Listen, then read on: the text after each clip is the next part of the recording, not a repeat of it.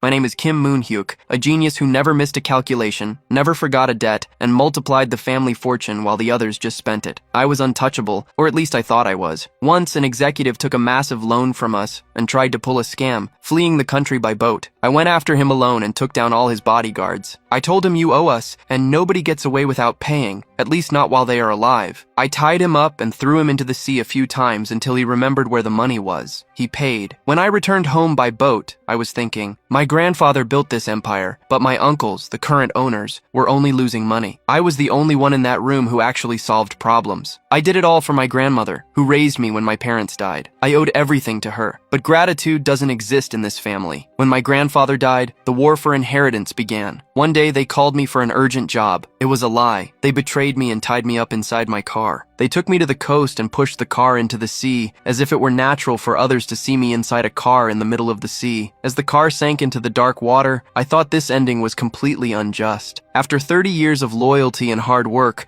my own uncles killed me just so they wouldn't have to share the money. But fate had other plans. When I opened my eyes, I didn't see the bottom of the ocean. I was lying on the beach. It was 1990. I am a 17-year-old boy again, but with 40 years of experience, hatred, and knowledge of the future inside my head. But suddenly he was surprised by a guy looking for a fight. As he got up from the kick, he noticed something curious in front of him. There was a group of high school students exchanging punches among themselves, which made the hero think that even in paradise, it was total chaos. The fight was intense, with people taking kicks and others being thrown to the ground. The beach was a complete battlefield, and Moo-hyuk did not understand what was going on. When one of the delinquents came at him, Moo-hyuk easily landed a solid punch on the guy.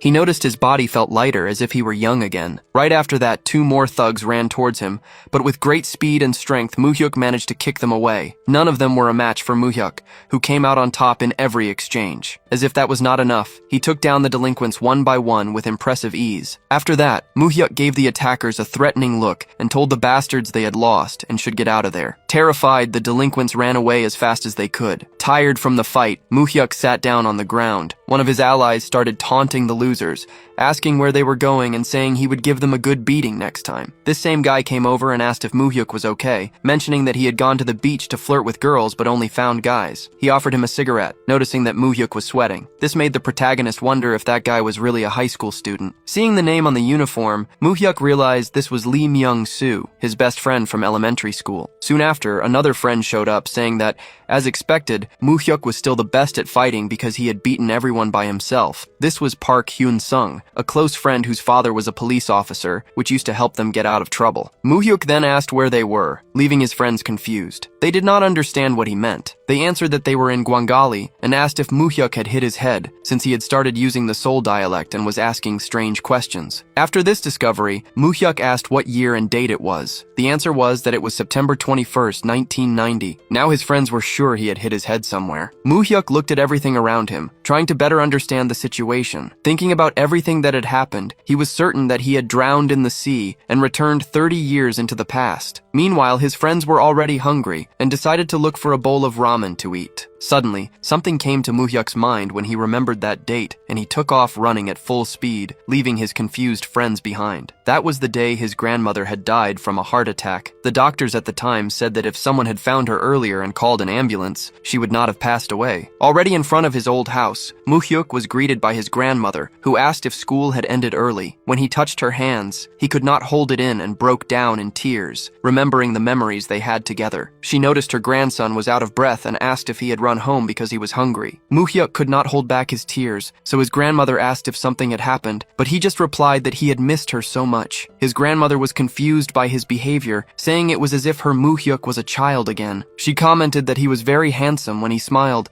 and even when he cried, and wondered when he had grown up so much. Quickly, Moo-hyuk wiped his tears and said they did not have time and needed to go to the hospital right away. The protagonist argued that his grandmother could pass out at any moment and that they should get it checked out, but she resisted, saying she was not sick. Desperate, Moo-hyuk insisted that she hurry up because she could die, but she still did not understand why. With a happy expression, she said she would only die after seeing him married and raising his children. Then she went inside the house, asking her grandson to go to his room while she prepared the food. A little later, they were gathered together eating. His grandmother commented that she knew he did not like banchan that much, but he replied that he liked everything, and would eat anything. Seeing the way Moo-hyuk was eating, his grandmother said that if anyone saw him like that, they would think he had not eaten in years. Then, she left the room, telling him to wait because she had also prepared his favorite corn juice. Alone, the protagonist broke down in tears again, saying that all he needed was his grandmother's homemade food, and wondering why he had spent his life being a lapdog for the Cheon family. Suddenly, he heard a noise in the other room, and when he got there, he found his grandmother on the floor unconscious. With despair taking over, the only solution Moo-hyuk could think of was to take her to the hospital. His grandmother was already resting in a room, still unconscious. In the doctor's office, the doctor said that if he had been a little later,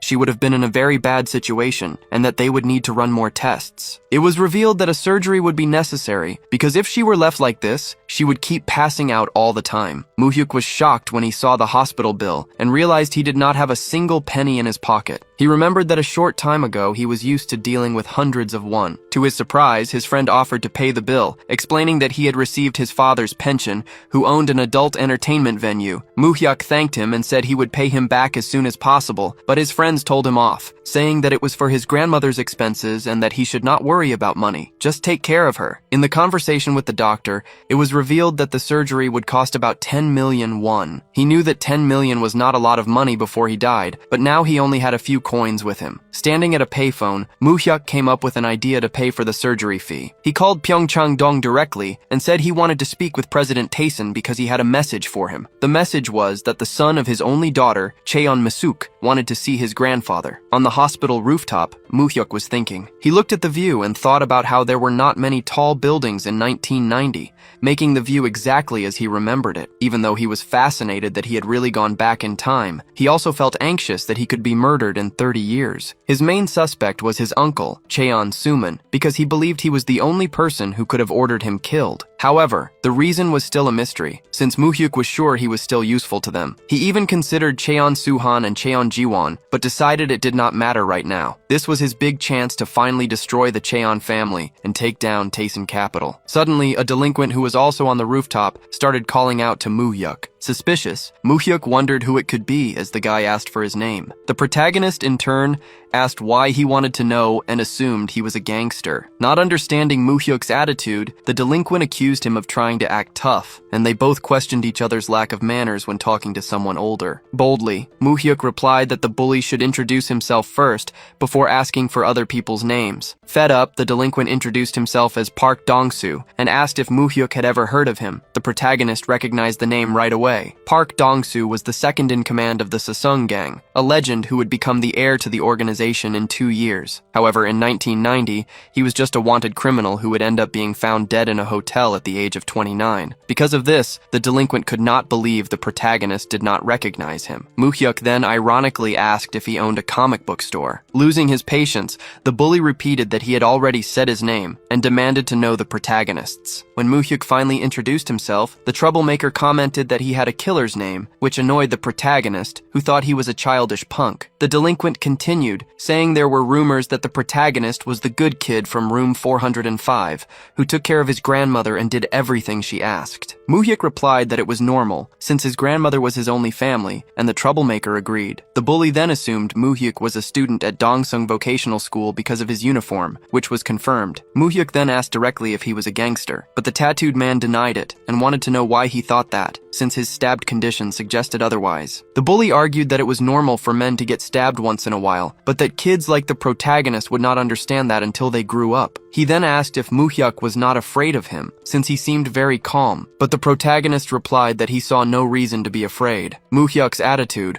always having the last word, was annoying the punk. Fed up, the protagonist asked if he was done talking because he wanted to leave. The man said yes, and as he left, he called Moo-hyuk by the killer's name and told him to take good care of his grandmother. As he headed to his grandmother's room, the protagonist thought that at this point, the Sasung gang was not a national-level organization, but it still was not small, and that maybe one day he could use that guy. However, when he got to the room, he came face to face with a mysterious figure wearing a suit. His grandmother explained that someone was waiting for him, and the man in the suit revealed himself to be Director Ha, who already knew the protagonist. The two stared at each other for a while until Moo-hyuk suggested they go talk outside. They went to a coffee shop, and there the man introduced himself as Ha Myung-hoon, who worked for Chairman Tae-san. The protagonist immediately recognized him as his grandfather's right-hand man, someone the boss trusted completely. In his previous life, Ha Myung-hoon had been the only one who told him about his grandfather during his grandmother's funeral. The man in the suit said he needed the protagonist to go with him to Seoul, but Moo-hyuk cut him off, asking why the chairman had not come in person. Seeing the young man's direct gaze, Director Ha was startled,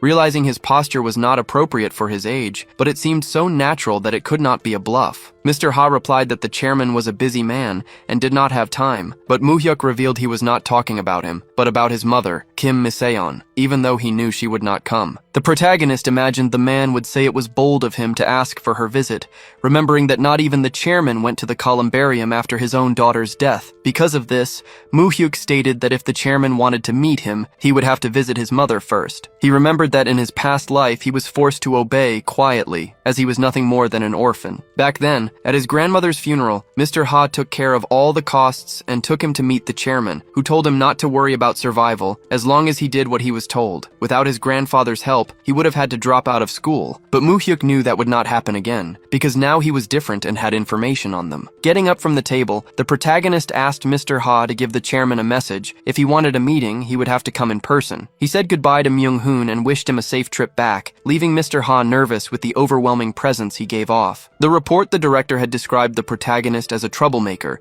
but now he questioned if the information was wrong, thinking that Kim Miseon's son was definitely not an ordinary child. Back at the hospital, the protagonist's grandmother was surprised to find out that the chairman wanted her grandson in Seoul. Moo-hyuk explained to her that the chairman would have to visit his mother first, because even after 17 years since her death, he had never visited her grave. Horrified, his grandmother asked if he knew what kind of person his mother's father was, but he confirmed that he already knew, and that his business was in Seoul. The protagonist revealed that he used the phone number she was hiding to call them, and asked if that was the number she used to contact the family. His grandmother insisted that Moo-hyuk should be good to his grandfather, but he replied that he did not want to see him after being ignored for 17 years. Worried, she said he could not do that. However, the protagonist reassured her, saying she only needed to worry about her own health. He stated that if he had her by his side, he would not need anyone else, because she was the person who loved him the most in his life. He remembered how he had sent her away without warning in the past, but he promised himself that in this new life, he would make her happy. Meanwhile, at the mansion in Seoul, the chairman was confirming the protagonist's words with his servant. Mr. Ha stated that the meeting would only happen after he visited his daughter's grave. To the chairman, this was absurd, which made him think his grandson was either very brave or just clueless. In the end, the old man revealed that the kid had definitely caught his interest, and decided he would go to Busan to see what kind of boy he was. He thought that if his grandson was useful, he would shape him completely to become a slave for his family. Moo-hyuk walked back to class with his head down, but his best friend quickly called him over to sit together. The friend asked about his grandmother, and Moo-hyuk answered that she had already left the hospital. Realizing that Moo-hyuk had not been to school for a while, the friend suggested that they skip class to play pool. However, the main character refused the offer,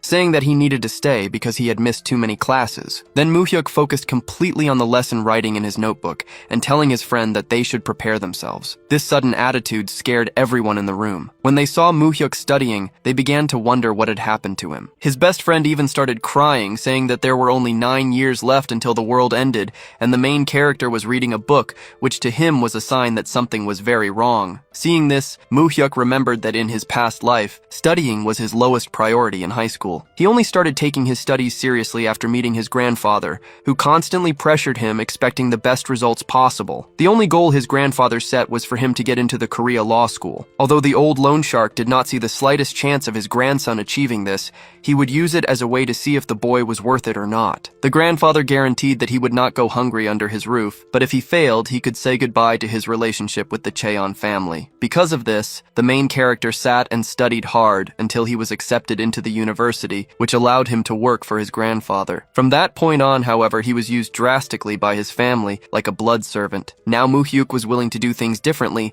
and would study to achieve his new goal. While the class was going on, several students were wandering around the hallway. Suddenly, one of the teachers appeared with a stick in his hand and started scolding them. He headed to the classroom, threw his notebook rudely on the desk, and ordered everyone to pay attention and bow before him. All the students lowered their heads in his presence, and the first thing the teacher did was call the main character to the front of the room. The teacher started to judge him, asking how many days he had missed, and if he thought the school was an amusement park to come and go as he pleased. Moo-hyuk tried to apologize, explaining that he needed to take care of his grandmother, but at the same instant he was slapped in the face. The teacher did not believe the story, calling him a troublemaking bastard and stating that someone like him would never take care of his own grandmother and was probably drinking somewhere. He kept saying that he did not believe that lie. Meanwhile, Moo-hyuk remembered that teacher from his first year. He abused the students as if they were animals and continued to humiliate Moo-hyuk, saying that he was out of his mind for looking at him that way. The main character reflected that the teacher must have been in his early 30s, and he did not understand the reason for being treated like that. He remembered that this jerk shamelessly asked for bribe money when he visited his grandmother. Despising this act,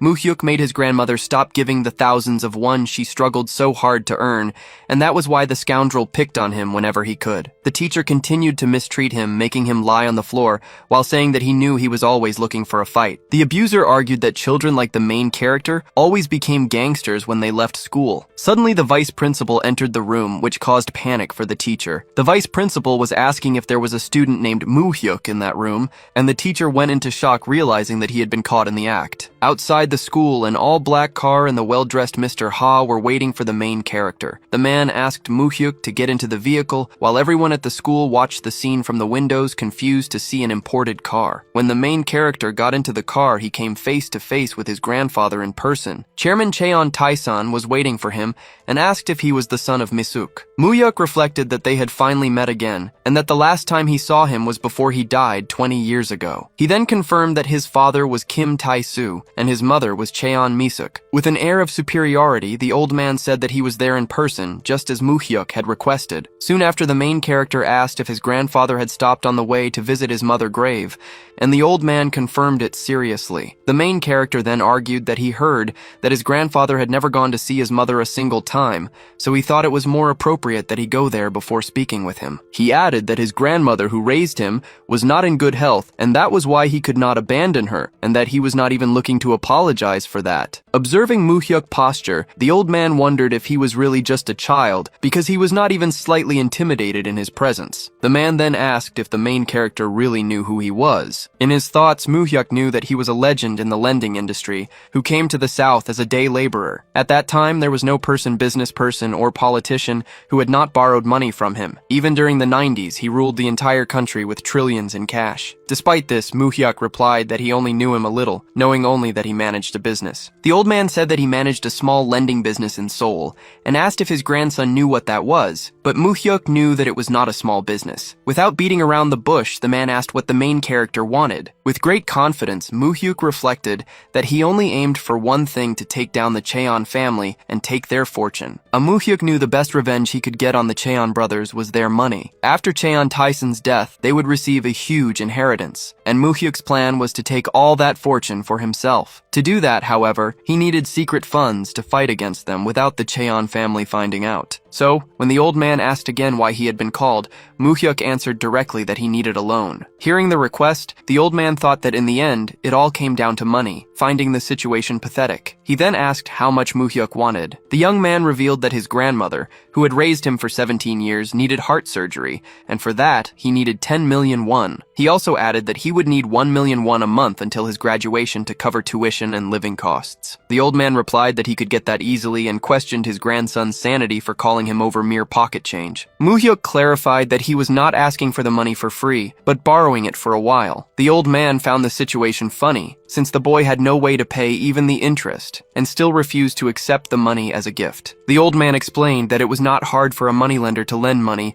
but that no one lent it for nothing. In an intimidating way, he demanded to know if Moo-hyuk had any collateral or credibility to pay back the debt. Without hesitating, the protagonist replied that his collateral was his own brain, leaving his grandfather surprised. Moo-hyuk detailed his proposal, stating that if he received the loan, he would get into Korea University and use that as collateral to pay off the debt. The chairman was stunned, because in the past he himself had asked this of his grandson, but now the offer was coming from the boy himself. Cheon Taisan had always had a great desire for academic achievements since he did not have a proper education because he was poor, and this obsession extended to his children. Therefore, the idea of having his grandson at Korea University was an attractive proposal to erase his inferiority complex. The old man, however, thought that Moo-hyuk did not seem capable of getting into the university as his grades were bad, and he thought maybe he was just bluffing. Faced with this, the old man asked how confident his grandson was and what he would do if he failed. Moo-hyuk thought to himself that although he had already succeeded once, there was no guarantee he could do it again, but he knew he needed to spark his grandfather's interest as much as possible. So, he replied that if he could not get in, he would give his head and his body as payment and asked if that was enough. Hearing the offer, the old man agreed that it was enough. Right after that,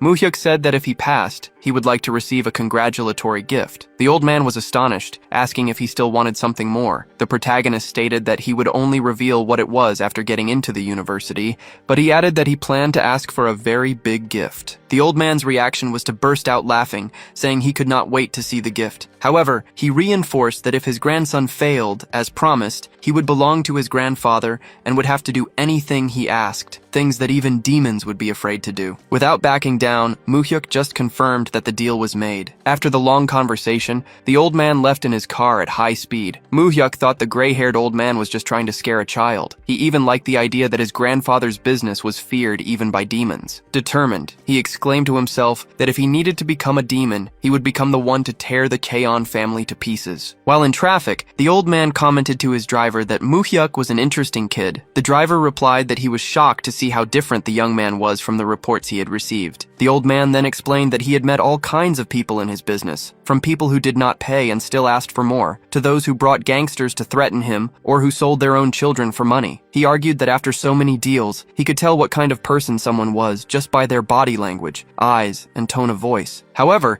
he admitted that he could not get the slightest read on his grandson. Hearing this, the driver commented that it seemed the old man had taken a liking to the boy, but the old man changed the subject and ordered them to go to Dihang Hospital. Inside, Moo-hyuk was asking the doctors to take good care of his grandmother, and one of them reassured him, saying it was not a difficult surgery. As the surgery was happening and Moo-hyuk was leaving the place, the delinquent from the other day showed up and asked if he was going to school and eating properly. The big guy invited him to smoke on the rooftop, but Moo-hyuk questioned if he should be making that kind of invitation to a high school student. The delinquent asked why the protagonist studied so hard at such a young age, saying he should enjoy life more. Even so, the man said that if Moo-hyuk really needed to study, he would not get in the way. Instead, he handed him a piece of chewing gum to chew when he felt sleepy and said goodbye, telling him he would see him later. As he watched him leave, Moo-hyuk reflected that this man, Park Dong-soo, was actually a well-known gangster in charge of a gang with hundreds of members. He did not expect the guy to be so amusing, but he knew that soon, when the crime war began, Park Dong-soo would meet a terrible end. While thinking about this, Moo-hyuk noticed suspicious men arriving at the hospital door, carrying weapons. He knew that according to the original events, Park Dong-soo was not supposed to die that day. Realizing this, the protagonist understood that he might have an opportunity to bring him over to his side right at that moment. At the hospital reception, the suspicious men asked the attendant where Park Dong-soo's ward was. Scared, the woman asked what their relationship was with the patient, but the men rudely replied that they were just there to visit him. Suddenly, Moo-hyuk showed up, greeting the men and asking if they were looking for his brother, introducing himself as his younger brother. He then offered to guide them to the room, which left the guys confused. The protagonist was annoyed that this scum was causing a commotion in the same hospital where his grandmother was having surgery, so he decided to lead them outside. As they followed Moo-hyuk, the men realized what he was planning and asked where he was taking them. Without beating around the bush, Moo-hyuk asked if they were there to take out Park Dong-soo. In response, one of the men pulled out his knife and asked who the protagonist was. Moo-hyuk started stretching, getting ready for a fight, but suddenly, Park Dong-soo appeared behind them. He asked if the men were not ashamed of pointing a knife at a student. One of the goons reacted by rushing forward to punch the tough guy, but surprisingly, Park Dong-soo blocked the punch with his own head. While the guy cried out in pain from his hand, the tattooed man tripped him and landed a solid punch, making him bounce off the floor. The other members went on alert, and as Dong-soo took off his shirt, another one charged at him with a knife. However, he took down this other guy with just a few hits, and before the man could fall, Park threw him into another goon. With precision, he also threw his slipper at the same goon's face and finished by kicking them both away. The remaining man noticed the glass windows next to him and decided to try and use them to hit Park. The attempt did not work out at all, as Dong-soo punched through the window, hitting the goon and sending him flying. After the fight, the relentless man and the protagonist stared at each other for a few moments without saying a word. Later, inside the hospital, Park commented that it felt great to let loose after a while, and that he had fought those guys before over some territory. He knew they were looking for him while he was in the hospital, and was already keeping an eye on them, but Moo-hyuk acted first and led them outside. The tough guy said that Moo-hyuk had guts, since he did not get scared when they pointed a knife at him. The protagonist replied that he only acted that way because he knew Park would come,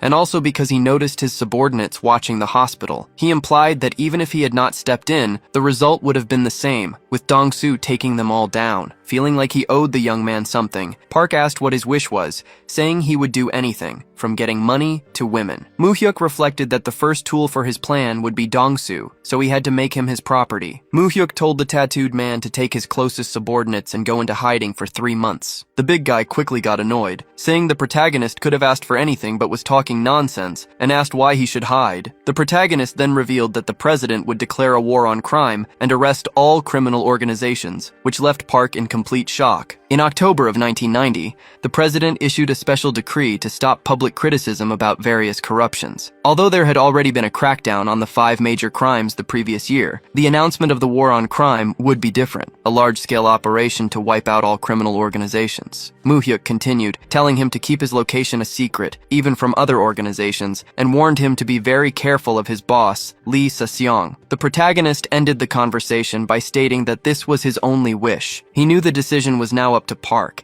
and that if he survived, he could be useful someday. 1 month later, what Moo-hyuk told Dong-soo came true. The news reported that the Constitution granted the president full authority to clean everything up. The newspaper said that even prosecutors and police officers were mobilized, and all the organizations in Busan were captured. Park Dong-soo heard the news from his colleagues, but he already knew everything. He ordered his companions to do nothing, and not go around causing trouble for no reason. Reading the newspaper, the tough guy was surprised, as everything happened exactly as the protagonist had said. He remembered when he heard the prediction, thinking it was nonsense and that the young man might as well have wished for reunification. In a flashback, Moo-hyuk replied with a smile that this wish would come true in Germany, but not for them. Back in the present, the gangster, now scared, wondered who the mysterious figure of Kim Moo-hyuk was. Back at home, Moo-hyuk was reassuring his grandmother, telling her that his grandfather had taken care of everything and that she no longer needed to worry. He explained that he had inherited an apartment and money from this grandfather, who had been away for 17 years,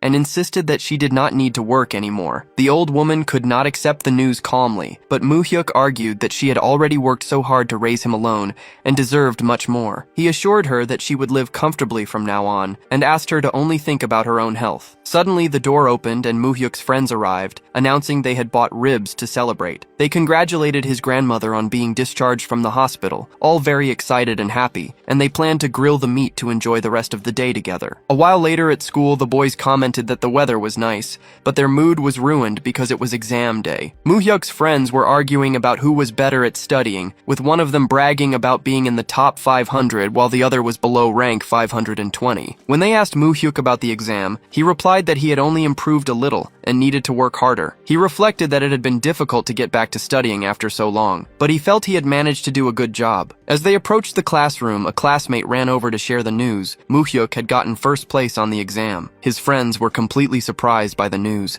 and the guy who brought the information said he had heard it in the teacher's lounge that morning. Right after that, a student announced that Moo-hyuk was being called to the teacher's lounge. His classmates assumed he would receive some kind of award and told him to get excited. Once inside the room, the teacher asked if Moo-hyuk knew why he had been called in. Moo-hyuk showed no reaction and remained silent, which made the teacher slap him across the face. Moo-hyuk's friends, who were watching anxiously through the window, saw the teacher ask again why he was there. Confidently, Moo-hyuk replied that he did not know, and for that, he got another slap across the face. The teacher began to question him about what he had done on the exam, accusing him of cheating, since it was impossible that he, one of the worst students last semester, was now in first place. Moo-hyuk knew the real reason for this attitude. A few days earlier, the teacher had seen him getting into his grandfather's car and questioned him about it. The man argued that since he had been Moo-hyuk's tutor since elementary school, it was only fair for his grandfather to greet him. This self-serving attitude disgusted Moo-hyuk, who thought that this teacher was the worst kind of trash, much more horrible than he remembered. On that occasion, Moo-hyuk simply replied that his grandfather lived in Seoul and that the teacher would have to go there if he wanted to see him. The teacher insisted, but Moo-hyuk cut him off, saying that if that was all, he was leaving because he had an exam to take, which made the teacher furious. Back in the present, the teacher, convinced of the cheating, asked if Moo-hyuk had acted alone or if he had help. The protagonist denied the accusation once more. The teacher then reminded him that he had already suspended him for other problems and accused him of causing trouble again, maliciously asking if he had learned that from his grandmother. Upon hearing his grandmother mentioned, Moo-hyuk thought that the teacher had crossed the line. The man, irritated by the student's glare, threatened to tear his eyes out. Extremely enraged, Moo-hyuk demanded that the teacher apologize, stating that his grandmother had nothing to do with the matter. In response, the teacher slapped him again, calling him crazy. Next, the teacher started tearing up all of Moo-hyuk's exam papers, declaring that they did not even need to be graded, as they would be voided with a 0 score for cheating. He announced that the protagonist was suspended indefinitely and added that if he could, he would expel him from the school. Far from giving up, Moo-hyuk proposed a bet. He offered to retake all the exams right there, in front of the teacher. If he could not get the same score, he would accept the expulsion from school without complaint. However, if he got the same score, he demanded that the teacher resign from his position. The proposal shocked everyone present. The furious teacher tried to hit him with a stick, but Moo-hyuk grabbed the object and asked if the man was not confident in his accusation. Then, the protagonist demanded that they bring the test papers. A while later, the situation remained tense, with everyone anxious for the result,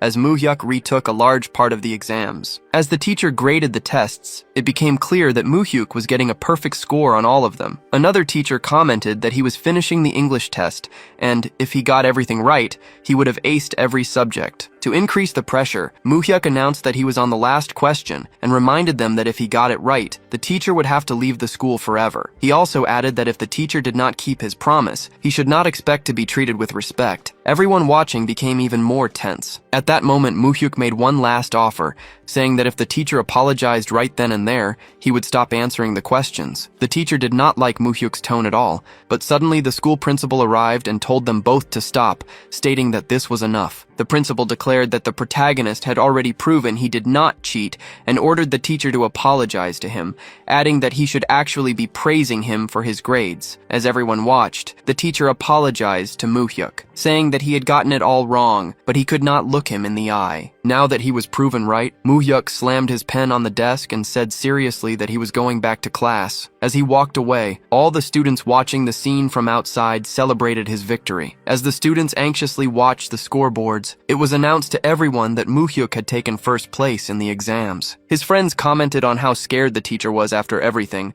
but they still could not believe Moo-hyuk got first place. They wondered if he would really go to Korea University. Moo-hyuk seriously told Myung-soo to start studying for real and said he would help him. He also advised Hyun-sung to go back to practicing judo. Moo-hyuk thought about how Myung-soo had high grades for a high school student, but in the end he chose a vocational school to follow his passion. Meanwhile, Hyun-sung was a promising judo fighter, but he chose that school with no sports team just so he would not be separated from his friends. However, Moo-hyuk's friends did not seem excited about the ideas. One of them was thinking about working in factories while he was young, and the other was considering taking over his father's business. Noticing their hesitation, Moo-hyuk walked up to them and said seriously that in the near future, he would need to do important things in Seoul. Being realistic, he explained that it would be very difficult to do everything alone, and that he really hoped for their help. With that, his friends made up their minds and agreed they would work hard to go to Seoul together. Moo-hyuk then thought that his revenge was not guaranteed just by knowing the future. He concluded that he needed partners who would not betray him, and these comrades he could trust were his friends. As time went by, the protagonist stayed focused on his studies and easily took first place in the final exams. Myung-soo's grades were not the best, but he also started to improve, while Hyun-sung went back to practicing judo, and so all the pieces were falling into place. After a while, on a cold, snowy day, the protagonist was standing in front of the impenetrable fortress of the Cheon family. Along with Hanam-dong, Pyeongdocheong was one of the richest areas in the country, and that was where the Cheon family's base was located. The property was considered the most valuable for its ability to generate cash. During the regime when the Third Republic took power through a military coup,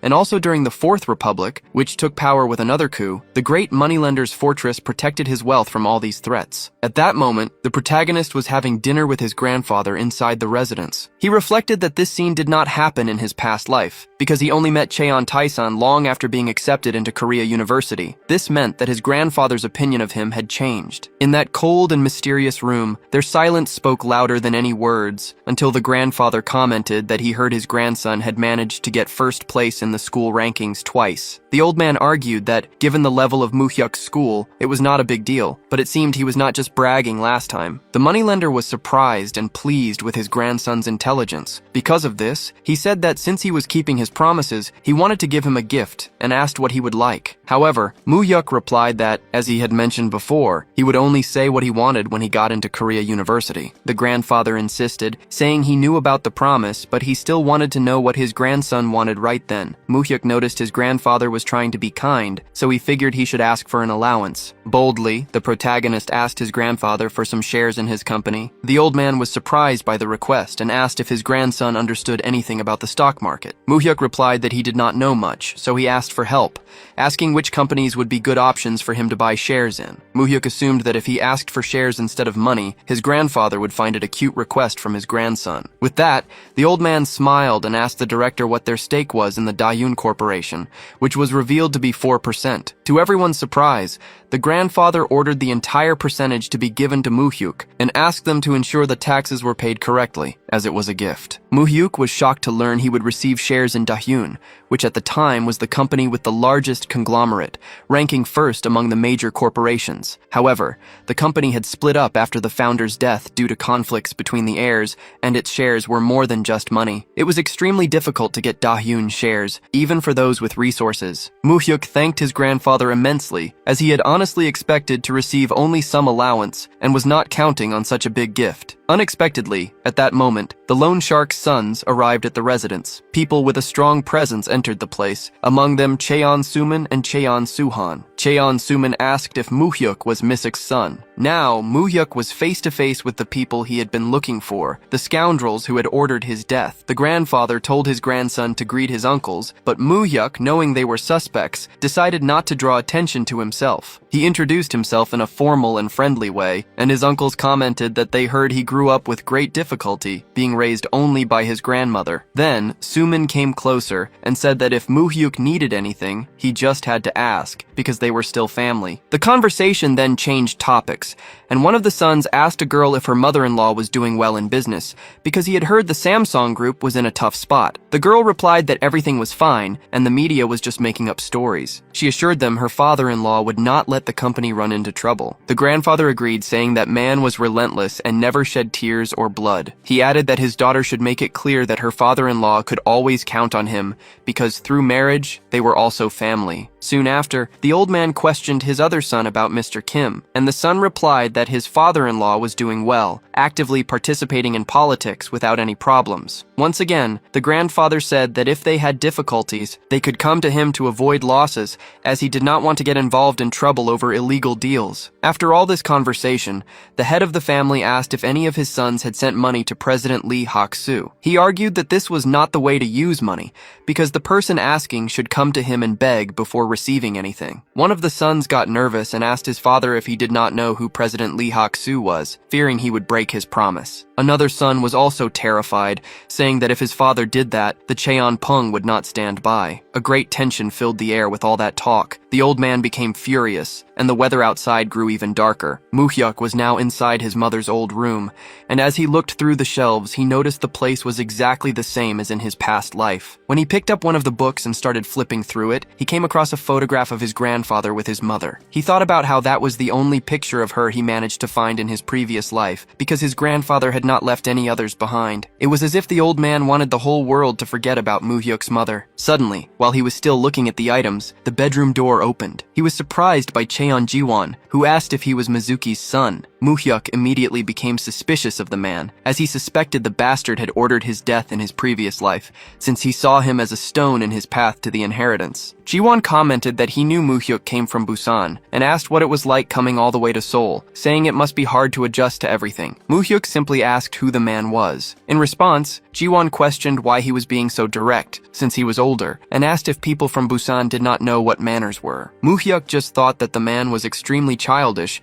and was still the same as in his last life, which was terrible luck. Already fed up, he silently put the book back on the shelf and approached Jiwon with hostility, saying it did not matter if he was older, because he was speaking informally at their first meeting and still demanded respect. The young man was shocked by the way Muhyuk spoke to him. Muhyuk knew he did not expect that kind of reaction, as it seemed to be the first time anyone had shown any hostility toward him. After all, his father was the eldest son of the Loan Shark King, and his mother was the eldest daughter of the Samsung Group's chairman, so no one would dare treat him with disrespect. With that in mind, Jiwon wondered why this nobody was so arrogant and told Muhyuk that this place was not for people like him. Then, the man boldly asked how much Muhyuk wanted to get out of there, offering 100 million and saying he could live very well with that. Muhyuk remembered that this fool had said the same thing in the past, but back then he could not say anything and acted like an idiot. Now, however, he replied with irony that his brother was very generous for giving him crumbs. Jiwon's confused reaction made Muhyuk explain that with that amount,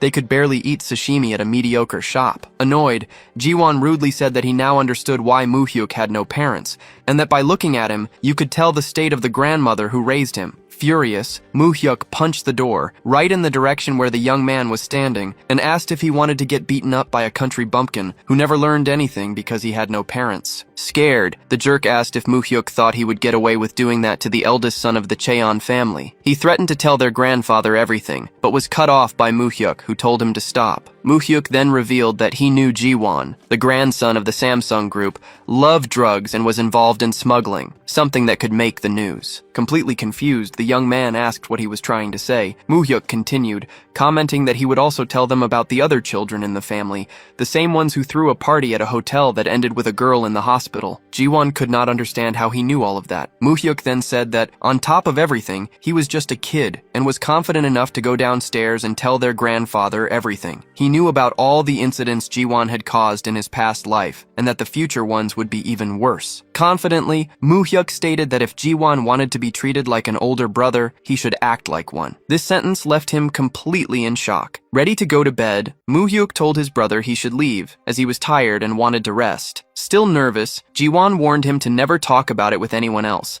because if he did, one of them would die. He asked if Muhyuk understood what he was saying. With a sense of superiority, Muhyuk asked if that was a request or a threat. Afraid, his brother replied that it was just a request. Tired of the conversation, Muhyuk said he understood and would keep his mouth shut, telling him to get out of his room quickly. Jiwon left in a hurry, slamming the door. Alone, Muhyuk wondered if Jiwon was the person who killed him in his past life, and could not believe he was defeated by someone like him. The night passed, and the next day, while walking through the house, he ran into his grandfather, who asked if he was leaving. Muhyuk confirmed, bowing and saying goodbye. With his head still bowed, he said he would come back to visit more often. The grandfather said goodbye without another word, and Muhyuk finally left the house. Once on the street, he received 100 million won from the director. The man explained it was a gift from the chairman, who thought that just the hewn shares were not enough. The director also revealed that the device's password was Muhyuk's mother's birthday. Muhyuk wondered if this man, always so meticulous with his things, was the same one he was seeing now, and asked the director to thank him. However, the man insisted that Muhyuk should call him himself, as he was sure his grandfather was waiting. Time passed quickly, and Muhyuk was now in his second year of high school, transferred to a new classroom. Meanwhile, his friend Myung-soo continued to study hard, and the other was dedicated to the judo club. All of them were doing their best to keep their promise to go to university in Seoul. One day, while he was in his classroom, Muhyuk sensed that someone was coming. Soon after, the teacher entered the room, introducing a transfer student who came from Seoul. The mysterious young man introduced himself as Hong Jin-pyo, and Muhyuk knew right away that this type of person was a beast. In a restaurant, the new student was eating and smoking with other students when he asked who the boss of the school was. The guys were confused and explained there was not a boss, but the closest thing to one was Muhyuk. Interested, the newcomer wanted to know more,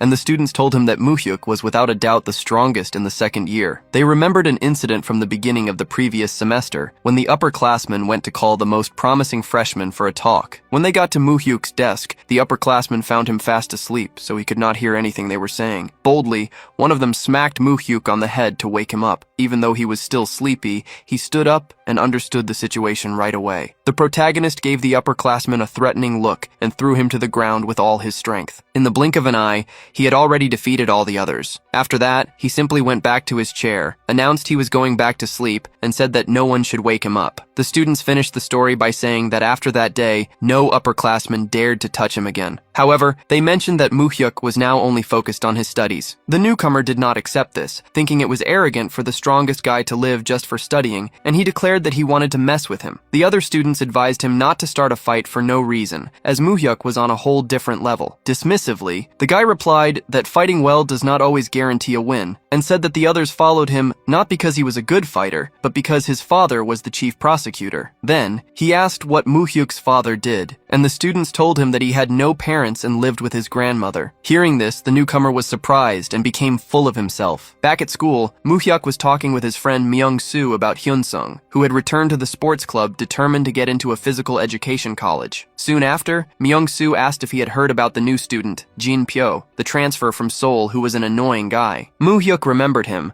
the chief prosecutor's son who used his father's influence to control the school as he pleased. His friend commented that with the upperclassmen away on a field trip, Jin-pyo was creating his own crew and turning the school into his personal playground. At that moment, they spotted Jin-pyo himself walking past them, and the two of them stared intently at each other. Seriously, Moo-hyuk told Myung-soo to never get involved with those guys. Myung-soo replied that he was worrying for nothing, but the protagonist insisted. Seeing his friend's concern, Moo-hyuk remembered the past when something bad had happened to Myung-soo, who had his leg badly injured during a fight and could not walk anymore. Furious at the memory, he thought that it was all that transfer student's fault. Back then, he had felt frustrated, but ignored the situation to focus on his studies, a regret he carried to this day. Now, however, he was determined to never again give up on the things that were precious to him. Later, in the classroom, Jin-pyo and his goons approached Myung-soo while he was studying. The newcomer asked if he was close to Moo-hyuk, saying he had heard that he was a good fighter. Myung-soo quickly replied that Moo-hyuk was only focused on his studies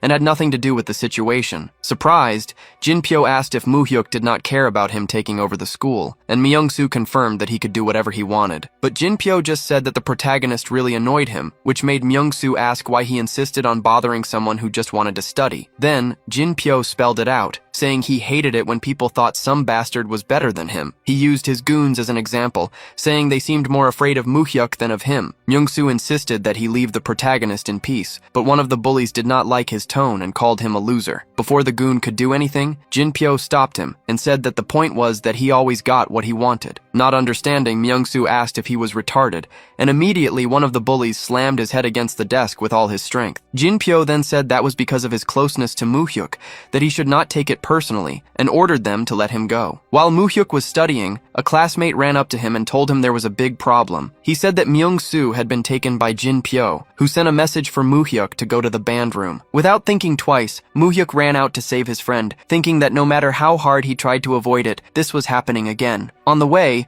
Moo-hyuk ran into his partner, Hyun-sung, who wanted to know what it meant that Myung-soo had been taken by Jin-pyo. Moo-hyuk tried to calm him down, assuring him that he would take care of everything, but Hyun-sung refused to stand by while some bastard took their friend. Moo-hyuk then thought that after a year of training, Myung-soo had become a promising talent in Busan, and getting involved in school violence could force him to give up on his dreams. Seriously? Moo-hyuk asked Hyun-sung to calm down, reminding him that he was an athlete and that trouble at school could hurt his college admission. Hyun-sung, however, shot back that he did not care about college at that moment, and that if something happened to Myung-soo, he would take care of the person responsible himself. Losing his patience, Moo-hyuk raised his voice, explaining that he had plans for the future and would need his friend's help, pleading with him to let him handle the situation. Then, Moo-hyuk got ready for the fight, grabbing a broom handle. He told Hyun-sung to focus on not letting anyone get past, not even a teacher. Surprised, his partner asked if he was really going to take care of everything by himself. Moo-hyuk replied that he had probably forgotten who he was, Kim Moo-hyuk. When he got to the room, Moo-hyuk came face to face with several students ready for a fight, with Jin-pyo in the center, surrounding Myung-soo. Seeing Moo-hyuk arrive, Jin-pyo commented that they were not kidding when they said Moo-hyuk would show up if they messed with his friend. He added that if Moo-hyuk had not come, he would have broken Myung-soo's ankle. Not believing the situation, Myung-soo asked what Moo-hyuk was doing there. Moo-hyuk then told told Jinpyo that if the problem was with him, he should have come after him directly instead of getting his friends involved. The bully started to laugh and said he did all this simply because he thought it was fun. Getting more and more angry, Moo-hyuk demanded that he let Myung-soo go immediately, promising that he would then play with Jinpyo himself to make things more fun. Disgusted by Moo-hyuk's words, Jinpyo ironically asked if they were shooting a movie about the loyalty of Busan boys. After that, Jinpyo called for his goons to attack, but they seemed very hesitant. Losing his patience with their disobedience, he shouted, asking if they knew who his father was. Jinpyo threatened that if his father lifted a finger, he would make them all spend their entire lives in prison. With that threat, the order to attack Moo-hyuk was finally given. The first bully who came at Moo-hyuk got a blow to the windpipe that instantly staggered him. Next, 2 more delinquents attacked him, but he defended himself and took care of them easily, kicking one of them away. However, he was caught by surprise with a blow to his back,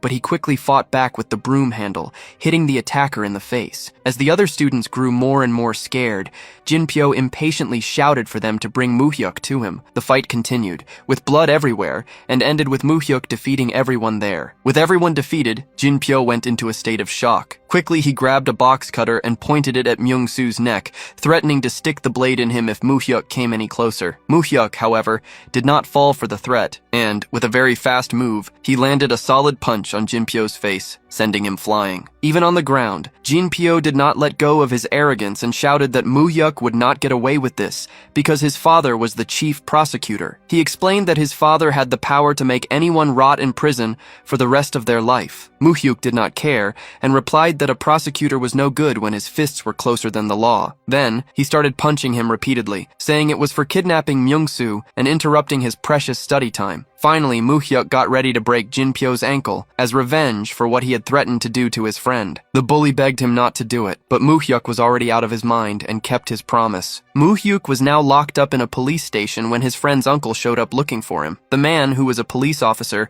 explained that Ryung-soo had told him Moo-hyuk got arrested while saving Myung-soo and confirmed that the boy was not hurt. However, he warned that they had a big problem because Moo-hyuk had fought the wrong person, a prosecutor's son. Because of this, even though he was a police officer, he could not do much. Faced with the situation, Moo-hyuk asked for just one favor, a quick phone call, and the officer agreed. Night had already fallen when a furious man walked into the police station, asking where Moo-hyuk was. When he found him, the man revealed he was the prosecutor and Jinpyo's father, and immediately asked if he was the one who had broken his son's leg. Without being intimidated, Moo-hyuk replied that it happened during a fight where he was alone against more than 10 people. Then he asked why he was the only one who got arrested, but the prosecutor was not satisfied with the explanation at all. Immediately, the prosecutor ordered them to take Moo-hyuk for interrogation, but the officers in the room refused, explaining that he was still a minor. Annoyed, the man insisted they take him anyway, stating that he would handle things himself. He seemed confident that he knew exactly how to deal with delinquents like Moo-hyuk. In a private room, the prosecutor commented that Moo-hyuk was famous that day. He revealed that the boy's teacher had told him everything, describing him as someone no different from a gang member who caused a lot of trouble. Hearing this, Moo-hyuk felt immense hatred for his teacher. He tried to explain himself, saying he did not mean to hurt anyone and was only defending himself, but the prosecutor, already furious, did not accept the answer. He asked once more why Moo-hyuk had done it, and the young man explained that he heard his classmate had been dragged away by Jinpyo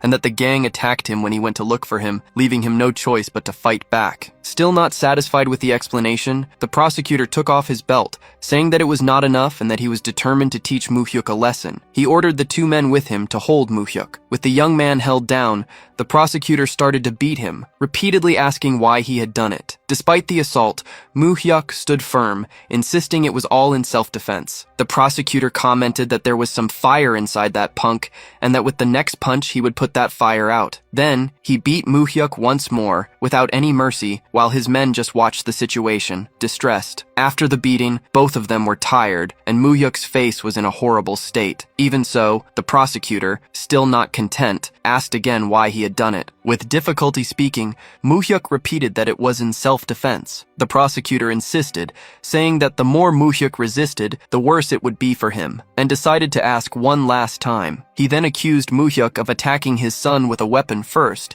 but the young man corrected him, stating that his son was the one carrying a knife. With even more fury, the prosecutor said that this reminded him of the old days and ordered them to tie Moo-hyuk up. His men hesitated for a moment, but ended up obeying under their boss's pressure. Soon after, Moo-hyuk was tied to a chair, with his hands stretched out on the table. The prosecutor stated that the young man had dug his own grave and that he should not be ashamed of it. In an act of extreme cowardice, he prepared to stick a pin under Moo-hyuk's fingernail. The man seemed eager to do it, but before he could, Moo-hyuk started to laugh out loud, leaving the prosecutor in a state of shock. The prosecutor wondered why Moo-hyuk was laughing and assumed he had gone crazy with fear. However, Moo-hyuk said that Jinpyo and his father were very much alike, like father, like son. He completed the taunt by stating that they both liked to show off their stupid little tools. The prosecutor did not like Moo-hyuk's attitude at all and ordered his men to hold him again so he could attack him. To everyone's surprise, the door opened and a man appeared, looking for the prosecutor. Still angry, Jinpyo's father complained that the man was interrupting him. Right after, a second man, tall and with a serious expression, entered the room. He was identified as Yoon Chang-ho, the chief prosecutor of the Busan district. The abusive prosecutor was confused,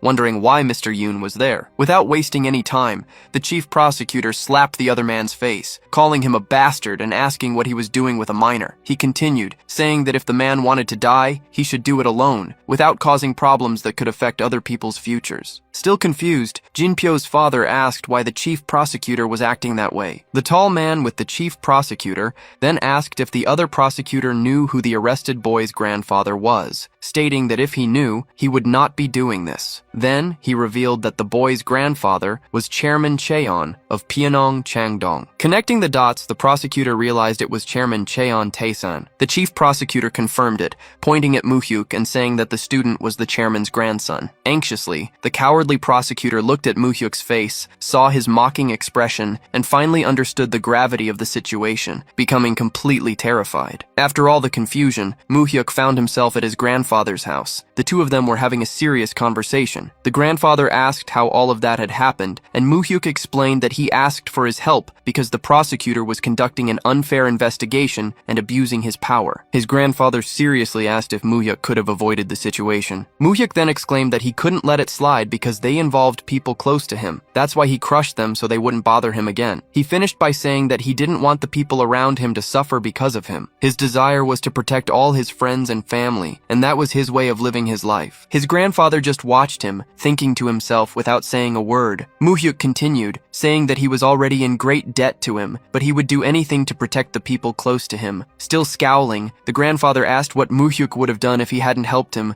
stating that his grandson's life could have ended right there. Moo-hyuk replied that in that case, their relationship couldn't go any further. The statement surprised his grandfather, but Moo-hyuk continued with a stern face. He said that if his grandfather hadn't helped him when he could, he would no longer see a place for himself in the family. With that last sentence, the old man started bursting out laughing. Right after, he said that Moo-hyuk was right, saying that a man should never back down and should use every method he could. Moo-hyuk reflected that although he was being serious, he had learned that this was his grandfather's philosophy of life in his past life. The grandfather then taught his grandson that in cases you can't avoid, he must crush everyone so they don't come back, because a half victory would only give them excuses to attack him again. He finished by saying that if Moo-hyuk wanted to make someone his ally, he should embrace them fully and free them from any difficulty. After that, the grandfather called Director Ha and asked how things were in Busan. Director Ha reported that Prosecutor Hong was under an internal investigation for his involvement with torture and manipulation, while Prosecutor Yoon was waiting for the grandfather's decision. Next, the grandfather wanted to know about the situation at school. The director revealed that the prosecutor's son was expelled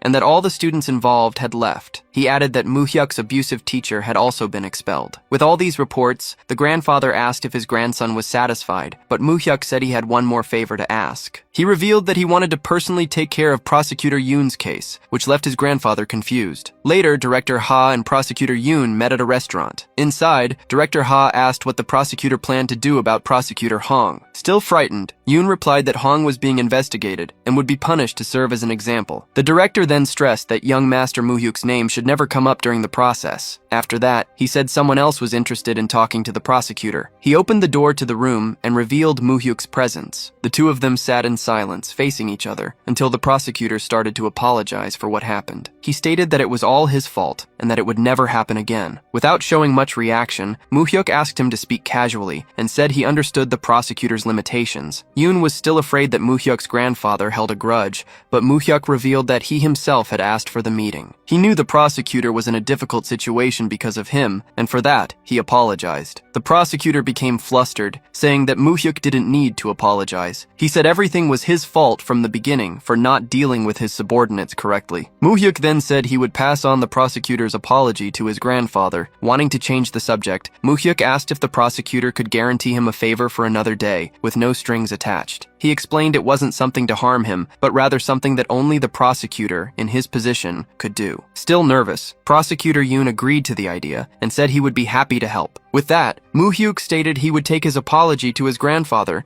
and told the prosecutor not to take responsibility for the case anymore. Now calmer, the prosecutor thanked him, saying he felt lighter. Moo-hyuk commented that he hoped to meet him under better circumstances and that he had heard about his promotion to Seoul. Then, as he was getting up, Moo-hyuk said he needed to go to class because he had missed many days. The prosecutor, who had forgotten that Moo-hyuk was just a student, said he hoped to meet him in the future. Finally, Moo-hyuk left the room, and the prosecutor reflected on how skilled he was at dealing with people, even though he was just a high school student. After everything that happened, Moo-hyuk's student life went on without any problems. He kept studying as usual, and his friends also worked hard to secure a better future. Time passed, marked by news of war, the holding of the Olympics, and the election for a new political office. Finally, the university entrance exam arrived, and Moo-hyuk successfully took the academic proficiency test. At the mansion, Director Ha went to report something to Moo-hyuk's grandfather. He said he had checked his grandson's admission report through a university professor, which sparked the grandfather's curiosity. As soon as he took the report, he was surprised by what he saw. The scene changes to a large crowd of reporters around Moo-hyuk, announcing that he passed the admission test in first place with a perfect score. They asked how he achieved the feat of 340 points, a new record in the region. The reporters asked what his secret technique was, and if he had private lessons. But Moo-hyuk revealed that he never had tutors, and only studied with books. One of the people there asked him to give a few words of encouragement to the next students who would take the exam. Formally, Moo-hyuk replied that studying was the easiest thing in the world. Back at the mansion, his grandfather was incredibly happy with the result. One night, the boys were celebrating their achievements and friendship at a nightclub. The main character, Moo-hyuk, was bothered by the shouting of his friend, who argued that they deserved some fun after studying for 3 years. Myung-sun, the son of the owner, promised he would take care of the drinks and the table reservation. Moo-hyuk, remembering his past life where he drank the best whiskeys, decided to join them. It had been a long time since he had a drink, and he was looking forward to it. But upon tasting the drink, he realized the whiskey was fake. Meanwhile, Myung-sun was already drunk, commenting on the burning sensation in his body and wondering how that stuff did not kill them. Moo-hyuk just said it was not bad and that it tasted like water, thinking that he should act normal because they were at the establishment of his friend father. Suddenly, a young man approached and introduced a very beautiful woman to Myung-sun, saying she was the most beautiful of their clients and asking them to take good care of her. Soon, Moo-hyuk friends were already blushing while the women sat with them to chat. One of the girls asked Moo-hyuk how old he was, stating that she was 21. Myung-sun, excited, answered that they were 20 years old and had been accepted into college a few days ago. When the girl asked which university, Moo-hyuk interrupted him, saying they were going to a small college in Seoul. At that moment, a group of men arrived at the table asking what they were doing there. One of them wondered why the women had not returned from the restroom and found them leaving with the younger boys. The woman complained that the place was horrible and said the man should have realized she did not like his fat pig face. The man was furious, and Moo-hyuk, realizing that trouble was coming, decided it would be best to leave quickly. He stood up, apologized, and said they were already leaving. However, when he looked at his friend Myung-soo for him to stand up too, he noticed that something was wrong. Suddenly, the boy lost it and started screaming that he did not care about anything anymore, which angered the group of men even more. Moo-hyuk was worried about his drunk friend, who did not see a problem with his actions since they were just there to drink. Myung-soo even said he would ruin his father's business, but Moo-hyuk insisted that it was enough and they needed to leave. While the boys were trying to leave, a glass was thrown on the floor. The fat man who threw it asked where they thought they were going. An employee tried to calm him down, explaining that the young men were the son and friends of the owner of the place celebrating their graduation.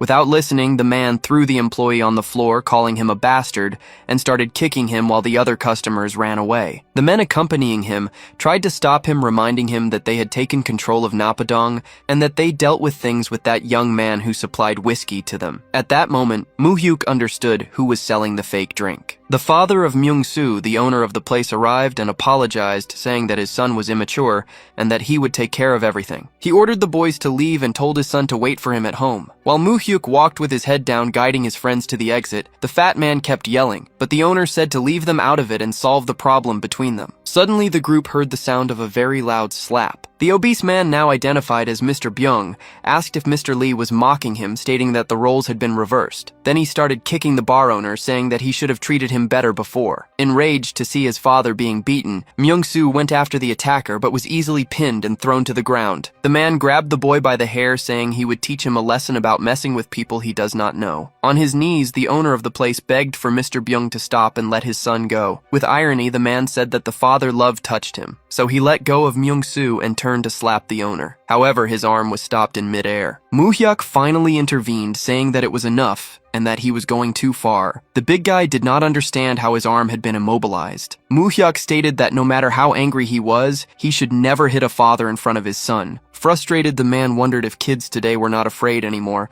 and tried to punch Moo-hyuk, who dodged with ease. The attacker friends got ready to strike, but suddenly one of them went flying. Before the fat man could understand what was happening, he took a big slap to the face that knocked him to the ground. Stunned, Moo-hyuk looked up and saw a mysterious figure waving at him. To his surprise, it was Park Dong-soo, the pickpocket he had met at the hospital, who asked if he had had fun while he was away. Facing the punk, Park wondered how that idiot had not been captured yet, concluding that he must be such a sneaky crook that not even the police could find him. In response, the fat man declared that this was his territory now. Dong-soo approached him and shot back that Nampo Dong did not belong to him before, and antagonizing his opponent, he stated that he was here now. Seriously, he told the man to get lost before he smashed his face in, which made him break out in a cold sweat. Soon after, he turned to greet Moo-hyuk, asking how he had been and saying it was good to see him again. Happy with his friend's presence, Park invited him for a glass of soju. Alone in a room, Dong-soo mentioned that he saw the news about Moo-hyuk ranking first in the country,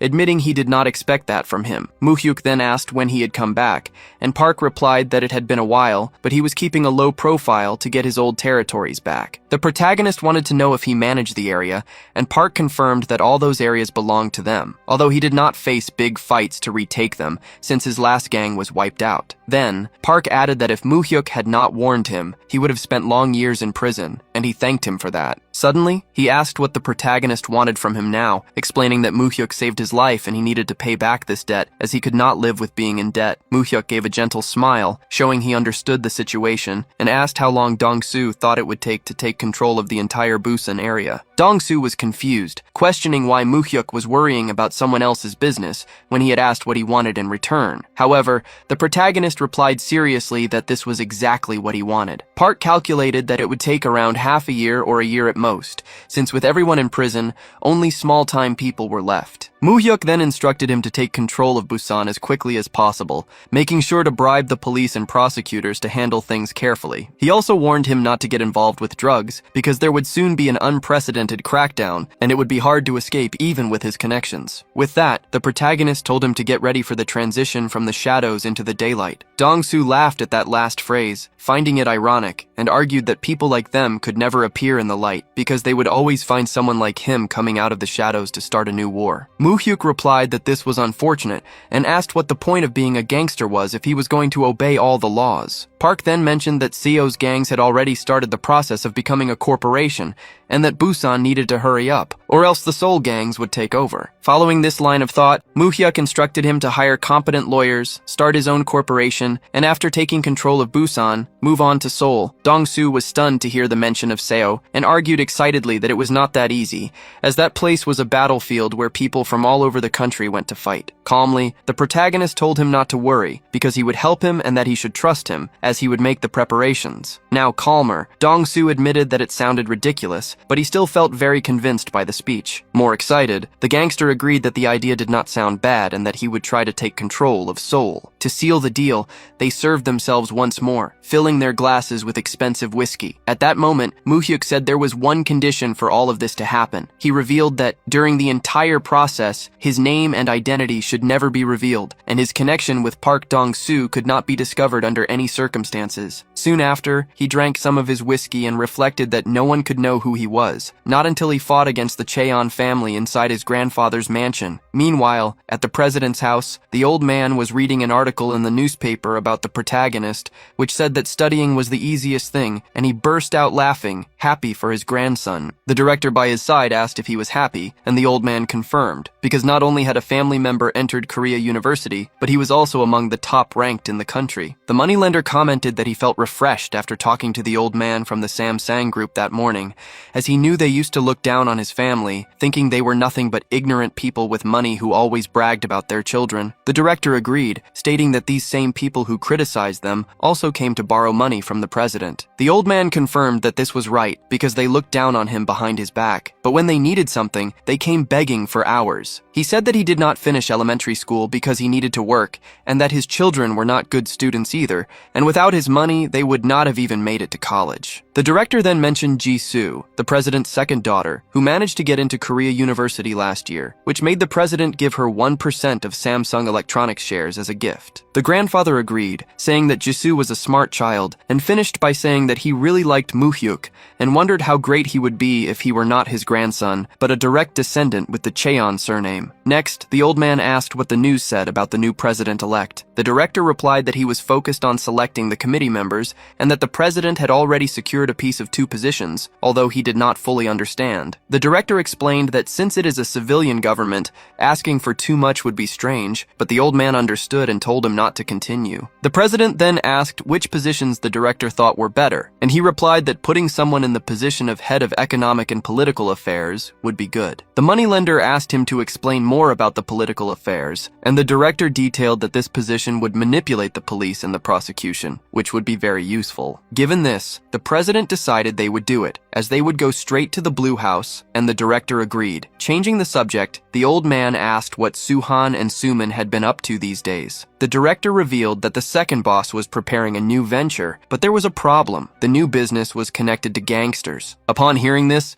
the old man freaked out because he hated gangsters. Terrified, he asked if most of the gangs had not been arrested in the war on crime, but the man in black explained that it was a gang that was growing in secret. The old man recognized the gang's name, the Blue Wind Society, and questioned what the hell they were doing getting involved with them. The director explained that they were involved in the slot machine business. The great moneylender became furious, asking if gambling was the best they could come up with. The director revealed that Congressman Kim had been bribed and that his father-in-law was leading the licensing process, getting a lot of funds from it. Still disgusted, the moneylender complained that he must be running errands for his damn in-laws, even after being warned not to get involved with that society. Seriously, the director asked how they should handle the situation, but the old man said that for now, it would be good to just keep an eye on them so they did not cause trouble. Finally, the white-haired man reflected that he should have never borrowed power from the Blue Wind Society in his youth. He was clearly scared by this fact, but also relieved, thinking that all of this was the fruit of his own karma, and assuring himself that before he died, he would break this chain of bad fate. The weather was pleasant at the Loan Shark's mansion,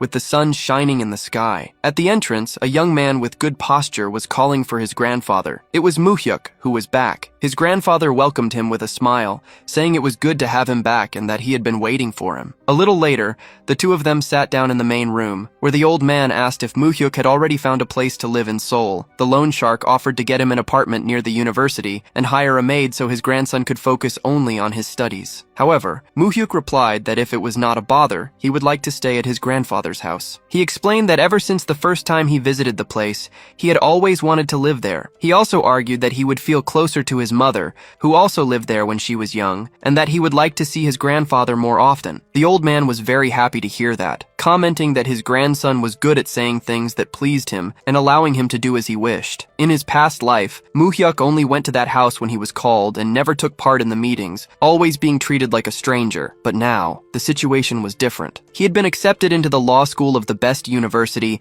becoming a source of pride for his grandfather, and naturally, being treated differently. While drinking his tea, the old man, curious, remembered that Moo-hyuk had kept his promise from 3 years ago to get into the law school at Korea University. Because of that, he wanted to know what his grandson would like to get as a gift. With a confident smile, knowing he had his grandfather in his hands, Moo-hyuk commented that he must be very curious, since he had called him right after graduation. The old man agreed, saying that his grandson's achievements were not something you could get just by wanting it, and that it was impossible not to be curious. Faced with this, the protagonist finally revealed his wish. He wanted to learn more about his grandfather's work. The revelation left the old man and the director completely stunned and speechless. Still in disbelief, the grandfather asked if that was really what he wanted, to learn how he worked, and Moo-hyuk confirmed that it was. The white-haired man then asked if his grandson was saying that knowing the kind of work he did, explaining that private loans were not just about lending and collecting money. Confidently, Moo-hyuk replied that he did not know much about the subject, but he was sure that his grandfather's work was not something ordinary,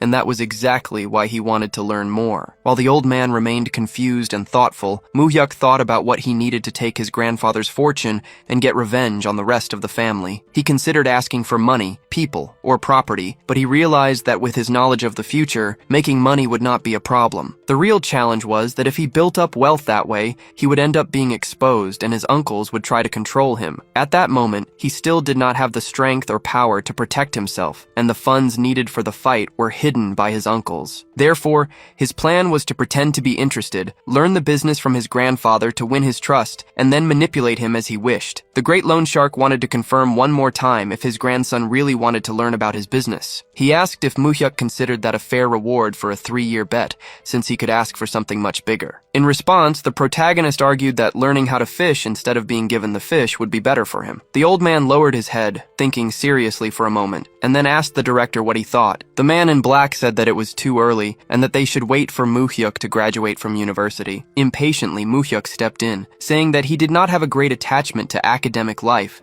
and that he would like to start right away. In a serious tone, the grandfather reminded him that Moo-hyuk was going to Korea University, and asked if he did not plan to become a judge or a lawyer. Moo-hyuk then revealed that getting into the university was just a way to prove his ability to his grandfather. His real wish, he said, was to become someone with great power, just like him. Hearing this made the great loan shark thoughtful. Still serious, Moo-hyuk added that if his grandfather wanted him to become a lawyer, he would follow that path, as he was ready to take the bar exam whenever he needed to. The grandfather commented that his grandson made it sound like passing the exam would be very easy. Seeing this, Director Ha thought that the young man was truly unpredictable and wondered if his ability was much greater than he had imagined. Finally, the great loan shark made up his mind and told the protagonist to go ahead and try, ordering the director to teach Moo-hyuk his business. Sometime later, inside a closed room, the director and the protagonist were sitting at a table. The director began by explaining that the chairman was involved in a private loan business, or loan sharking, but that they operated within the law. Because of this, he told Moo-hyuk to study the legislation completely, as they needed foolproof collateral. This collateral could be real estate, various types of bonds, and even stocks, but only those that could affect the control of the company. He revealed that the chairman dealt personally with large conglomerates,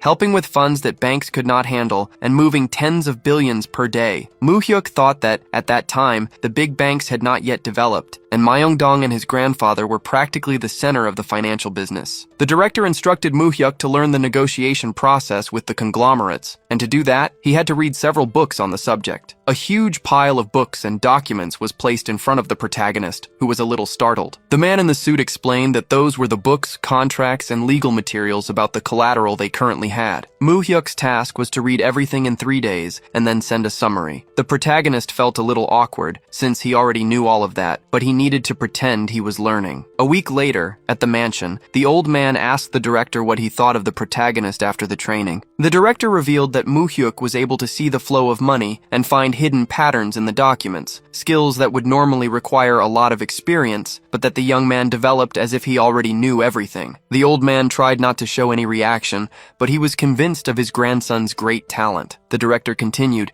saying that they met with corporate representatives and Moo-hyuk was not intimidated at all, acting naturally and without needing any help. These words were like honey to the old man's ears. Given this, the director concluded that the protagonist could learn all the tasks he could teach in just a few days. Suddenly, the great loan shark asked if he could put Moo-hyuk in charge of the Myeongdong operations. The director was startled, asking if it was not a bit too early, and if the Myeongdong bosses would recognize him. Confidently, the grandfather argued that he had entrusted his business to his grandson and did not need their recognition. The director countered, recalling that even Chairman Cheon Suman and Suhan had a hard time dealing with those people, and he doubted the young master would be able to. The chairman then stated that they would have to face them eventually, so it would be better to do it sooner rather than later, and he asked the director to collect all the Myeongdong bank books. The old man was very eager to see what his grandson was capable of. Meanwhile, in a luxurious corporate building, one of his other sons received a call informing him that the protagonist was going to Myeongdong. He hung up the phone in silence with a doubtful expression and began to look thoughtfully at the city from the top of his building, thinking about his father's true intentions with that young man. In the city of Seoul, with traffic flowing and the sun shining pleasantly, the protagonist and the director were driving in a car. Moo-hyuk asked what kind of business his grandfather had in Myeongdong, and the director explained that the country's 5 main banks were concentrated in that area. Because of this, a large loan market had formed there, led by the chairman of the biggest conglomerates, while Cheong Suman and Suhan handled smaller areas. The director continued, mentioning that besides those two, there were 4 individuals known as the 4 bosses of Myeongdong. These men were the biggest private loan sharks in the region, moving tens and even hundreds of millions daily. The chairman trusted them with his money as an investor, and Moo-hyuk's task was to check if the funds were being managed properly. In a more serious tone, Mr. Ha warned that those men had been in the business for a long time and would not be easy to deal with. Even so, the protagonist answered confidently, saying it was no problem, since he would have to face them one day, and it was better to do it soon to learn. The answer surprised the director, who remained silent. At that time, the loan industry was full of cruel people that even gangsters feared, and the 4 bosses of Myeongdong were perfect examples of this. They had held their positions for decades and earned the trust of the great loan shark Cheong, which made them formidable individuals. However, the protagonist had also grown up in that environment in his past life and died because of it. When they arrived at their destination, the two were greeted by one of the 4 bosses, who welcomed them in a friendly way. The man said he was looking forward to their visit and asked if the chairman was well, to which the director replied that he was. Then, the director introduced Moo-hyuk as the chairman's grandson. The young man nodded and introduced himself, and the boss extended his hand, introducing himself as Kim Ho-shik. He commented that he knew Moo-hyuk had gotten into Korea University, mentioning that he had also graduated from there. Keeping up appearances, the protagonist said he was looking forward to working with him, and then immediately sat down and asked to see the ledger. Surprised by his haste, Kim Ho-shik asked if he was going to start already, and suggested they have some tea first. Unfazed, Moo-hyuk refused, saying he was not used to that, and since it might take a while, he preferred to start with the ledger right away. The man then handed over the book, and the protagonist began to read it carefully without rushing. While he analyzed it, the boss offered him coffee and commented confidently that there would be no mistakes, as he had a degree in business administration. Moo-hyuk, however, was a little shaken when he realized that, although the book was impeccably organized, something seemed wrong, because the Kim Ho-shik he knew from his past life was not meticulous at all. With that in mind, Moo-hyuk praised the book's organization and asked to see the bank statements. Kim Ho-shik gave a discreet signal to one of his subordinates, who brought the documents. After analyzing the statements, the protagonist confirmed that 12 of them were correct. The boss commented that those were the most important ones and that they could not lose any of them. It was then that Moo-hyuk thanked Kim Ho-shik for his effort and announced that he would take all the books with him, which made the man furious. The protagonist explained that the chairman had instructed him to retrieve all the bank books he managed. Kim Ho-shik, who was now sweating coldly, could not believe it and questioned if it was really an order from the chairman, saying that Moo-hyuk could not just take them like that. In a serious tone, Moo-hyuk replied that he had no reason to lie, and that if he had any doubts, he could call Pyeongchang-dong right then. Then, he asked if there was any reason the books could not be retrieved, and if there was, he should say so now. Awkwardly, Ho-shik replied that there was no problem. He was just surprised by the sudden request. Taking the opportunity, Moo-hyuk said he needed to talk to him in private. Hearing the request, Kim Ho-shik's men approached with stern faces, trying to intimidate the protagonist. Immediately, Director Ha shouted, telling them to obey the order and get out of the room. The The men hesitated, looking worried, while Moo-hyuk and the director watched the scene. Suddenly, Kim Ho-shik stood up and slapped one of his men, scolding them for their attitude in front of the young master and furiously ordering them to get lost. With everyone outside,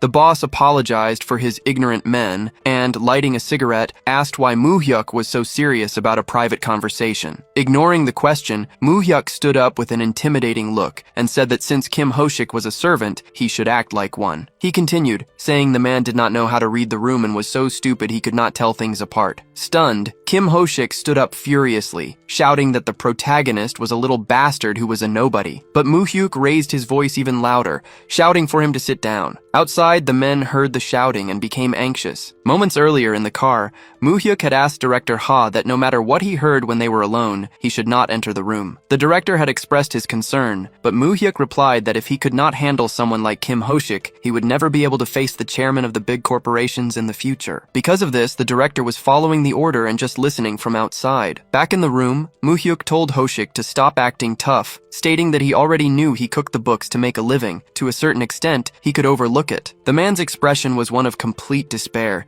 but the protagonist continued furiously, saying that what he could not do was mess with the chairman's secret account. Outraged, Moo-hyuk questioned why that cretin had not brought the secret account's book. Sweating coldly, the boss wondered how he knew about that account, which was a secret only between him and the chairman. At that moment, the protagonist was sure he had cornered Kim Ho-shik. Kim Ho-shik was still anxious in front of the protagonist, who demanded his grandfather's secret account books. Moo-hyuk was sure that Ho-shik was managing those books and did not back down from his request. Each of the 4 main bosses in Myeongdong was given an account book with 1 trillion won, all of them under names that did not even exist, totaling 4 trillion won. The protagonist found this out while looking for the hidden money after his grandfather passed away. However, when the real name law was put in place, the 4 trillion won had already disappeared, and Kim Ho-shik was happily using that money to pay his bills. Moo-hyuk then asked the boss why he was so shocked, assuming he thought the matter would not come up. Completely distressed, Ho-shik thought that only he and the chairman knew about that account book, and wondered if the chairman had told the protagonist. Losing his patience, Moo-hyuk hurried the man to bring what he asked for right away. Under pressure, the boss asked for a little time,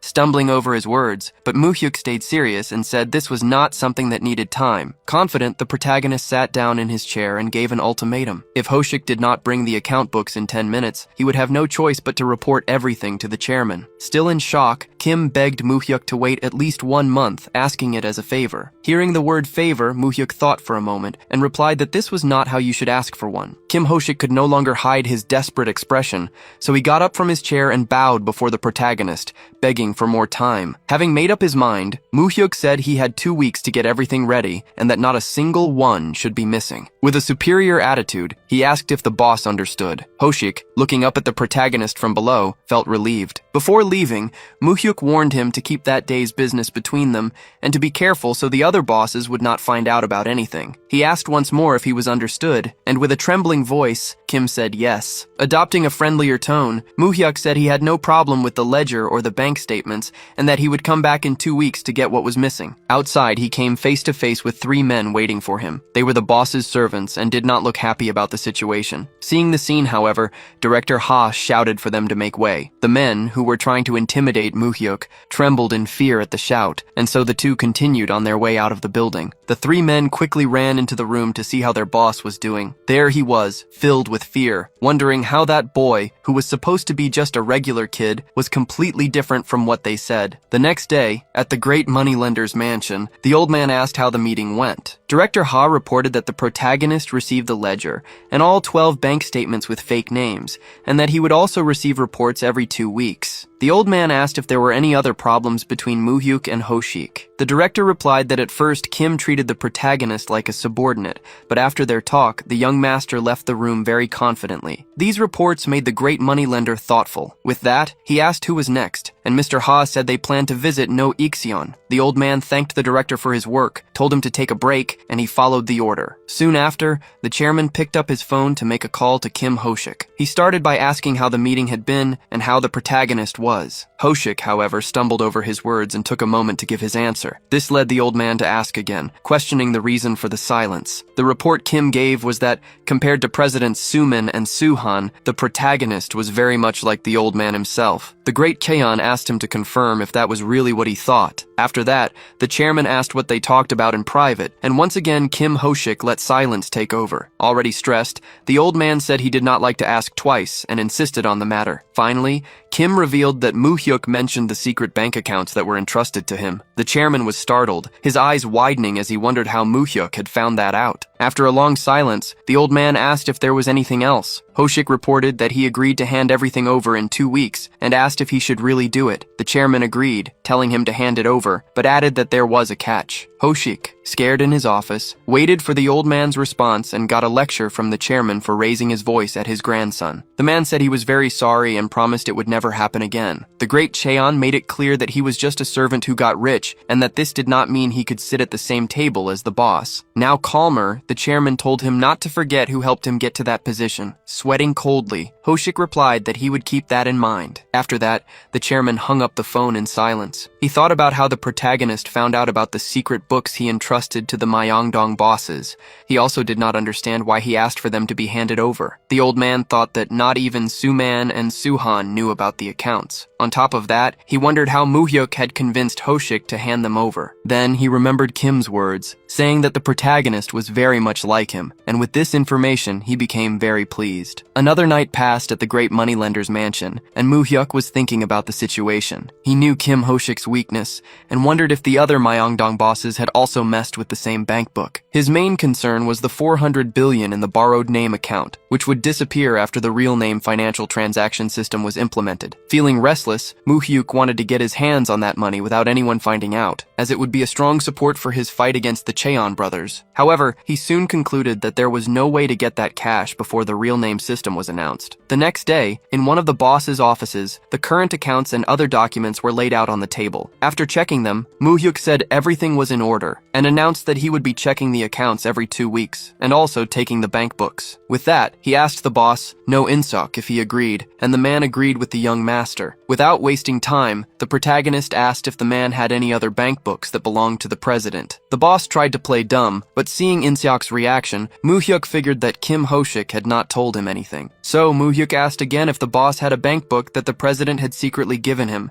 explaining that the president himself had asked him to get it. Sweating nervously, the boss said that only he and the president knew about that, and he would need to confirm with him first. The protagonist tried to sweeten his words, saying that Inseok could trust him, and that the simple fact he knew about the bank book meant the president wanted it handed over. Judging by the reactions of the two bosses, Moo-hyuk thought that the money did not disappear when the new system was implemented, and wondered if they still had the amount. Reflecting that all the bosses had huge loan companies in Myeongdong thanks to his grandfather, and yet they betrayed him, Moo-hyuk asked the man if he needed more time. Still scared, the boss promised to hand it over in 2 weeks, but then quickly reduced the deadline to just 1 week. Hearing this, Moo-hyuk felt relieved and even sighed a little. Full of himself, he said he would wait for 1 week and would not report anything to his grandfather. He knew his grandfather had done a lot for those men, but messing with the bank book was going too far. In a mocking tone, Moo-hyuk reminded him that his grandfather was still very healthy and told the man to be careful, arguing that when a dog bites its owner, you cannot just let it go. Later that day, the protagonist went to see another boss named Shin Sungul. He was a wrestling champion whom his grandfather had supported since childhood, and for that reason, he was the most loyal boss to the old moneylender. Moo-hyuk read the bank records carefully, but he was still suspicious. After he finished checking the bank books and the ledgers completely, he asked Sungul to give him the president's secret bank book. To Moo-hyuk's surprise, the wrestler did not even blink and immediately went to get the records. He walked over to a portrait of the president, and by moving it, revealed a hidden safe in the wall. The big wrestler handed over the secret bank book gently and without any fuss, which made the protagonist think that he had not stolen any money, as expected, because there was a reason his grandfather trusted him so much. Outside the building, they said their goodbyes in front of the vehicle. The giant said he was looking forward to their next meetings and bowed to the young master. The protagonist replied that next time they would meet in a more comfortable place. With that, they sped off down the road. The last boss they had to find was Mr. Yu Jigang, who was the most experienced of the four. Unlike the others who learned from the protagonist's grandfather and became independent, independent. He was a moneylender who competed with the great Cheon in the loan market during the 1970s. While they were on their way, Director Ha asked if Moo-hyuk knew Mr. Yu Ji-gang's nickname. The protagonist replied that of course he knew, as he was a man who single-handedly defeated the gangsters who tried to take over the Myeongdong loan market. He was known as the Hammer, Chairman Yu Ji-gang. Once inside his office, they found him completely focused on his tasks with a serious look. After noticing the two of them, Ji-gang asked them to wait just a minute and offered them a seat. Director Ha did not like this attitude, finding it disrespectful, and made a move to confront him, but the protagonist remained cool and stopped Director Ha before he could do anything. Moo-hyuk sat down to wait while the last boss did not look away from his paperwork. Time passed and the hours in that room dragged on. Finally, Ji-gang got up from his chair, which made the protagonist and the director anxious for what was to come. He walked over to the two of them, apologizing for making them wait so long. He explained that with the ledger he needed to report to the chairman, he had to get ahead and clean it up properly, and that is why it took some time. Mockingly, he asked if the young master was not upset. With few words, the protagonist just said he would take a look at the documents. Adopting an offensive tone, Ji-gang said that Director Ha must be working very hard lately. He continued, saying that changing diapers while taking care of the child was complicated, but the protagonist showed no reaction. Without letting up, the boss said that the chairman was being too hard on the director, as he was not really suited for the job, and it must be difficult for him. Being even bolder, Ji-gang said that if the director could not train the protagonist, he should send him over whenever he wanted, as he would train him from A to Z. Staying firm, the director just told Ji-gang to watch his words, because that was the chairman's grandson. But unshaken, this figure said he did not understand why he had to be careful with a child, as just calling him young master should be enough. Trying to offend them, he said that old-fashioned role-playing like that was more suitable for loyal people like the director, and asked them not to try to force it on him, as he had been in the business for years. Now, trying to insult the protagonist directly, he asked if Moo-hyuk even knew what he was looking at in his hands, and why he did not just pass it to the director so they could stop wasting time. Moo-hyuk thought that this way of provoking him was very childish, but he just replied that he was almost done. There was nothing wrong with the accounting books, which in itself could be strange, but anyway, that did not matter at the moment. The protagonist then stated that there was nothing wrong with the ledger and asked Ji-gang to hand over the secret bank book. The boss did not understand why he would do that, and Moo-hyuk explained that the chairman had asked him to come get it. Proving his bad manners once again, Ji-gang blew all the smoke from his cigarette in the protagonist's face and exclaimed that the chairman should come there himself. He argued that this was the right thing to do, because the chairman had entrusted it to him personally, so he should not return it unless it was in person too. After that, he asked if the protagonist did not agree with his argument. A tense atmosphere settled in the room. The director, already furious, said that Chairman Yu was going too far with his jokes. In response, Yu Ji-gang said he never joked when it came to work, and that he was just teaching the young master. He argued that in business, formalities should be precise, and asked if the director had not taught such things to Moo-hyuk. More offensively, the man with the scar questioned if the director was not taking things a little too easy lately. The director did not like hearing that at all, and was about to get violent. However, Moo-hyuk calmed him down, asking him to wait outside for a moment. Confidently, the protagonist asked Ha to get some air. The director agreed and said it was all right, leaving Moo-hyuk and the man with the scar alone in the completely silent room. Fed up with the delay, Moo-hyuk demanded that he hand over the secret bank book. Ji-gang was surprised. He said he could not believe they had told Moo-hyuk about that, and that the chairman was planning to trust him a lot. Even so, he did not care and kept insisting that the chairman come personally to get the book. To everyone's surprise, Moo-hyuk shouted Yu Ji-gang's name with all his might. The man, who hated being shouted at, asked how Moo-hyuk dared to do such a thing. At that moment, Ji-gang snapped. He shouted that since before the protagonist was born, he was the one who protected the chairman, walking around Myeongdong and cleaning up his messes. He stated that a brat like him could not raise his head and talk back to him. He continued, saying that the only person who could give him orders was the chairman himself, and that none of the sons could boss him around. Still extremely furious, Ji-gang declared that just because Moo-hyuk shared the same blood as the chairman,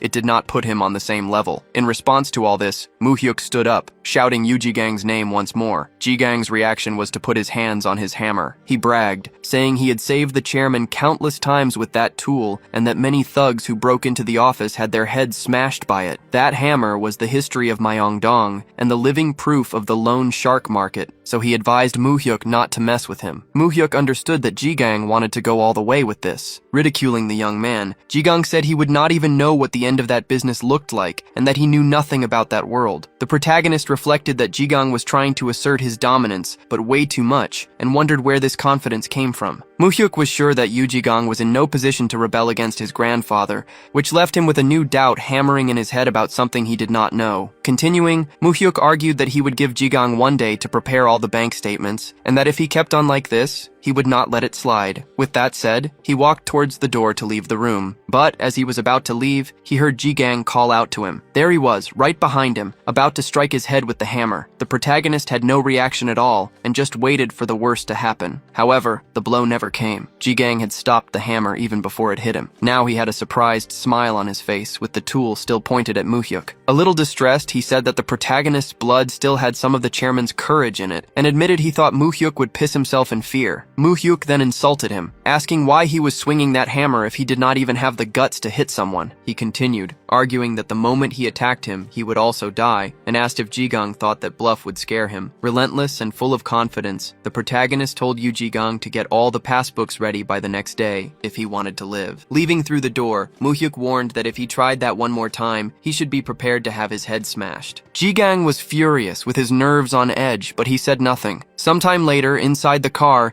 the protagonist and the director were already on their way back from the trip. The director asked what had happened, as he thought there had been some trouble earlier. Mu-hyuk, way too calm, replied that it was nothing serious, and that it was just Ji-gang trying to smash his head with the hammer. The car slammed on its brakes in the middle of the road. The director could not accept his words and, unable to believe what had happened, asked if the protagonist was okay. A line of cars started to form behind them, and Mu-hyuk just replied that they were in the middle of the road, holding everyone else up. At that moment, they had already arrived at the great mansion of the Loan Shark King. The old man demanded the reports from the meeting with Yoo Ji-gang. The director reported that he demanded the chairman come personally to get the passbooks. The boss knew there was more to that conversation and asked what happened next. Ha informed him that they also tried to hit the young master's head with the hammer, but added that the protagonist was fine. The old man wondered why Ji-gang had acted that way. The director also did not understand the reason, because ever since he arrived in Myeongdong, Ji-gang had competed with the great loan shark, but he had never acted like this, and seemed very strange that day. The director argued that it was as if he were trying to provoke them on purpose. Cheon said that Director Ha could take care of this matter personally,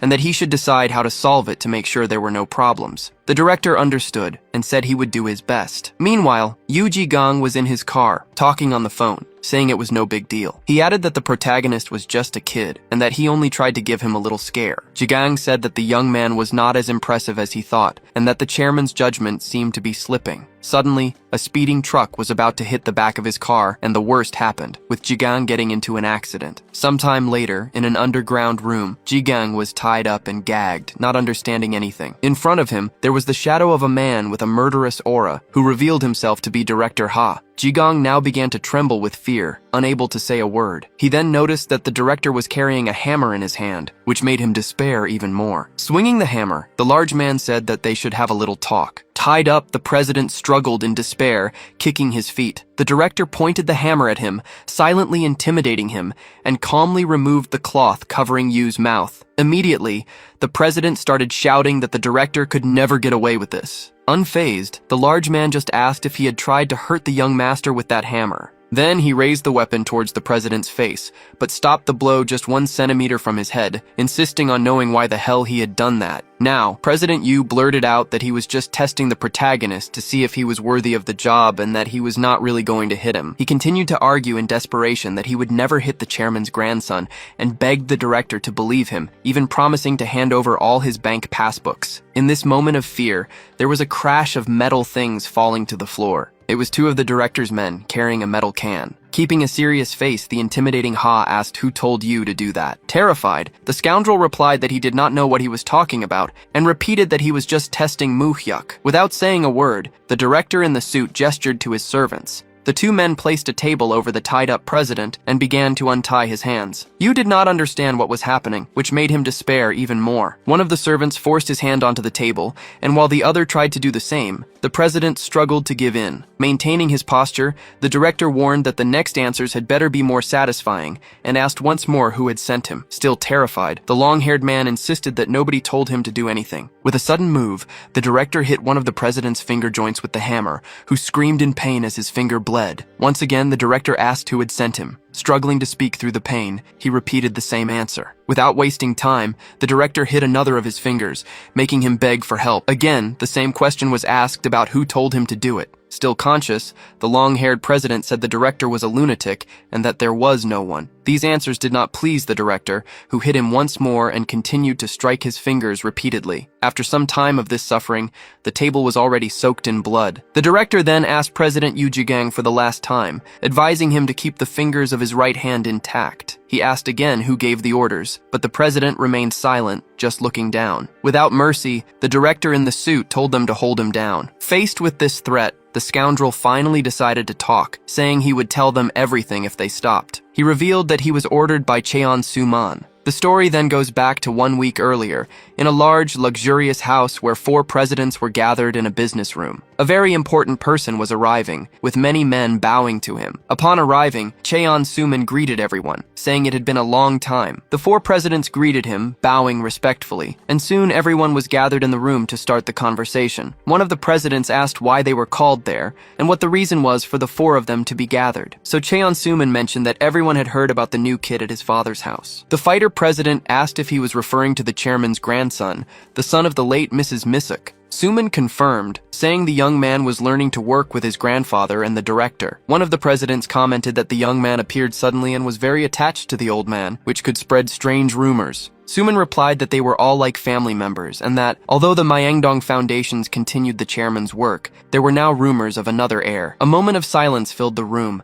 as all the presidents already knew what was coming next. Soo-man said he did not know how long his father would live, and that they should pay attention to this now, so as not to let some bastard from the streets come in and interfere with the chairman's judgment. The fighter president warned him to be careful with his words, as the great moneylender was still healthy. The man with the cracked mouth admitted he said something wrong, but quickly added that, for the chairman's sake, they should get rid of anyone who was messing with his judgment. Once again, silence fell over the room. One of them argued that, since he was the chairman's grandson, it was a family matter and they had no justification to interfere. Soo-man countered that it was not a family fight. He asked if they thought he was afraid of the young man, but revealed he was just worried about his father's decision, since they did not know how politics could change and how that would influence the business. Everyone stared at each other for a moment in silence. Then Soo-man revealed that Director Ha would soon visit all of them with the young master. He said he was not making a difficult request. He just wanted them to test and see what kind of guy the protagonist was. After another moment of thought, the first to agree was President Yu, who slammed his glass on the table. He was determined to test him to see if he was useful or not, stating that Moo-hyuk was just a 20-year-old kid who knew nothing about their work and that he himself would teach the protagonist a lesson. Soo-man was filled with joy, saying that, as always, President Yu was the quickest to understand. He concluded by asking all the presidents to think carefully, as his father's time would not last forever, and left his dear nephew in their hands. The president was now aware that Soo-man was behind everything. A director reported that they tried to test the young master, and that, among them, President Jigang stepped forward, saying he would do it himself. The president then asked what had happened to Jigang, and the man in black replied that he was taken to the hospital for surgery and could no longer use his left hand. Hearing this, the president commented that the man had worked hard by his side for 30 years and ordered them to let him live so he could retire. Next, the director asked what the old man would do with the 2 Cheon presidents, and if that warning would be enough. But the old man, annoyed, said he would take care of them himself. Meanwhile, the Cheon presidents were discussing what happened to Jigang. One of them, scared, reported that Jigang's hands were crushed by a hammer, and now they both feared that the old man had found out everything. Suddenly, the phone next to them started to ring. The more malicious president answered furiously, but soon began to apologize. On the other end of the line, a voice said that the decision belonged to the chairman, who already knew Soo-man was with him. The man confirmed this. The great moneylender asked directly if Soo-man had asked the Myeongdong bosses to test Moo-hyuk. Soo-man stumbled over his words, trying to say he only ordered them to take care of him. But the president, hearing the excuse, remained silent for a moment. Soon after, he exploded, saying that Soo-man should have matured a little by now, and wondered if his son had done all that because he felt threatened by a boy who just turned 20. The old man said that with Soo-man's actions, he now questioned whether he should really make Moo-hyuk his heir. Frustrated, Soo-man tried to apologize, but his father did not want to listen. The great moneylender cut him off and said he did not want to hear another word about him messing with his grandson. He gave a final warning. If it happened again, he would throw him out of the family without a penny. Hearing the threat, Soo-man flinched, wondering if his father would really do that. The other man next to him was curious to know what the father said, but the call ended and Soo-man, furious, threw the phone with all his strength against the wall, blaming the protagonist for getting between him and his father. Elsewhere, at the old man's house, there was a commotion. A director was reporting that President-elect Kim Man-san was reorganizing the Hao Council. He explained that the new president would reorganize the army as soon as he took office and was firing all the council members, probably as a reaction to them not meeting frequently. The old man commented that maybe the president was planning to get rid of the council from the beginning because even though they helped overthrow the military regime, they would not get far in the future. The old man then wondered if the military would just let that happen, since the country was theirs. In response, the director said that some were worried about the possibility of a coup. At that moment, the moneylender thought about this possibility and turned to Moo-hyuk, who was quietly reading a newspaper on the sofa, and asked what he thought about it. Moo-hyuk argued that the military would not resist at all, because the president had already replaced the cabinet and the security commander, who are the core of the military, taking only 4 hours for the reorganization. Continuing, Moo-hyuk said that even if he dealt with the ruling forces, they were a conservative regime, and besides the council, there were no other military members who would conform. He concluded by saying that the most important thing was that the people would not tolerate the military carrying out a coup to form a new regime. Hearing the analysis, the old man was very happy that Moo-hyuk was also interested in politics. Moo-hyuk then explained that politics was the biggest variable in his work, so he made sure to stay updated on all the small news, even though he already knew what would happen in the next 30 years. The president asked if there was another matter besides the council and what other plans the president-elect was promoting. The director reported that apparently no one knew what he was thinking, and not even the secretaries they had planted knew what the VIP was planning. Continuing, the man in black informed that the topic of the next main conference would be the war on corruption. Because of this, they would recommend the disclosure of assets of high-ranking officials, which would face great opposition considering the president's personality. The big moneylender said he was already expecting this, but it was still a very big and sudden change, so he asked about the real name financial system. The bearded director answered that this was not mentioned at all, and that the economic sectors and large corporations could not get any information. Hearing this, the old man asked for the director's opinion. Mr. Ha explained that the expected reaction was that the side effects of a real-name financial system would take up to a year to show up, so it would probably only be implemented at the end of the president's term. He argued that after getting rid of the council and disclosing the officials' assets, implementing this financial system would only put an unnecessary burden on the president. Hearing this, the president turned around and asked for Moo-hyuk's opinion. He firmly stated that the real-name financial system would be implemented that same year, at any cost. Uneasy, the president asked what the reason for this prediction was. Moo-hyuk explained that the matter had been discussed since the 70s, but the political protests always failed. However, with the current president's personality, he was probably planning to finish the preparations in secret and announce it all as a surprise. At that moment, the president laughed out loud, saying that Moo-hyuk was smart, but did not understand how politicians thought. He stated that their fate was to be tied to political funds, and the moment the system was implemented, all their funds would be revealed. They would have no way to deal with it, and they could not get rid of the evidence in such a short time. Moo-hyuk agreed on that point, but he pointed out that they needed to prepare for the funds held in third-party and anonymous accounts. Noticing Moo-hyuk's genuine concern, the president reassured him, telling him not to worry because he had already divided and stored the money with trustworthy people. Seriously, Moo-hyuk told his grandfather that human greed has no end. He explained that with the seals and checkbooks, the borrowed names were not a problem now, but when the system was implemented, the president would no longer be able to access that money, which would create a big problem. The truth was that because of the real-name financial system, Moo-hyuk's grandfather had lost almost 1/4 of his wealth in borrowed and anonymous accounts in the past. The protagonist knew that the system would be implemented in August, and that without proper care, the president could lose huge amounts of money. As the old president remained thoughtful, he asked if Moo-hyuk really thought the system would be implemented that same year, and if it was just a guess. Moo-hyuk confirmed, saying that was what his intuition told him. He admitted it could be delayed until the beginning of the president's term, but it would not go past that summer. Suddenly, the president changed the subject and asked if Moo-hyuk had also found out about the bank books given to the chiefs of Myeongdong through his intuition. He pointed out that he never told anyone about those books and wanted to know how his grandson found out. Moo-hyuk was waiting for this question. He explained that when he took over the bank books, he noticed from the expressions on everyone's faces that something was strange. Continuing, he said that in a private space, he asked them directly, and it seemed like they were hiding something until they told him the truth themselves. His grandfather asked if all of this was also just his intuition, and Moo-hyuk confirmed that it was. At that moment, the old man called out to Moo-hyuk to tell him something serious. The president decided to entrust his grandson with 400 billion from his secret accounts, asking him to protect and use the money as he saw fit. The old man warned him that if he wasted this money, it would be the last he would ever receive, and then asked if he understood clearly. Lowering his head, Moo-hyuk assured him he would not make any mistakes. Convinced, Moo-hyuk reflected that he had been expecting this, but he was surprised that Cheon Taesan would entrust him with everything, including the 400 billion from Myeongdong. He then realized that he could push forward his plan to fight against the Cheon brothers in the future, and exclaimed to himself that all the trust he had built with his grandfather was worth it. Sometime later, at the mansion, Moo-hyuk was no longer there. The old man ordered the director to combine all the accounts with borrowed and fake names and to make sure they were ready by July. The director agreed to do as the president ordered. Alone, the white-haired man reflected on Moo-hyuk's words, that the real name system would be implemented by August. He thought that if that really happened,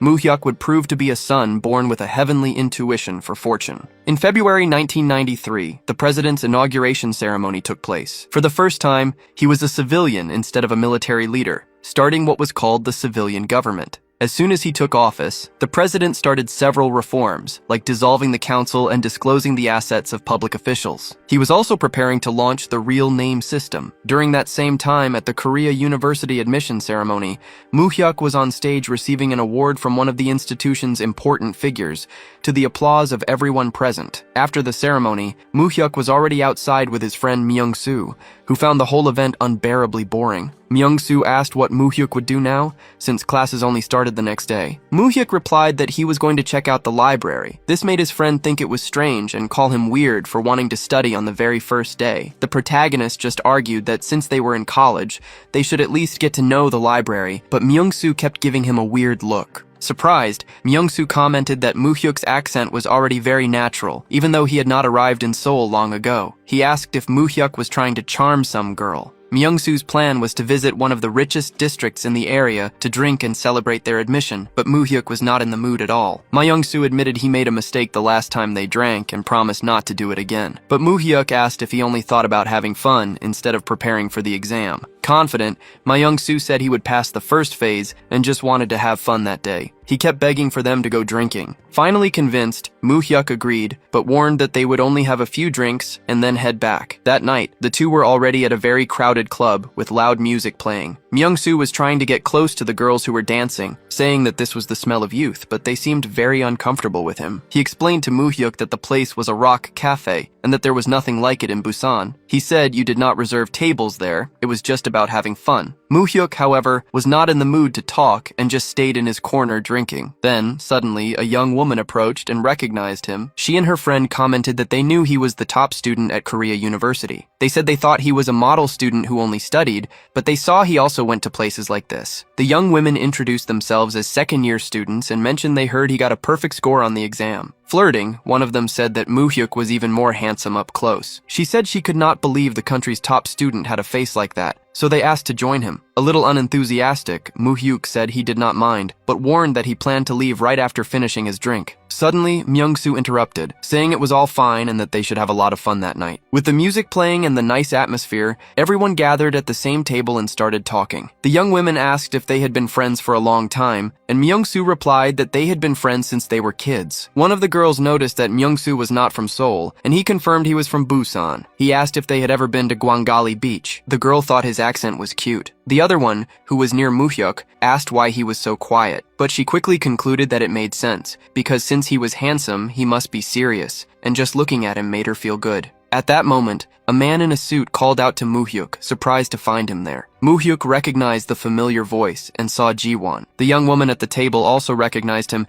and asked if he knew Moo-hyuk. The protagonist wondered where that guy had come from and decided it was best to avoid him. So, Moo-hyuk announced he was leaving and told Myung-soo to come with him, but his friend wanted to have a few more drinks. Seriously, Moo-hyuk told him to have just one more glass of beer and then leave. Then he turned to Ji-won and told him not to mind them and to enjoy the night, but he warned him not to overdo it and not to cause trouble again. The young woman who was interested in Moo-hyuk complained, asking where he was going. When she tried to go after him, she was stopped by Ji-won. He held her back and asked why she was hanging out with low-class guys like Muhyuk. The young woman did not like his attitude at all and said it did not matter who she hung out with, especially to him. Watching the scene, Muhyuk reflected that he always ended up getting into trouble when he drank. Seeing that the young woman was asking Jiwon to let her go and he was not listening, the protagonist decided to act. He told that jerk to stop bothering her. Jiwon did not like the attitude and told that bastard to let him go, saying he should not dare to touch him. Muhyuk thought about how Jiwon had always caused trouble since he was young, actions that obviously always bothered their grandfather. Very close to the scoundrel's ear, Muhyuk said he did not want to show that he knew him because it was embarrassing. He warned him to stop causing trouble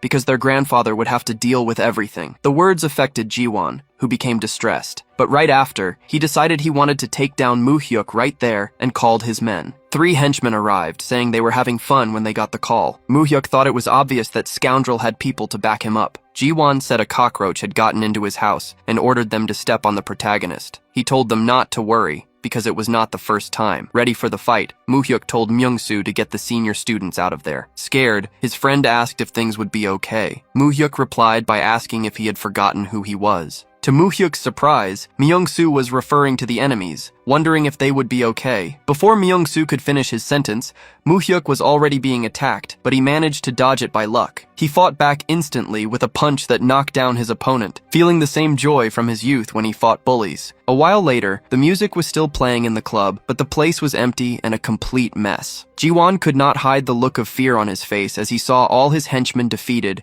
and unconscious on the floor. Suddenly, Muhyuk appeared in front of him to finish what he started. Muhyuk told him to stop hanging out with those guys and acting like a thug because their grandfather already knew everything. The protagonist could not believe that someone like Jiwon was the eldest son of the family. Because of this, Muhyuk warned that if it happened one more time, he would not let it slide, no matter that Jiwon was his cousin. Jiwon lowered his head and said he understood perfectly. As he left the place, Muhyuk told him to take care of the rest and make sure no one was bothered because of the mess. He finished by warning that if it happened again, they would have to meet again. This left the scoundrel with a look of dread and despair. On a sunny day with a clear sky, classes at Hagu University were going on as usual. A professor asked the students if any of them knew what article one of the country's constitution said. Immediately, a young man raised his hand and answered that the Republic of Korea was a democratic republic. The professor confirmed that the answer was correct and followed up with a question about Section 2 of the same article, but this time, none of the students knew the answer. Faced with the silence, the professor explained that the sovereignty of the Republic of Korea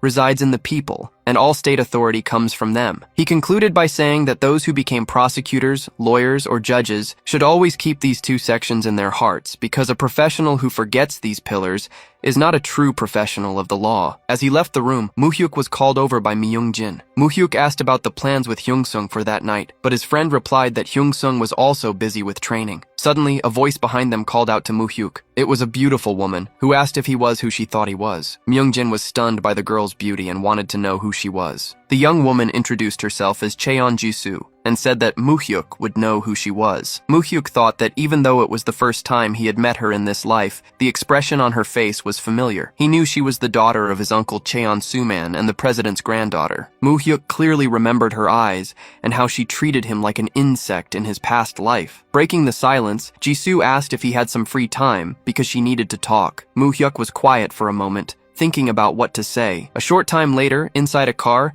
she apologized for taking so long to introduce herself, explaining that it had been a long time since she had visited her grandfather. She mentioned that she heard he got a perfect score on the entrance exam and graduated at the top of his class, revealing that she also studied business administration there. With no patience for small talk, Muhyuk asked directly why she was there, saying he had plans to meet a friend. Hearing his reaction, the president's granddaughter commented that he was a bit cold after all. It was the first meeting between the 2 cousins. Muhyuk argued that his uncles gave him a hard time with a strict upbringing, and since she was their daughter, he could not help but be cautious. The young woman revealed that she already knew Muhyuk had taken over all the bosses in Myeongdong, and that she had come to see him precisely because of that. Getting straight to the point, she proposed an alliance. With her hand outstretched, she continued, saying there was no need for them to oppose each other, since she had no interest in her grandfather's business and did not care if Muhyuk learned from him or not. Her only interest, she revealed, was in the Samsung Group. With this revelation, Moo-hyuk began to understand what she really wanted. Jisoo explained that if he helped her,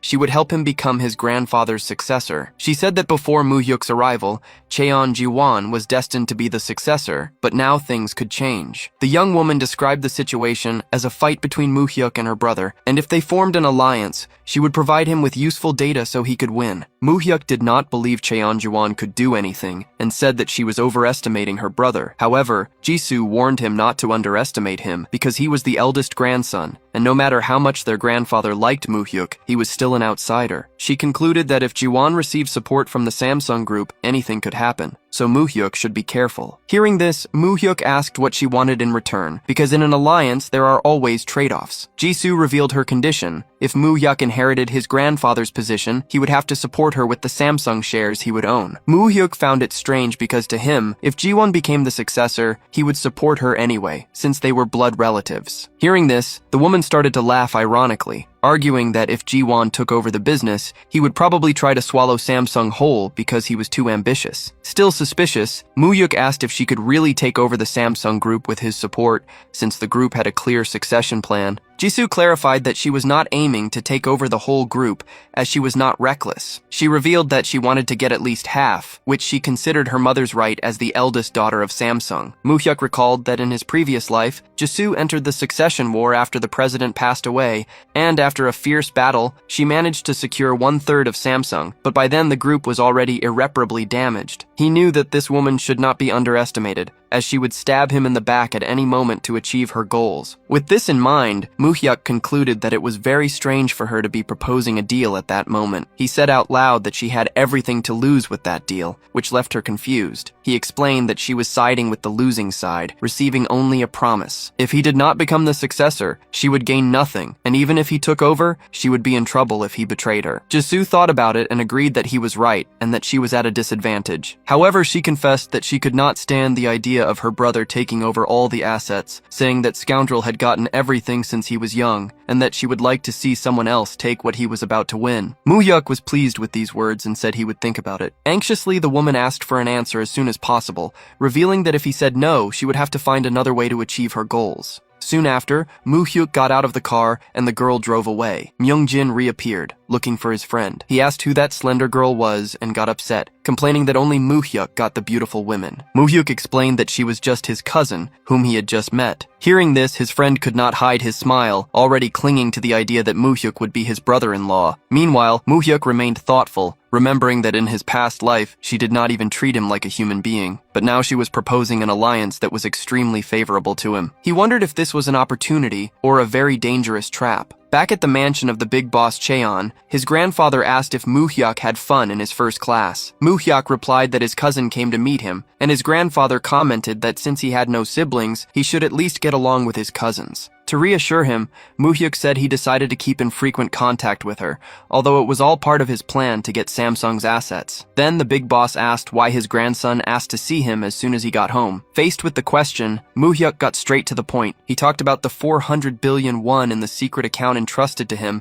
and revealed that he wanted to move all the money abroad. He argued that since there was no immediate need for that amount, he decided to invest it outside the country. His grandfather assumed he was confident, but reminded him of what was said when the account was handed over. He said it was the last money Moo-hyuk would receive. Because of this, the old man suggested it was not a bad idea to keep it in the country to preserve the current situation and questioned why he insisted so much on transferring it. Moo-hyuk knew it was not easy to move money out of the country, especially with the new system being implemented, but his grandfather's influence made it possible. He then argued that, in his opinion, the current administration was starting to create unfavorable policies for his grandfather. Even if he was not the direct target, Moo-hyuk believed that the underground economy his grandfather controlled would suffer more. For this reason, he thought it was necessary to transfer the money, suggesting it would be easy to send the 400 billion using the branches of the big companies they had borrowed. His grandfather agreed it was not difficult to transfer the money, but he still did not see a valid reason for it. He questioned if it was not a bit hasty to take such an action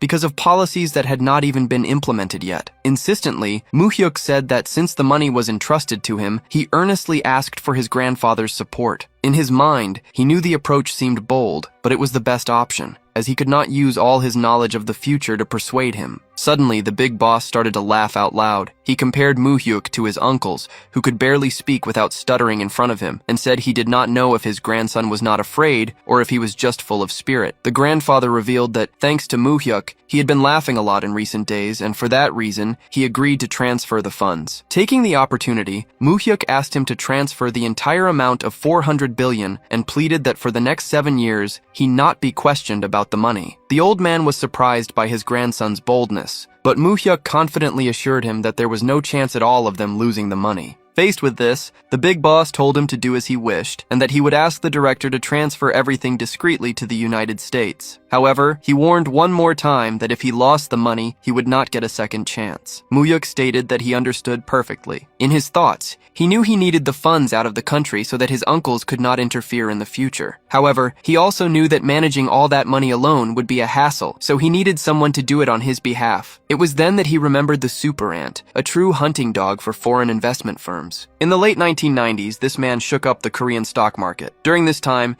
he was an individual investor who faced numerous failures and accidents, but managed to make hundreds of billions in just 10 years. His name was Han Kyung-dong. Time passes, and Moo-hyuk finds himself at the Moonsun Motel. Director Ha had informed him that this person had a lot of loan debt, so it was not difficult to find him. But first he asked why Moo-hyuk wanted to find a man like that. Once inside the motel, Moo-hyuk went to the front desk and told the attendant he was looking for someone named Han Kyung-young. Startled, the lady asked if he was from the police and stated that no one filled out registers in a place like that, so she did not know anyone's name. Moo-hyuk then asked if there was a man in his 20s who had been there for a long time. Seeing the woman's hesitation, he offered a good amount of money to refresh her memory. Suddenly, she remembered everything. She said she did not know his name, but confirmed that there was a young man staying there and that she would go check. To everyone's surprise, the man they were talking about appeared at that moment, yawning. The lady quickly pointed at him, saying that was the guy. In the same instant, the young man got scared and bolted for the stairs. Moo-hyuk went after him, calling his name and asking him to wait because he just wanted to talk. The long chase led them to the building's rooftop, where the guy was in an act of desperation, trying to jump from up there. Moo-hyuk asked him not to do that, as he was not there to collect money. The man started to listen to him, still very much in shock and distressed,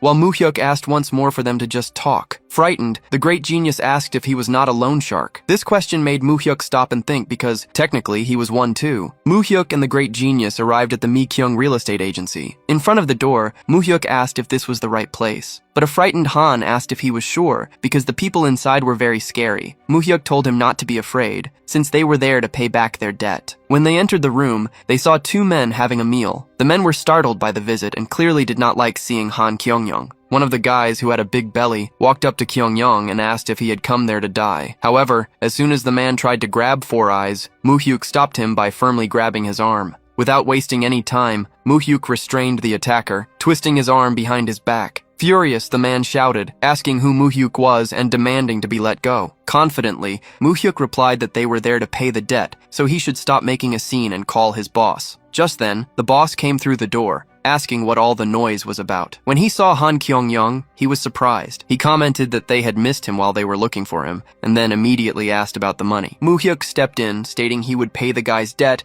and asked for the total amount. The loan shark started to explain that 6 months ago, Han had borrowed 5 million with a 30% interest up front, plus a monthly fee of 22% and a late fee of 12%. As he spoke, Moo-hyuk lost his patience. He told the man to stop messing with the book and just say the total amount he was charging. Hearing this, the loan shark commented that Moo-hyuk seemed experienced because he understood things quickly. He then revealed the debt was a measly 50 million won and that he wanted to settle everything cleanly for that amount. Four Eyes freaked out. He said that just a few days ago they told him he owed 25 million and asked how the amount could have multiplied by 10 in a year. The loan shark replied that it was all in the contract and that the client was shameless for not reading it. He justified the amount by explaining there were late fees, 17 million spent to track him down, and another 8 million for emotional damages, totaling 50 million. Moo-hyuk already knew that in that world, the magic of turning 5 million into 50 million was perfectly possible, while Han was shaking with anger at the scam. Moo-hyuk reflected that the essence of loan sharking was to squeeze desperate people to the bone. Seeing Han's reaction, the loan shark threatened him. He said Han should not be so arrogant after running away from his debt,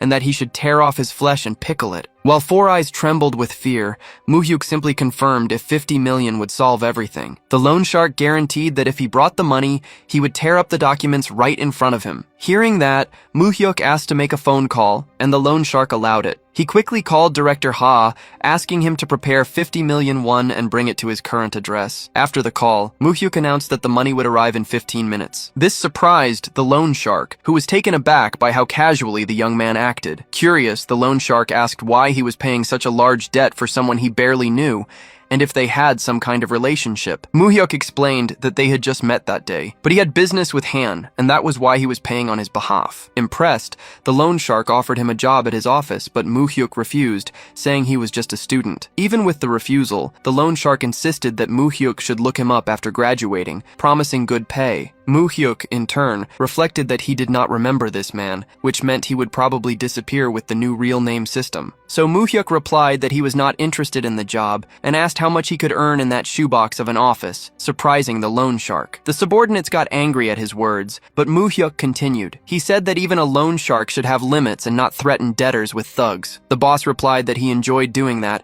and asked if Muhyuk had any manners. Firing back, Muhyuk said it was a joke for an unethical loan shark to talk about education. This infuriated the boss, who ordered his men to grab Muhyuk and teach him a lesson in respect. Meanwhile, Four Eyes watched everything, more scared than Muhyuk himself, who did not even seem worried. He just looked at his watch, knowing it was time. Suddenly, the door opened. Muhyuk, who already knew who it was, commented that the arrival was perfectly timed. Director Ha walked in and asked if something was wrong. The loan shark's two subordinates tried to intimidate him, asking who he was. The fatter man walked up, asking how he dared to barge in and if he wanted to die. He continued to harass the director, asking if he was with the other two, and warning him that he would get beaten up too. The loan shark boss, however, recognized the director and shouted for his men to stop the show. In an instant, he was bowing his head in front of Ha as a sign of respect. One of the subordinates asked if the boss knew him. He replied that everyone in the business in Myeongdong knew the director, who worked for Chairman Cheon Tae-san. Afraid, the loan shark asked what brought the director to such a humble place. Ignoring the question, Director Ha simply handed the briefcase with the 50 million to Muhyuk,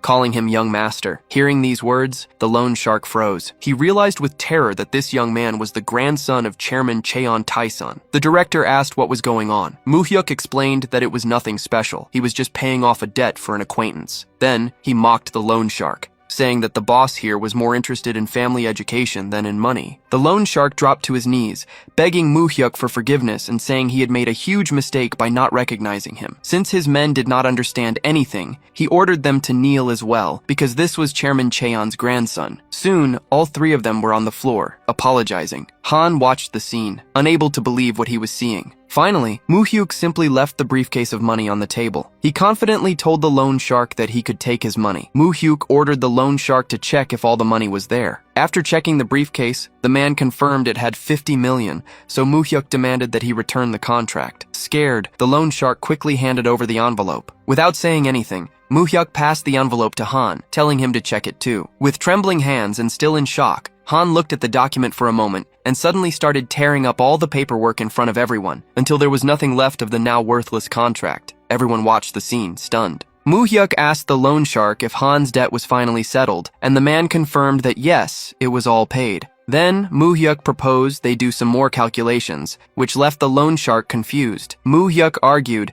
that as compensation for the mental shock he suffered from the threats, he would take back 10 million won from the briefcase. The loan shark, who was scared before, now did not understand Muhyuk's attitude. The young man continued, saying he would take another 15 million for the trouble of having to find Han, and another 10 million for bothering the director. Realizing he was losing control, the loan shark asked what he was doing. Muhyuk answered firmly that he was just settling the debts the same way the loan shark did. To finish, he said he would take a compensation of 15 million for having his time wasted, totaling 50 million won. With the calculation finished, he asked if he could take the briefcase of money with him. The loan shark protested, saying he was going too far, but Muhyuk shot back, stating he was just following his way of doing things and that he was not wrong. With nothing to say, the loan shark was speechless, while Director Ha, trusting Muhyuk, just watched everything without interfering. Muhyuk then declared that everything was settled and that they were leaving. Before going, he turned to the director and told him to make sure those men never entered Myeongdong again. The director understood the order and assured him he would carry it out. As soon as Moo-hyuk and Han left the room, the director prepared to act against the loan sharks. He sat down calmly in a chair and asked who they worked for. The loan shark replied that it was for President Seok Kang-ho, but at that point no one there knew what was coming, and they only felt fear. Later, on a nearby street, Moo-hyuk and Han were sitting at a food stall. Han was drinking a glass of vodka, visibly happy to have gotten that weight off his shoulders. Moo-hyuk asked if he felt better now that the debt was settled. Instead of answering, Han asked who Moo-hyuk really was, arguing that he was young, got 50 million out of nowhere, and even made the gangsters tremble with fear. Moo-hyuk calmly replied that he was just a student and showed his identification card. Han did not believe him and told him to stop joking and tell the truth,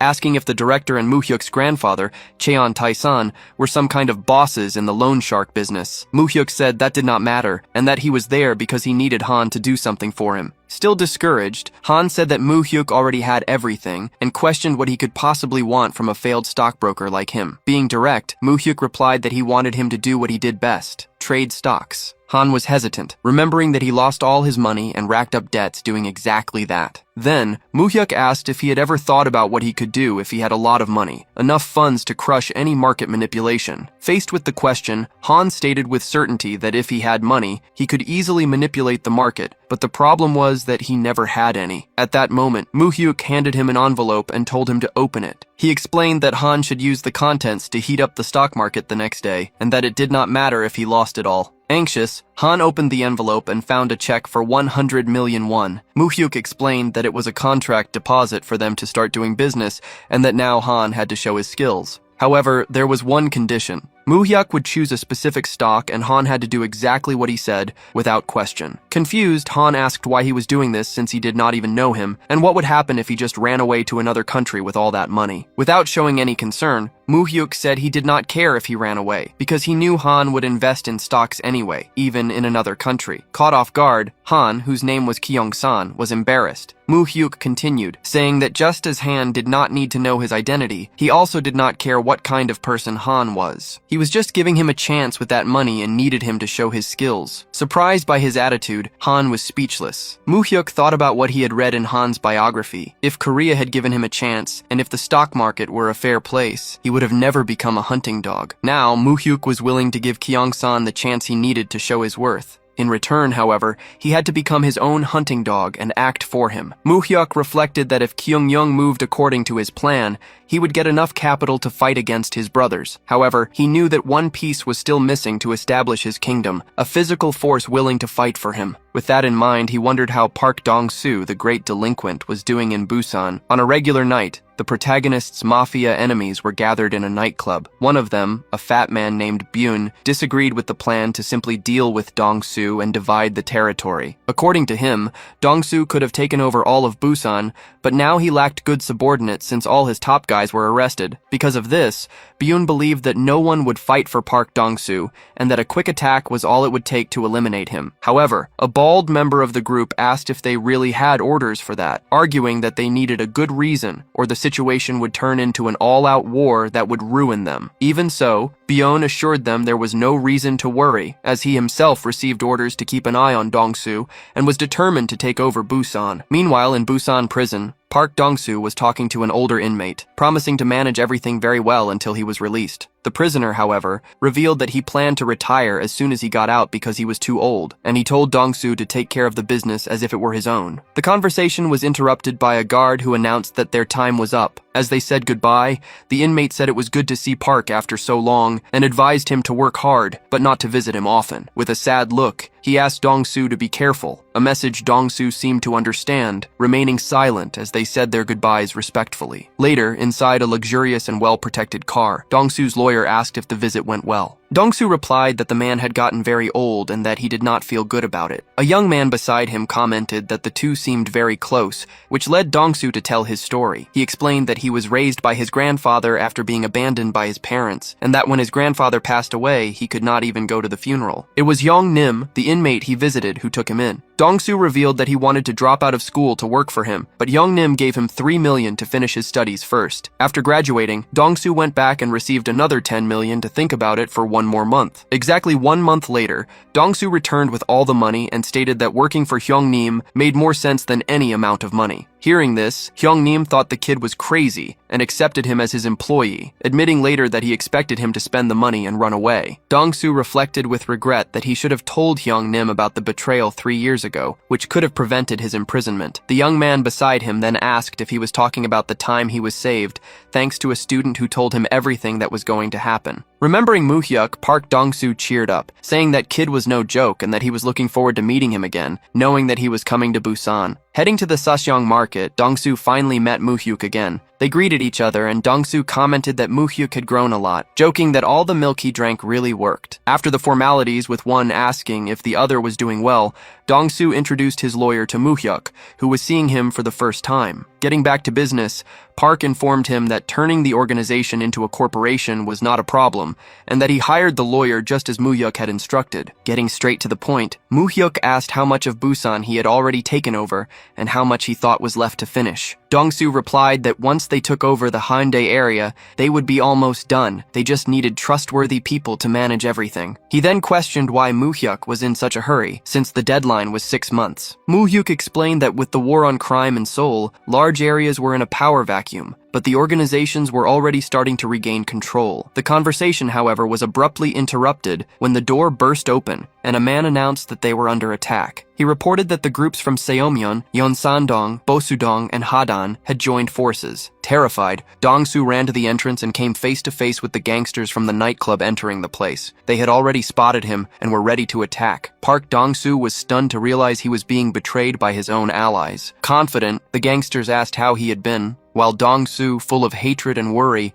prepared for the confrontation. The fight was about to start with all the gangsters gathered. The fat gangster, Sung-ho, quickly noticed that Moo-hyuk was also at the fight, but he did not care. He thought the situation would be more fun and felt very lucky. Meanwhile, Moo-hyuk thought about what was happening, as he believed that Park Dong-soo had already taken over all of Busan. In disbelief, Park could not believe that Sung-ho had betrayed him, and asked who had ordered it. Byun Sung-ho replied that he did not take orders from anyone, and that Dong-soo himself had caused this situation. This was true for everyone there who could no longer stand his tyranny. One of the traitors, a man with a mustache, said he was sorry for his actions, but still asked for understanding. Moo-hyuk thought that Dong-soo had been too kind to his subordinates, while Dong-soo himself wondered why they were doing this to him. They argued that they could not stand seeing him take over the entire Busan area, and said they also needed to make a living. The gangster felt terrible about the betrayal from his men, especially after all the kindness he had shown them. Suddenly, Dong-soo's lawyer shouted that he had called for backup and that they would take 10 minutes to arrive. Realizing the urgency, Sung-ho charged forward with a knife, saying he would end this quickly. Moo-hyuk remained calm and asked if Park wanted his help, but Dong-soo did not see the point and jumped into the fight. He landed a series of punches on one of the thugs holding a knife. When another one tried to surprise him with a club, Dong-soo took him down with a quick punch to the ribs, making him fall to the ground in pain and drop the weapon. The men still loyal to Park also jumped into action, punching their enemies. One of the traitors went after the lawyer with a pipe, but the lawyer's quick eyes caught him. With that, the lawyer stabbed the attacker's wrist and followed up with another cut on his leg, making blood spurt out. Still, Park and his lawyer were surrounded by the men who betrayed them. Dong-soo commented that his lawyer was very good with a knife, and jokingly asked if he had spent time cutting sashimi. In response, the lawyer said he would not have been hired if he was just someone who scribbled with a pen. Amused, Park asked if he should pay him for this extra service, and the young man replied that he would not turn it down. Annoyed by their conversation, the fat gangster ordered his men to attack. Dong-soo then hurried, saying he would talk to his lawyer after it was all over, and went back to the fight. At that moment, he landed a solid kick on one of the guys, sending him flying, while the lawyer kept cutting everyone with his knife. Dong-soo was devastating with his fists, punching his enemies, but suddenly he was caught from behind and hit with a bat. With his face bleeding, he was about to take the final blow from one of his former subordinates. However, he managed to get up again and landed a solid punch right in his face. The man flew backward, dropping the bat, and when he tried to get up, Park was already there to stomp on him without showing any emotion. One of Dong-soo's allies worried about the wound on his head, but soon they were surrounded again. That is when the fat gangster finally attacked Park directly and stabbed him in the stomach, taking them both to the ground. Luckily, Dong-soo managed to stop the knife from going too deep, but a lot of blood was still coming out. The fat man told Dong-soo not to feel wronged if he killed him, because he had been humiliated in front of all those people. While he was giving his speech blaming Park, he got hit with a hard punch to the back of the neck and was thrown aside. It was Moo-hyuk, who walked up to his ally and asked if he was okay. Dong-soo just replied that this whole thing was humiliating. Without giving up, the fat gangster filled with rage and got up again, holding his knife and heading toward Moo-hyuk. However, Moo-hyuk dodged easily. Furious, the man tried a series of attacks, saying that all of this was Moo-hyuk's fault too. Finally, he tried to stab Moo-hyuk one more time, but was easily stopped. Moo-hyuk landed a solid punch on his face, then twisted his wrist and finished him off with a kick right between his legs. In complete pain after failing all his attacks, he said that Moo-hyuk would not get away with this and that he would find him, no matter where he went. Moo-hyuk just grabbed him by the shirt and asked who he was, with a serious look on his face. The question made the fat gangster think about his own insignificant existence and Moo-hyuk's arrogance. Finally, Moo-hyuk finished the scoundrel off with a solid punch to the mouth, leaving him unconscious on the floor. One of Park's subordinates held him in his arms, asking if he was okay, but it was clear that Dong-soo was losing a lot of blood. Suddenly, the building was swarmed by several of Dong-soo's men, who quickly got the order to attack the invaders. The main group celebrated the arrival of the crew, saying it looked like everyone had shown up. In the end, Moo-hyuk's group came out victorious, leaving the mafia bosses kneeling before them. Dong-soo then asked the traitors why they had gone so far, reminding them that he had trusted them to manage the area so they could take care of their families. Despite that, they stabbed him in the back. The men's silence irritated Park, who demanded they speak up and explain why. One of the men, the one with the mustache,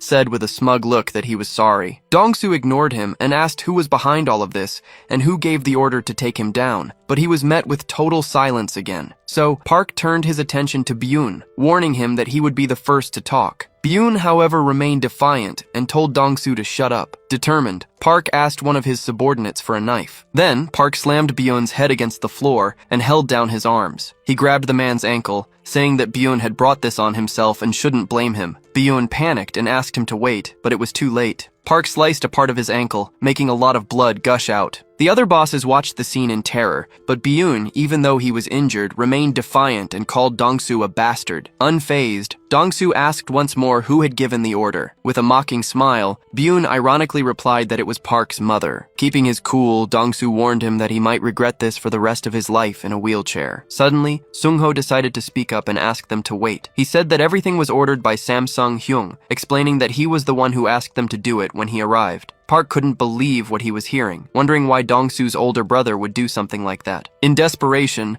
another one of the traitors confirmed the story, saying that Sa-seong came to them and ordered them to work under his command. Park was stunned, unable to accept the truth. The man then revealed the reason. Hyung was suspicious of Dong-soo because everyone else had been caught by the police except for him, which made him suspect that Dong-soo had sold them out. Furious at the revelation, Park sliced Byun's other ankle the same way he did the first one. A while later, when things had calmed down, Moo-hyuk sat down with Dong-soo in a room for a drink. Shortly after, the lawyer came in quietly and reported that all the injured people had been sent to the hospital and that the leaders would be monitored separately. Looking very dejected, Dong-soo asked if Moo-hyuk really thought his brother tried to betray him. He didn't understand why, since he was taking care of everything so there would be no problems, including his sister-in-law and their families. Moo-hyuk, however, already knew everything because of his memories from the future, where Sa-seong killed Dong-soo and framed him for his crimes. That's why he stated that if they left Sa-seong alone, this kind of thing would happen again. He explained that Dong-soo's gentle approach was what allowed the henchmen to act that way. He said Dong-soo needed to figure out who was on his side and get rid of the others, making sure they couldn't come back. Dong-soo was lost in thought, so Moo-hyuk suggested they organize the move first. Dong-soo took offense, saying that Moo-hyuk didn't know Sa-seong, whom he considered a father. Moo-hyuk replied coldly that no father would order his own son to be killed. He went on to say that the gangsters of that era didn't care about loyalty, and that Dong-soo was the last one clinging to an outdated romanticism. Moo-hyuk finished by saying it was obvious Sa-seong had sent him away,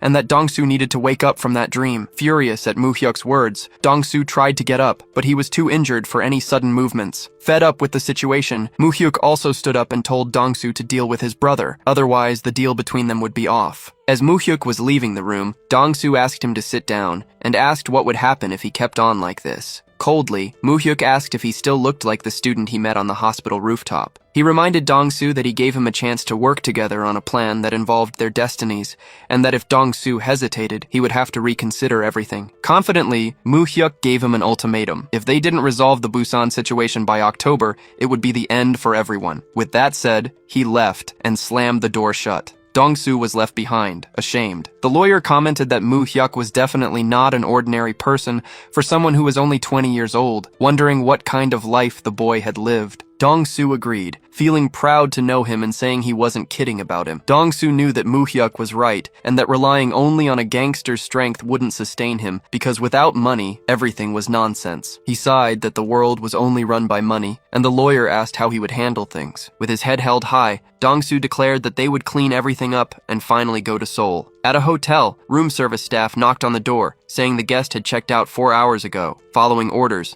the maid opened the door, and when they went inside, they found a mobster with a mustache hanging and already dead, which caused the team to panic. At the same time, in a parking lot, another man was complaining about a badly parked car with no contact number, when suddenly a blood-covered mobster fell on top of the vehicle. In a butcher shop, an employee went to get ice from the freezer, but found the brown-haired mobster dead and stuck inside. Meanwhile, the big guy Byun was escaping in his wheelchair, managing to lose Park's men for a moment. He cursed at Dong-soo, calling him a bastard who not only broke his leg but was now trying to kill him. In his desperation, he promised revenge, shouting that he would not die easily, but he ended up hitting his wheelchair on a rock. The impact threw him straight into the sea, and he could not do anything to save himself. Days later, at Busan prison, Park's lawyer went to meet Dong-soo's brother. He explained that he was there on behalf of Park, and revealed that Dong-soo had been attacked a few days earlier by members of the Sejong gang. The lawyer handed a cigarette to the inmate, who thought about the attack. The lawyer reassured him, saying that Dong-soo was safe, and the brother replied that he was happy to hear that, although he did not seem happy. It was then that the lawyer revealed the accusation. They said it was the brother himself who ordered the attack. The man became furious when he heard this nonsense,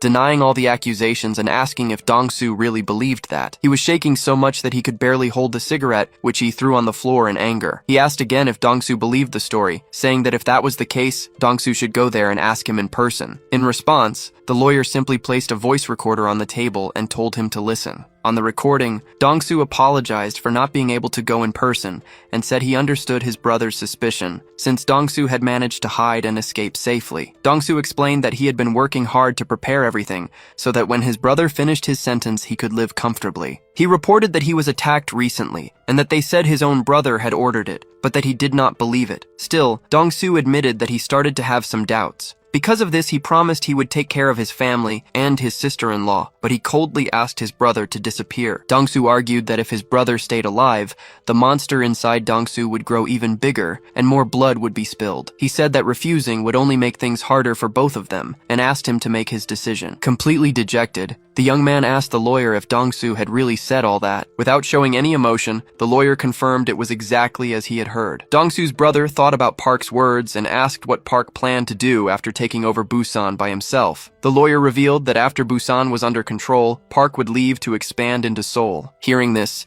the young man could not believe it and suddenly started laughing very loudly, saying proudly that his brother was the real boss. He stood up, asked the lawyer to tell Dong-soo he was sorry, and with a blank look on his face, asked Dong-soo to take care of himself and also take care of his family. On a rainy day, Dong-soo was thoughtful in his office when his lawyer arrived with the news that his brother had died the day before. Dong-soo's sadness was noticeable, but he did not let it show and remained strong. Soon after, in a nightclub and in another building, Dong-soo's men surrounded their enemies to eliminate them. The enemies who were ready for a fight said that the bastard was already there. Their leader, an older man, shouted that Saseong died because of Park and that he still wanted to take over Hyundai. Dong-soo did not care and replied that the man talked too much for his age and told them to get on with the fight. The fight began with the old man calling Park an ungrateful dog that bites its own master, while Dong-soo's men went straight to the attack. A short time later, everything was over, according to plan. Dong-soo was in front of the sea, taking his shots, when his lawyer arrived to report that the cleanup in Hyundai was complete. He congratulated his men on a job well done, and poured a glass for his lawyer, seeming relieved that things were falling into place again. At that moment, with a sad look in his eyes, he called the lawyer by his name and asked if he would be embarrassed in front of Moo-hyuk again. At the great moneylender's mansion, the grandfather asked Moo-hyuk if he had predicted the government's recent strange moves. Taesan explained that dozens of high-ranking officials in finance and economics had suddenly disappeared, supposedly taking vacations or on trips, but none of them had actually left the country. He added that he suspected they were doing something in secret, since not even the head of economic affairs he had infiltrated knew what was going on. Moo-hyuk, on the other hand, was already aware of the situation and knew that a real-name financial system would finally be implemented. Moo-hyuk also knew that some chaebols and financial companies noticed the strange atmosphere, but without the economic officials, they had no way to find out the details. When his grandfather asked, he replied that it must be a new real-name financial system and that they were preparing everything in secret. Worried, Taesan agreed it was possible, since a policy like that would have to be prepared secretly. He then asked what Moo-hyuk thought and expressed his opinion that the announcement would be made in the next New Year's speech. Moo-hyuk, however, disagreed, stating that with the president's personality, there was a high chance he would push the measure through by August. Surprised, Taesan questioned if that was not too soon, since August was the following month. Moo-hyuk explained that the timing of the announcement was the most important part of the new financial system, so it had to be announced when it was least expected. These words left the old moneylender thoughtful. Still, he insisted it was too early, as this was one of the presidential election promises, and it would not be easy to get it approved in the assembly. Moo-hyuk guessed that the other chaebols probably reached the same conclusion as his grandfather, and that is why they would all be caught by surprise when the new system was implemented. Moo-hyuk predicted that in less than a week after the announcement, the measure would pass the National Assembly without a vote, with unanimous support from the parties. Realizing this, he asked if they should not get ready by sorting out the third-party and anonymous accounts. The grandfather replied that, as he had advised last time, the anonymous accounts were almost ready, but the third-party ones would take more time because of their large scale. Moo-hyuk knew he could not convince his grandfather completely, but with just the anonymous accounts, he would save a significant fortune, avoiding a loss as big as in his past life. Taesan then confirmed that the 400 billion won were sent to America and that the director laundered the money without any problems, making Moo-hyuk thank him deeply for everything. At that moment, the grandfather asked if Moo-hyuk had forgotten about the plans he had for that day. He reminded his grandson that if he was going to deal with chaebols in the future, he needed to understand how they thought. For that reason,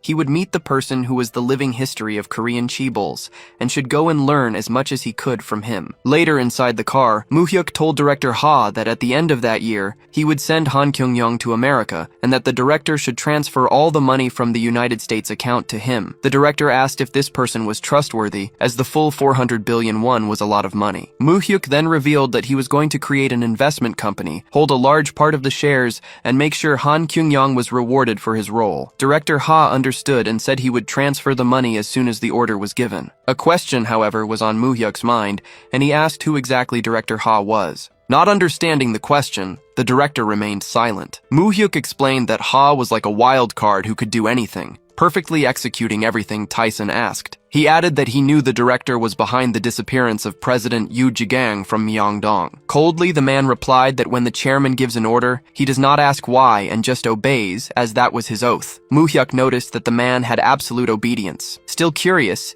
he asked if the director would carry out a meaningless order, giving the example of an order that could get him killed. Without a second thought, the director said that if he were ordered to, he would obey without any problem. Not satisfied, the protagonist asked what he would do if his grandfather ordered him to kill his own grandson. Remaining cold and calculating, Ha replied that if he were ordered to, he would have to obey. At that moment, Moo-hyuk understood what kind of person the director was, remembering that even in his previous life, he had been loyal to his grandfather, and after his death, disappeared without a trace. With this understanding, Moo-hyuk said he had a favor to ask. When the director allowed him to ask, Moo-hyuk asked him to introduce him to someone like himself. He explained that he wanted someone who would follow whatever his orders were without question, a person he could count on and trust. The director got the message and said he would arrange things for him. A little later, they arrived at the mansion of the great chaebol, Chairman Song. The man received them with a pleased look, saying he was curious to see what the smart grandson the chairman could not stop bragging about was like. He added that he could not refuse the meeting, but he was not sure if he could teach him anything more. Gently, the protagonist replied that just hearing his life story was valuable,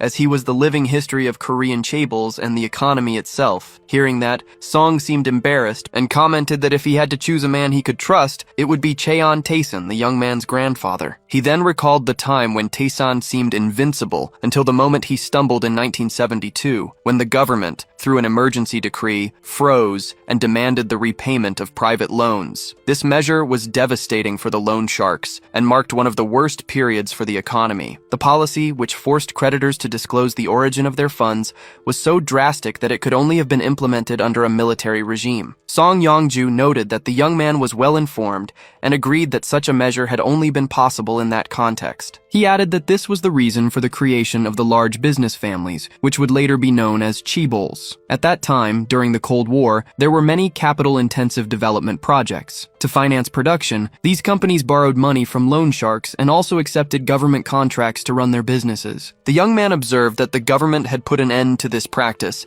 justifying the action as a way to protect debtors. The president agreed, explaining that because of this, it was difficult to find private loan sharks nowadays. Given this, the young man asked how his grandfather had managed to survive that situation. Song began to explain that Cheon Taesan had resorted to extreme measures. He doused himself in gasoline in front of the debtors and, with a lighter in hand, demanded they accept his proposal. The order was clear. They were to return his money, or he would burn the factory to the ground. He used this tactic on any company that failed to pay, threatening not only to burn down their facilities, but also to eliminate the entire family of those responsible. Cheon was willing to do anything to ensure the debt was paid. As a result, companies began to prioritize paying their debts to Cheon, even if it meant leaving other creditors unpaid. All the businessmen of that era feared him. With the competition diminished, his business prospered enormously, and he ended up dominating the loan shark market. The president concluded the story by stating that unfavorable policies and crises could turn into great opportunities, depending on how a person deals with them. The conversation then changed course when the young man asked for Song's opinion on the real name financial system. The young man argued that it was an inevitable policy, as the country could not depend on the underground economy forever. The president, however, disagreed with the timing. He believed the country still needed to grow more, and that development doesn't always happen with clean money. Sometimes even dirty capital is necessary. Although he acknowledged that the system would eventually need to be implemented, he predicted that when it happened, it would create immense chaos. In his view, not even a military regime would be able to impose such a measure, and it was likely that the country's president would hesitate a great deal before making that decision. The protagonist then asked if an event like that would lead South Korea to bankruptcy, and if, amidst such a scenario, there would be an opportunity for him to make a fortune. He pondered that, even if such a situation caused suffering for many, it could allow others to prosper. The old man, in turn, asked if he was referring to a national collapse and bankruptcy, to which the young man replied that it was just a hypothesis, but that it wouldn't be many years before something like that could happen. President Song expressed his conviction that South Korea would not collapse. However, he admitted that if an opportunity like that arose, he would seize it, because if he didn't, someone else would surely make a lot of money. He explained that the economy worked that way. While one person loses, another profits predatorily, because in capitalism, no one ever wins equally. Hearing this eased the uncomfortable feeling the protagonist had,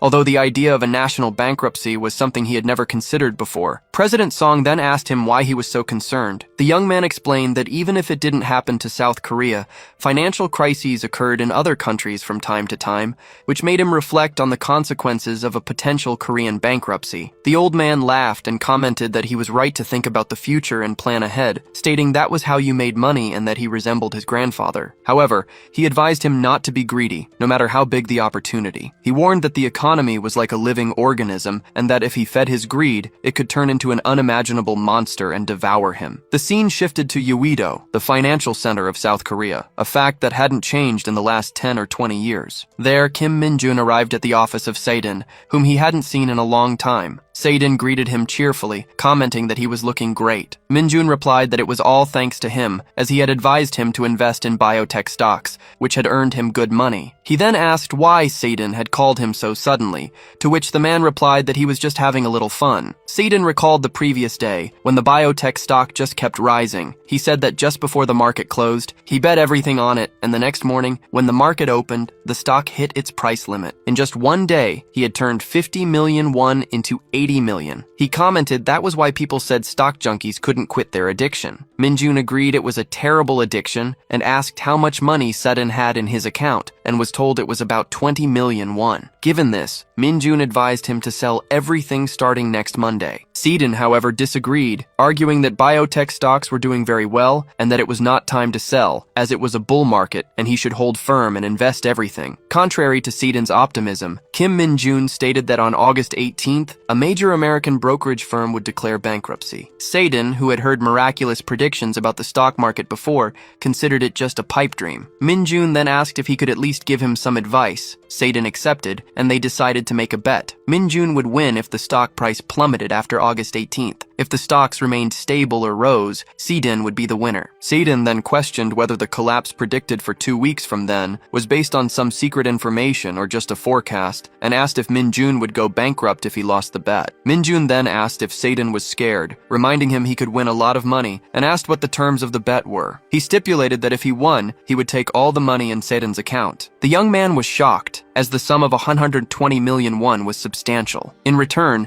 Min-joon stated that if Sedin won, he would pay him 500 million won as compensation. Given the stakes, Sedin accepted the deal. Min-joon confidently declared that he didn't lose bets, to which Sedin replied that he was the last person he'd want to see lose. Min-joon then asked if the young man had gotten his American citizenship. Sedin confirmed, and asked how he knew. Min-joon explained that this was the second reason for his call, clarifying that as an American citizen, his stock account would be less likely to be investigated in Korea. This would be useful if his personal information were exposed, and the authorities suspected a data leak while investigating the account in detail. Sedin asked if Min-joon had discovered something about him. Min-joon replied that he intended to use Sedin's discretionary account and instructed him to go to the United States, open an investment firm, and form a team. Sedin found the idea strange, commenting that it seemed like the world would end on August 18th and arguing that if everything happened as predicted, it would be faster to open the company in Korea. However, Min-joon informed him that he couldn't move to the country, to which Sedin replied that it didn't matter, as he would go with him. Min-joon then revealed that as soon as he won the bet, about 400 billion won would be deposited into the new company's account. Sedin was completely shocked by the figure. Min-joon explained that this was why he had to manage the funds in the United States, where he would have the freedom to handle the rest of the money. Sedin pointed out that American taxes would be absurd and that it would be difficult to transfer the money to Korea. Min-joon agreed it would be dangerous and stated that Sedin's mission would be precisely to transfer the funds safely, but that they would find another solution if the plan failed. Sedin reminded him that he couldn't stay in the United States forever and again questioned how Min-joon was so sure about the collapse. Without giving details, Min-joon told him to drink his coffee calmly, because on the 18th, all that worry would be as trivial as the price of a can of coffee, calling himself the next generation stock genius. The prediction came true when a television announcement stated that the Korean government was freezing all deposits and assets from financial institutions. The sudden decision caught everyone by surprise. The president appeared to announce severe measures to contain the crisis, stating that foreign currency transactions would be suspended. Experts described the event as a completely unforeseeable shock to the financial market. Amid the chaos, questions arose about the central bank's plans, as the institution seemed to have been caught by surprise. The head of economic affairs claimed to have found out about the news on television, along with the rest of the population. It was not revealed who else in the upper echelons had approved the decision. Elsewhere, it was confirmed that all main and reserve accounts, totaling over 100 billion won in the name of foreign shell corporations, had been frozen. The head of the central bank declared that no one could be trusted, and wondered how the plan could have been executed without their knowledge, calling in the National Tax Service and the financial police to investigate. While the financial group leader kept his cool but insisted on the need for action, Min-joon was explaining to a superior that he had no inside information and that everything had been based on a prediction. He explained that his analysis was based on market trends and the finance minister's personality. He even claimed that anyone could have guessed it, as the measure was part of the administration's platform from the presidential election. The man he was speaking to argued that it was impossible to predict the exact timing of the announcement, but Min-joon replied that was where his hunch had made the difference. He revealed that he had read the minister's book of policy proposals, which made it obvious that the announcement would happen around that week. The man agreed that Min-joon was right, recalling that the minister was known for his haste. He expressed concern about the impact on the global market, but Min-joon simply advised him to take care of his health, as the tide of the world had turned. The boss then authorized Min-joon to take control of operations from the next day, with the strategy of not making large investments while the market remained unstable. It was revealed that although many shell companies had been blocked, Min-joon had managed to transfer and save a considerable portion of the funds. Thanks to this money, saved with the help of Min-joon and the American authorities, they obtained the necessary collateral to open a new large-scale investment firm. Kim Min-jun asked if the plan was to use the funds and accounts in the United States to make investments. His boss confirmed that it would be inevitable,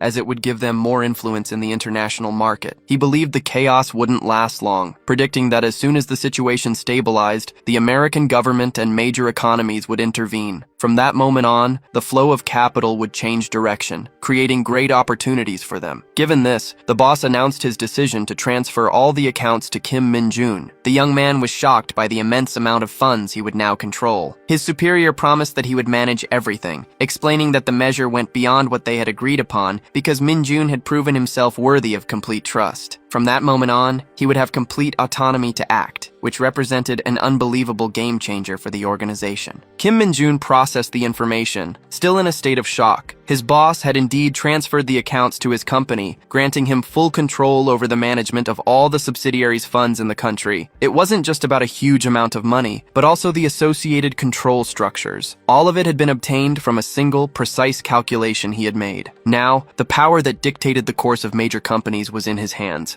a fact that left him with an almost manic expression. The scene changes to the facade of a luxurious building at night. Inside an office, a man in a suit stands before another, who is seated in an armchair. The man in the armchair, the chairman, demanded answers, asking where the missing individual had gone and if the financial crisis wouldn't be disclosed to the market the next day. The subordinate, identified as Lee Seong-min from the JS Group's strategic planning team, replied that he was very sorry and that he never imagined the person would disappear like that. The chairman questioned how the billions were being handled, aware that they would find a way to cover up the situation anyway. Lee Seong-min reported that there had been no contact from the fugitive. Leaning forward, the chairman yelled, questioning if that was all his subordinate could do, and stating that he was too old to be given a scolding. He couldn't understand how they had let themselves be fooled by a brat. Lee Seong-min simply said he was sorry and had no excuses. He then reported that about 300 billion in funds had disappeared. He explained that they had managed to act in time to trace them to the initial bank accounts, but lost the trail when the money was moved to anonymous accounts. The chairman ordered that if there was anything they could get from those accounts, they should do it. At the same time, he gave the order to find Cheol's grandson. The subordinate revealed that the computer used for the embezzlement had vanished. He described the action as a surgical strike, indicating that the person responsible knew the company's secrets. The chairman despaired upon realizing they had been exposed. Lee Seong-min added that the hard drive was the only thing left of the destroyed computer. Lee Seong-min explained that the skill demonstrated on the computer was not of an ordinary level. There was a possibility that the perpetrator already knew about the company's slush funds and had intentionally withdrawn them from the direct accounts. Shocked, the chairman wondered how that could have happened. Surprised by the fact that the kid had known everything all along, he concluded that Kwon Do-ryan knew everything and had deceived them, ordering his underlings to find him immediately. In another office, two allies were talking. The man with glasses was impressed by his friend's predictions, mentioning that the intellectual power of a low-level artificial intelligence was incredible and that this had been the reason for selling all the stocks. Kim confirmed that terrible things would happen in the financial market the next day. His friend Se-din asked how he knew that, to which Kim replied it was just a hunch. The man with glasses found the answer absurd, recalling that this hunch had made him remove 150 accounts. He questioned if that was really just the power of a low-level AI. His friend replied that a brilliant mind doesn't forget what it sees, but assured him that he had erased all traces and that they could rest easy. He predicted that after the market plummeted the next day, the JS Group's stocks would fall. The stock market and prices in general would collapse in the morning, bankrupting the small companies that depended on the JS Group. The man with glasses asked if they would gain a lot from the situation, and his friend confirmed they would, as long as they bet on the fall of the stocks that would plummet in the morning. The man with glasses confessed he hadn't imagined his friend was planning to risk everything they had for this new opportunity. Kim then instructed his friend to open a stock account in his own name the next morning. He was to use that account to invest in the stocks that were going to fall. His friend, surprised, asked if he was doing it on purpose, and if he had any idea what 10 billion won represented in common stocks. Kim stated that the stocks would start to plummet from the next day on. The strategy was to sell all the high-performing tech stocks at the limit price. As soon as the price dropped to its lowest, he was to buy everything back. He stressed that his friend should not talk about any other stocks and just sell everything as he had instructed. Seedon warned that if they did that, the entire market would be turned upside down. Manipulating the situation, Kim replied that it was just a hunch, and that no one would have proof against them. He instructed his companion to buy a little at a time, splitting the transactions to avoid drawing attention, and then buy back as much as he could. He told him not to worry about the consequences, and to simply spend all his money on those stocks. After a toast, in which Kim assured him that his friend would buy everything, the latter began to reflect. He had used a virtual weapon against the JS Group, and soon, South Korea's financial market would completely collapse because of his actions. As predicted, the financial market collapsed the following morning. The digital branch of Hanshin Bank was a reflection of the widespread panic. The doors opened with a slight delay, which was enough to infuriate the crowd outside. The employees apologized, explaining that the opening was controlled by an AI, but the people demanded their money back. Amid the desperation, arguments and fights for a place in line began to break out, with one man even arguing that he should be served first because he had been a VIP client for 20 years. The massive rush for withdrawals paralyzed the branch,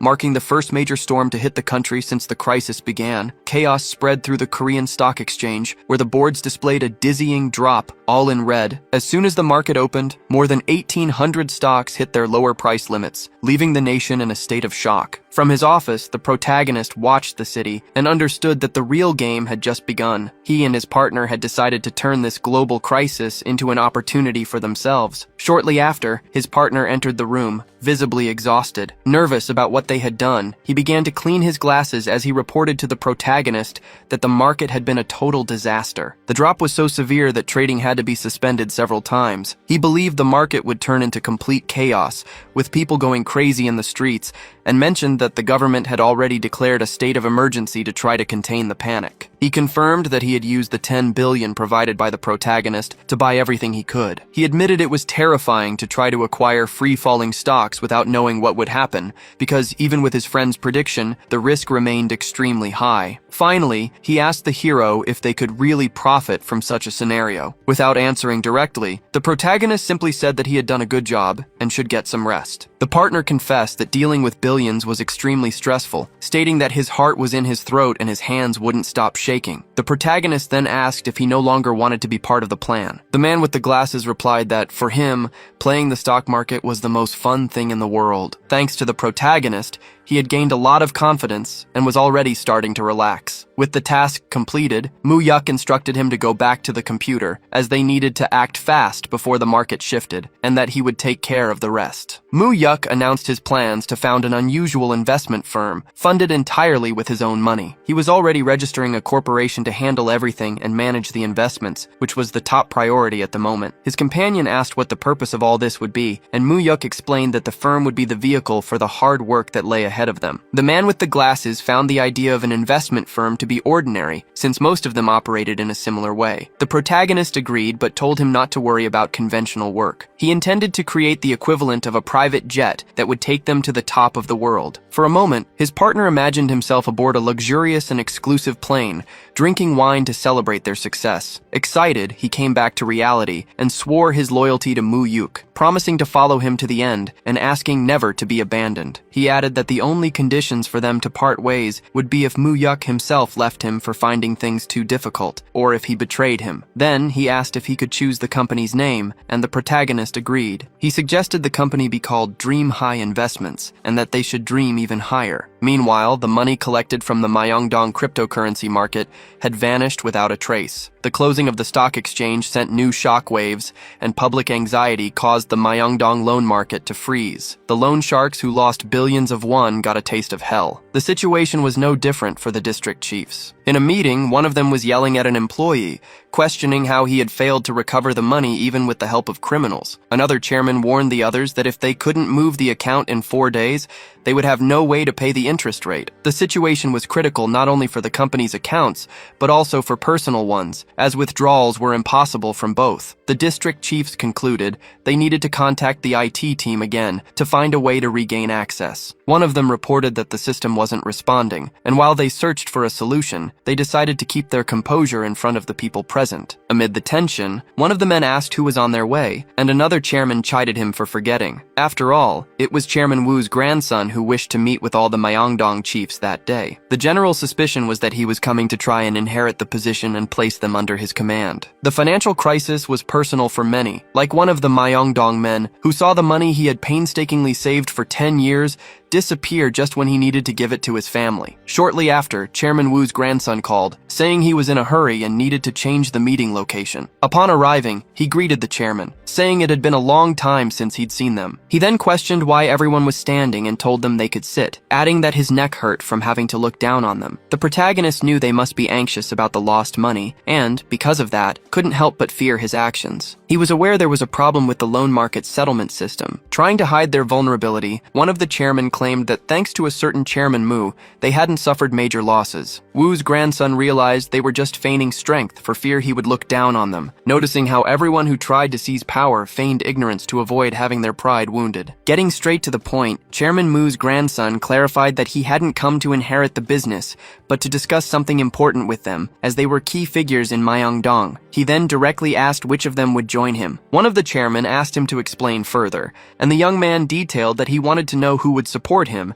when he took over his grandfather's position, wishing to hear their opinion before the matter of succession became public. He made a clear proposal. For the chairman who allied with him, he would compensate for the lost money. However, for those who refused the deal that day, there would be no other chance. Chairman Seong-Dai challenged him, asking what they would gain if they followed him. The protagonist addressed Ma In-bok, saying he seemed to have misunderstood something. He explained that he wasn't making a deal, but offering an opportunity, and that he would simply follow the person the chairman chose as his successor. However, he implied there would be consequences if Vice Chairman Xiong was not the one chosen. The young man noted that Ma In-bok was clever, as expected of someone his grandfather valued, and noticed he had features similar to his older brothers. One of the chairmen decided to leave, thanking the host. The protagonist then asked Ma In-bok for his opinion. Ma suggested it would be a good idea to keep their eyes and ears open and observe the situation for now. He argued that, even under the chairman's command, they held considerable power in Myeongdong, making it impossible for anyone to lead the region without their support. For someone like Chairman Woo's grandson, things wouldn't be so easy. They knew that if he made such a proposal,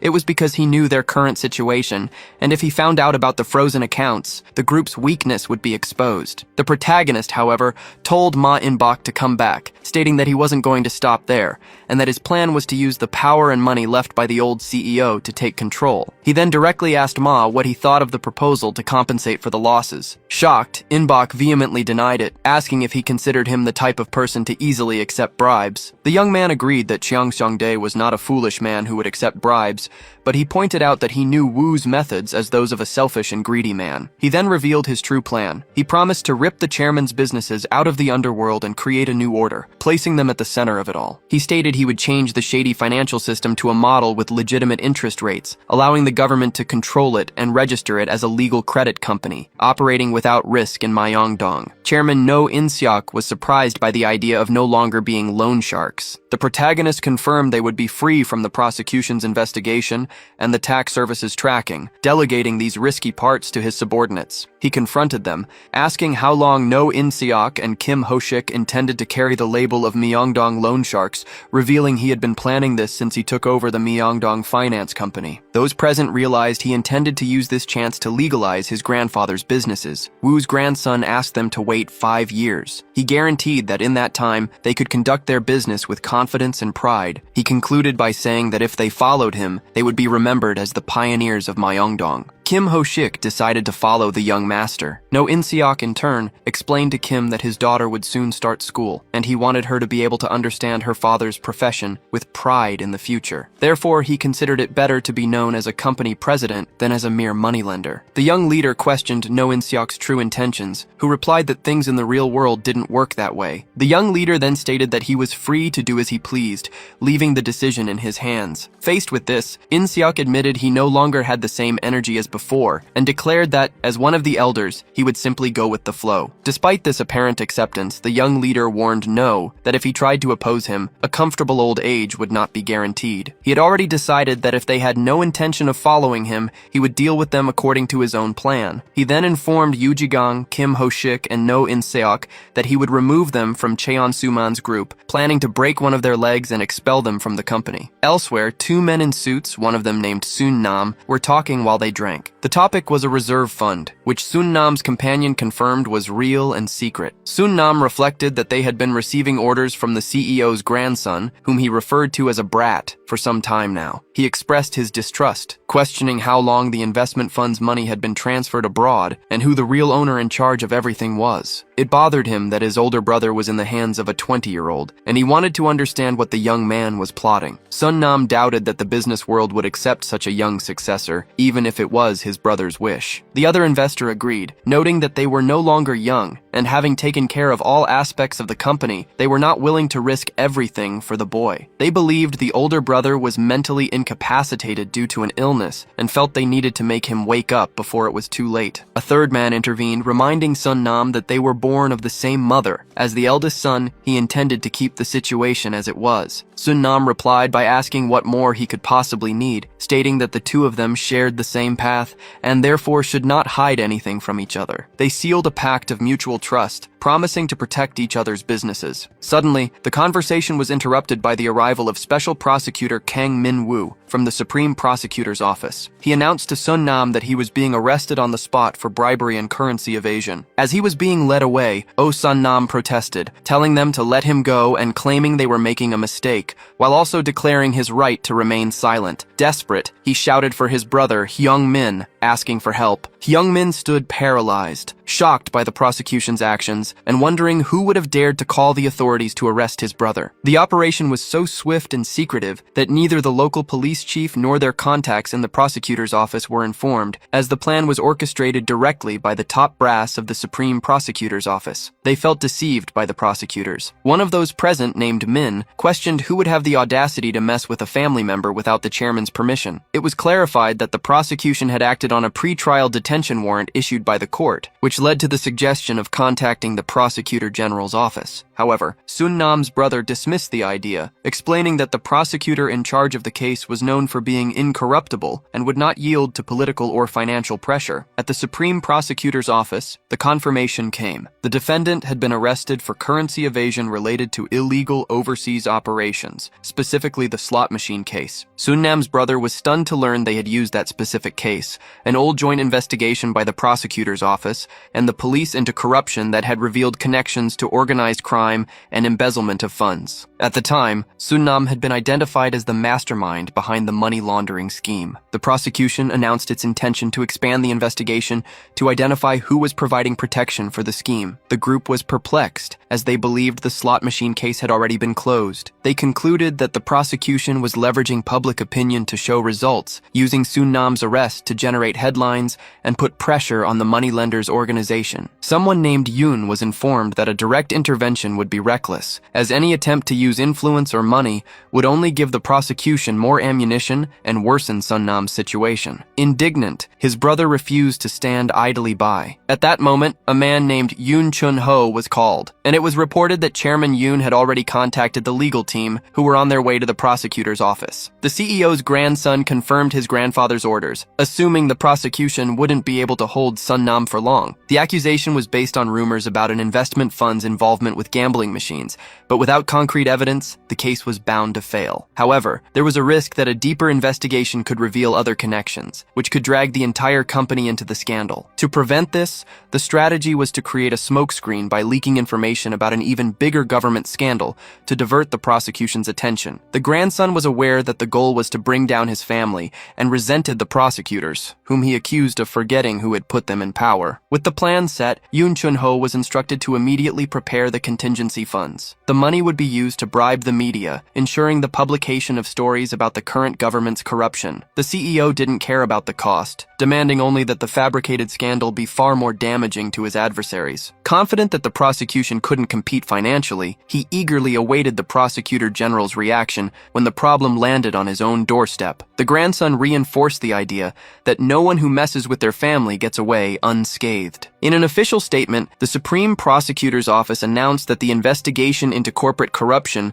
would continue rigorously, without hesitation, regardless of the accused's position or social status. The institution pledged to reveal the whole truth behind the case and asked for the citizens' continued support in its work to clean up society. Meanwhile, in the interrogation room, an officer was trying to convince Sun Nam to confess, stating that the truth would make things easier for him, as he was already facing charges of bribing public officials. Sun Nam, however, held firm, repeating that he would only speak in the presence of his lawyer, who arrived shortly after. The lawyer entered the room, apologizing for the delay. Sun Nam showed relief upon seeing him, and the lawyer reassured him, saying that he had been through a difficult time, but from that moment on, he would take care of everything. Sun Nam asked if he could leave yet. The lawyer asked the prosecutor for 5 minutes alone with his client, but the officer refused, saying there was no need to complicate things. Ignoring him, the lawyer offered him a coffee and, as soon as the prosecutor left, assured Sun Nam that with his record, he would get out of there quickly and go to a 5-star hotel, promising to be back in 10 minutes. However, upon returning, the lawyer brought a direct message from the chairman, Sun Nam's father. He informed him that minimizing the damage would be difficult,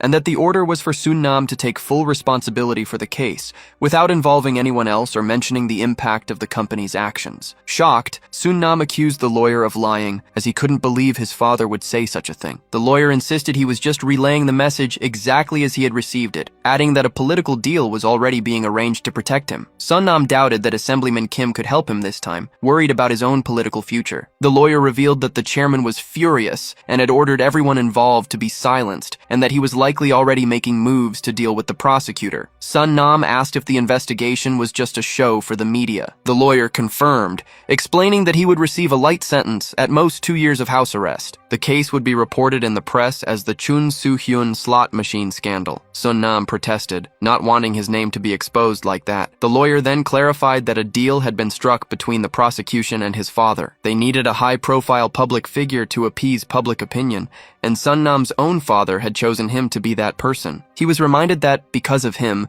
the organization's entire financial structure had almost been exposed, and that he shouldn't forget it. A short time later, the newspapers published the news about the slot machine case, naming Chun Soo-hyun as the main culprit and announcing his arrest. Reading the article, Sun Nam was furious at the trick his father had pulled behind his back, questioning how he could dare to betray him like that. At the detention center, Sun Nam was visited by Hyung. Upon seeing him enter the room, Sun Nam called out his name enthusiastically, relieved to have his brother's company in that place. He commented on how good it was to see him, as the isolation cell was affecting his sanity. Even there, however, he explained that it was always possible to get something, like cigarettes, in exchange for enduring the constant noise. Chang Wook got straight to the point, questioning Sun Nam about his involvement in the secret slot machine operation in Yeongdeungpo and Gangnam. He mentioned that Kwon Sun Nam's name was circulating throughout the prosecutor's office, along with the rumor that he would be used as a scapegoat to protect the organization's bosses. He was annoyed with his friend, who was now visiting him and treating him like a traitor,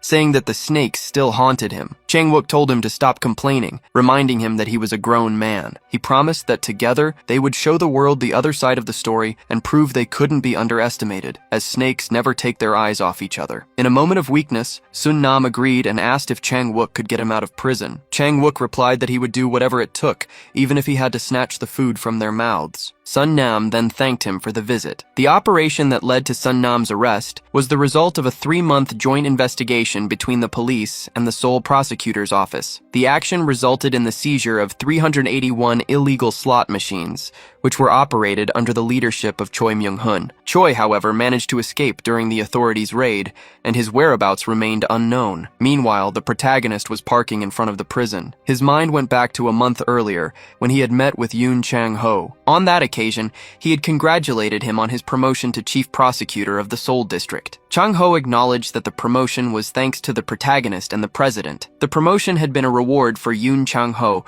covering up the deaths of gang bosses in Busan, treating them as accidents. During the visit, the chief prosecutor asked the reason for the meeting. The protagonist wanted to know if he was aware of the slot machine case. The prosecutor confirmed that he knew it was a high-level corruption scandal, and the protagonist revealed that the investigation was focused on Assemblyman Kim Ki-ho, a prominent figure in the ruling party. The prosecutor was shocked because, despite being from the previous administration, Kim was still very influential. The protagonist warned that the prosecutor in charge of this case would face constant pressure and bribery attempts attempts, and for that reason, he wanted Yoon Chang-ho himself to handle it. He explained that if the case gained notoriety, the Supreme Prosecutor's Office's Central Investigation Department would try to take it over. The protagonist instructed the chief prosecutor not to let that happen, because if it did, both Assemblyman Kim and Soo-han would get away scot-free. The prosecutor asked if Cheon Soo-han was his younger uncle, and the protagonist confirmed it. He predicted that as soon as the president found out, a wave of investigations would begin, and the chief of staff, one of his grandfather's men, would try to remove Soo-han from the investigation. The plan was clear. The prosecutor was to block all pressure from above,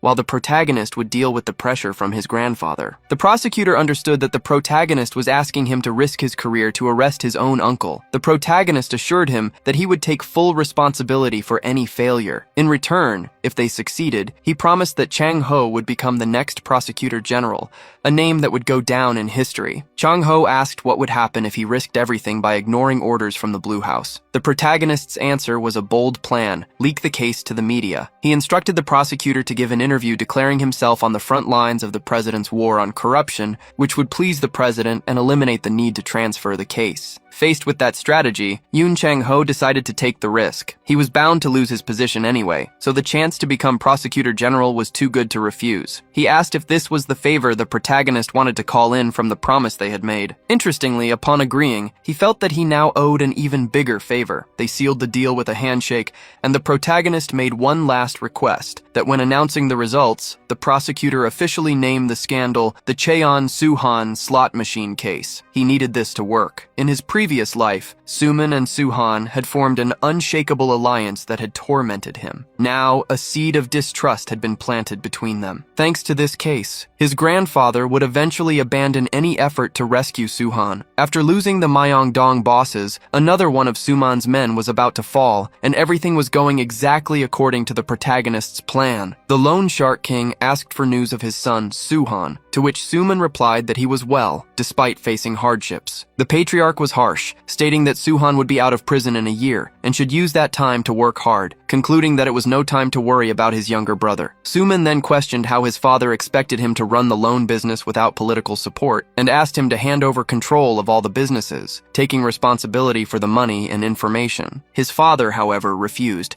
claiming it was still too soon. Soo-man retorted, reminding his father that he was getting old and questioning him about the future of both himself and the businesses. Irritated, the patriarch shouted, demanding to know what his son was implying. Soo-man insisted that his father should think about what would happen after his death, as it was his responsibility to protect the family's assets. The old man accused him of wishing for his death to inherit everything, but Soo-man denied it and changed the subject, stating that Myeongdong was being underestimated. He mentioned the rumors that his father had chosen Muyuk as his successor instead of him, the eldest son, who was alive and free. He pointed out that Muyuk didn't even carry the family name and therefore should not be the heir. The Lone Shark King's response was sharp. He stated that he had never promised the succession to Soo-man. The confirmation that the rumors were true and that the inheritance could go to Muyuk left his son devastated. It was at that moment, from outside the room, that the protagonist began to hear the shouts from the argument. Soo-man argued that the Blue Wind Society had always protected the Cheong family, and that if the succession plan were changed, they would see him as an obstacle. The protagonist, still listening, heard the organization's name without understanding its meaning. Soo-man added that the same applied to Mizuki, which made the old man stand up abruptly. The mention of his mother's name in the conversation intrigued the protagonist. With fury etched on his face, the grandfather ordered Soo-man never to touch that subject again and threw him out of the room. After his son left, the old man turned to Director Ha, instructing him to finalize the stock transfer and resolve the tax issues by the following month. The patriarch expressed the opinion that Myung-hun should not act alone and asked the director if he had already found the right person to introduce to him. Director Ha confirmed, stating that the person would be coming to Korea next month. The grandfather reflected bitterly that, although they say you can't buy family with money, he was witnessing the opposite. His concern was not with Myung-hun himself, but with the possibility that he might devour his own uncles, and he feared how he would deal with the Blue Wind Society. When Soo-man left the room, he walked past his nephew with a dark expression. He stopped only to make a veiled threat, warning the boy not to bother him if he didn't want to meet the same end as his parents. Those words left the protagonist perplexed. For the first time, he considered the possibility that his parents' death had not been an accident. In his previous life, he had never investigated the incident, as mentioning his mother from the Cheon family had always been a sensitive subject. However, the conversation he had just overheard, coupled with his uncle's threat, led him to suspect that the fatal accident was connected to the Blue Wind Society. He had heard of the organization in his past life, a secret society that supposedly manipulated important political figures from behind the scenes since the country's liberation, always associated with major historical events. Until then, he had believed they were just rumors. However, hearing both his grandfather and his uncle mention the name made the organization frighteningly real. The suspicion that they were behind his mother's death grew stronger. Determined to uncover the truth, he traveled to Busan, where he met with a man who had information about his parents' car accident. He had asked Ryun Sung to have his police officer father investigate his parents' death. The man returned with the news that, since it had happened 19 years ago, little information remained. The detectives in charge of the case were already retired, and the official record described the incident as a hit and run, with the driver turning himself in only a few days later. However, a gruesome detail contradicted the official version. His parents had multiple stab wounds. His mother, in particular, had been stabbed more than 10 times in the back. Despite this, the autopsy results were completely ignored, and the case was closed as a hit and run. The culprit was a gangster with a long criminal record who served only 1 year in prison before disappearing without a trace. Even though he was very young at the time, he had some disturbing flashbacks. The image of his mother's death left him in a state of shock, leading him to the conclusion that the man had been hired for the murder. He had caused the car accident and then eliminated them both with a weapon. It became clear that the incident had been quickly covered up with the use of money and power. He concluded that the biggest beneficiaries of his mother's death would be his uncles, who, despite being family, would do anything for money. The worst part was the realization that his grandfather, despite knowing everything, had done nothing to stop it, even though it was his own daughter. With this certainty, he called a man named Park Dong-soo and introduced himself. Using a code, he said that the sun must be rising from all directions, and then he got straight to the point. He wanted him to find someone. He emphasized that even if it took time, it was crucial that this man be found. The protagonist met his friends at a restaurant, arriving late because of traffic. It was the first time the group had gone out to eat together since their studies consumed all their time, making gatherings like this quite rare. Starving, they didn't take long to place their orders. During the conversation, Min Kyung commented that Myung-soo should fix his accent and that Muyuki, on the other hand, sounded like he was from Seoul. Their friends teased, claiming that Muyuki was just pretending to be a native of the capital, as his accent was still quite noticeable. The topic then turned to their studies, with Muyuki and the protagonist mentioning they planned to take the first round of the exam. The protagonist, however, clarified that he would only be taking the exam as practice, unlike his friends who were preparing seriously. Min Kyung announced she wouldn't be participating, as she couldn't focus on her studies at the moment, making her the only one in the group not taking the exam. One of the friends pointed out that Muyuki had gotten the highest grades on the exams, ranking first in the semester's subjects. Everyone wondered how he managed to study so much while being so busy, and they recalled his famous line that studying was the easiest part. In contrast, another friend mentioned that he'd had private tutors since childhood and even so, had barely managed to get into Korea University, while a third added that his family had spent the equivalent of a department head's salary on his education. The protagonist agreed with Muyuki, stating that, for him, studying was also the simplest task. Myung-soo then said that he had always considered him a good student, but took the opportunity to reveal that he also had a past as a delinquent. Taking advantage of the relaxed atmosphere, the protagonist suggested they form a club to meet and eat together after work. However, his interest wasn't just in the company. He aimed to build strategic relationships for future conflicts with his uncles. He knew that Hyun-woo's grandfather was the Chief Justice of the Supreme Court, and that, in a past life, Hyun-woo himself had been nominated for Attorney General. Jae-ha, in turn, was the son of the president of one of the country's top 3 law firms, which he was set to inherit. Min Kyung would also have a brilliant future. She would pass the bar exam, become a judge and a lawyer, and at 40 she would enter politics, eventually becoming the ruling party's leader in parliament. His college friends would become very successful, and he needed those connections. The friends liked the idea of the club and the regular meetings. When they asked Min Kyung if she would join, she hesitated, saying she didn't fit in with the group because she didn't come from a wealthy family and didn't think she would be useful to them. The others disagreed, arguing that they were all law students in the same boat. The protagonist recalled that Min Kyung's family had faced financial difficulties since her youth. Her father had died young in an accident, and her mother was always sick, forcing her to take care of her siblings, which prevented her from fully concentrating on her studies. Suddenly, Min Kyung stood up to leave, explaining that she had a class scheduled in Pyeongchang-dong. The protagonist promptly offered her a ride. On the way, he explained that the expensive car was because his grandfather was rich. She told him she had to give 5 private lessons to make some money and that she could only study for 2 hours at night, which made her schedule extremely hectic. He was impressed by her ability to balance her work as a tutor, her college classes, and her preparation for the bar exam. She explained that she had kept this study routine since high school, as she needed the money to support her family. Despite the financial difficulties, she had always been the top student throughout her school years, although he was currently the best student at the law school. He drove her to the tutoring session, which helped her a lot, but before she got out of the car, he asked to talk. Shyly, she quickly spoke up, saying she would listen to what he had to say, as long as it wasn't a declaration of love. He then suggested that she stop tutoring to focus exclusively on her studies. She replied that with her mother sick and her father deceased, she needed the money so her family wouldn't go hungry. Faced with this, he offered financial help, proposing that she dedicate herself to her studies without worrying about the bills and pay him back in the future. Suspicious, she asked if he was taking pity on her, but he denied it, asking her not to get things wrong. He argued that she was wasting her talent with so much work. The remark deeply offended her. She stated that she was perfectly capable of taking care of her family and studying at the same time. He insisted it would be good if they studied together for the bar exam, so she wouldn't fall behind. The suggestion sounded arrogant to her, and she accused him of thinking he was superior because he had money. Realizing he had been hasty, he saw her start to get out of the car, even considering leaving the study group. He stopped her, holding her hand and asking her to wait and listen to his story. He revealed that his parents had also passed away early, and that his grandmother had faced great financial hardship to raise him. It was his paternal grandfather who helped him get into college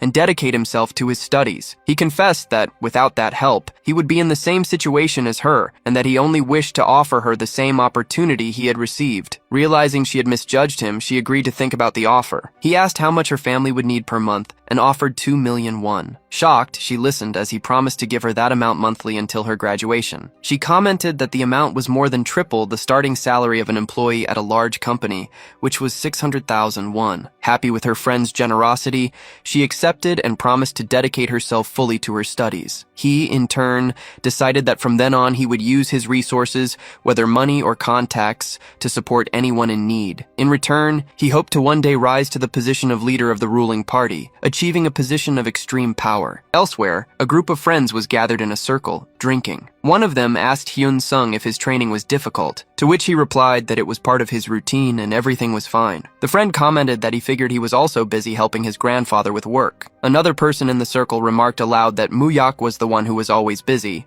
traveling to the United States almost constantly. The story's hero explained that the trips were due to the financial matters his grandfather had entrusted to him. The friends, envious, expressed their desire to go to the United States with him. Hyun Sung, however, stated he had no reason to go, but mentioned he would get his chance if he secured a spot in the 1996 Atlanta Olympics, as he would be representing the national judo team. He was training intensely to try and win a gold medal, explaining that he needed to do it so he could help Muyak in the future. Muyak was surprised to see that his friend hadn't forgotten the promise they had made, recognizing Hyun Sung as a solid and reliable friend. At that moment, the food they had ordered arrived, and Hyun Sung stood up with a limp, attributing the difficulty to his training. Although the protagonist found it strange, he chose not to comment. Muyak's grandfather's right-hand man introduced him to a new individual, described as someone who would follow his orders without hesitation. This introduction fulfilled a promise made earlier in a car conversation, in which the bodyguard had said he would introduce such a person, but that it would be up to the young master to win his loyalty. The man was introduced as Ma Seok-dae. Muyak asked about his profession, and he replied that he worked as a bodyguard in Africa. The protagonist was surprised to understand that he was a private military contractor, essentially a mercenary. Muyak stated that he needed someone who would carry out his instructions precisely. Seok-dae, in turn, stated that he didn't know him yet, and therefore hadn't decided if he would do so. Faced with this, the young man proposed that he stay by his side for a while to make a decision. Muyak was impressed to discover that Director Ha had also been a mercenary, and curious wanted to know more about him, since they had known each other since childhood. Later, Director Ha and Seok-dae talked. Ha commented that the years had aged Seok-dae, who laughed and replied that the director was much older than him. However, Ha noted that his sharp gaze remained the same, recalling that they had been partners on battlefields. The director advised Seok-dae to give up the mercenary life and rest, but he refused, telling his friend not to meddle in his life. Seok-dae then asked for Ha's opinion on the young master, as he wanted to assess whether the young man was worthy of his protection. He assured him that, once convinced, his loyalty would be unwavering. Director Ha offered Seok-dae a room he had prepared prepared for him. Seokdae questioned if Chairman Cheon intended to name the young master as his successor, finding the young man too young for such a responsibility. The bodyguard replied that his job was simply to obey the chairman's decisions, and instructed Seokdae to take care of the young master, describing him as someone surprising. The comment intrigued Seokdae, as the only other person Ha had ever called extraordinary was Cheon Taesan, the protagonist's grandfather. The scene shifts to their arrival at New York's International Airport. Someone called out Kang Moo-yok's name, and a man in a car enthusiastically welcomed them to the city, commenting that things were good and that Moo-yok's face looked fuller. The man in glasses, who was greeting them, introduced himself as Han Kyung-yong after Moo-yok introduced his personal secretary, manager Ma Seokdae. Kyung-yong joked, telling Seokdae that working for Moo-yok would be awful, as he was strict and had a difficult personality. The bodyguard took the joke in stride and asked where they were going. Next, they were taken to the World Trade Center, stopping in front of the Twin Towers before sitting down to do business. As he gazed at the imposing Twin Towers, the protagonist was struck that they were still standing, aware they would be destroyed in just 8 years. He decided to use this foreknowledge as an opportunity in the conversation that followed, asking his associate about the people he had requested him to investigate. The man confirmed he had found and invested in the indicated company, an internet browser startup called Netscape. Following the instructions, he assured that he would not interfere with the management, having invested 5 million won for a 40% stake. The associate, however, confessed he didn't understand why Kim Moo-yok wanted to invest in such a small startup, which seemed more like a research lab. Moo-yok explained that those 5 million would turn into billions within a few years, as Netscape would dominate 60% of the browser market. He predicted that in 1995, the company's initial public offering would debut at $18 per share, with a market cap of over 8 million. However, his plan was to sell the stake immediately after the IPO, as Netscape would go into decline under pressure from its competitor, Microsoft. Changing the subject, his assistant asked why they wanted to find the second person on the list, arguing that the man was finished, as he had been kicked out of his own company and was now leading a new startup. Moo-yok replied that the man would become a legend precisely because he had been kicked out, describing him as a 21st century pioneer, Steve Jobs. Later, upon arriving at Jobs' office, the protagonist approached the secretary and asked if the president was in. She asked if he had an appointment and, while typing,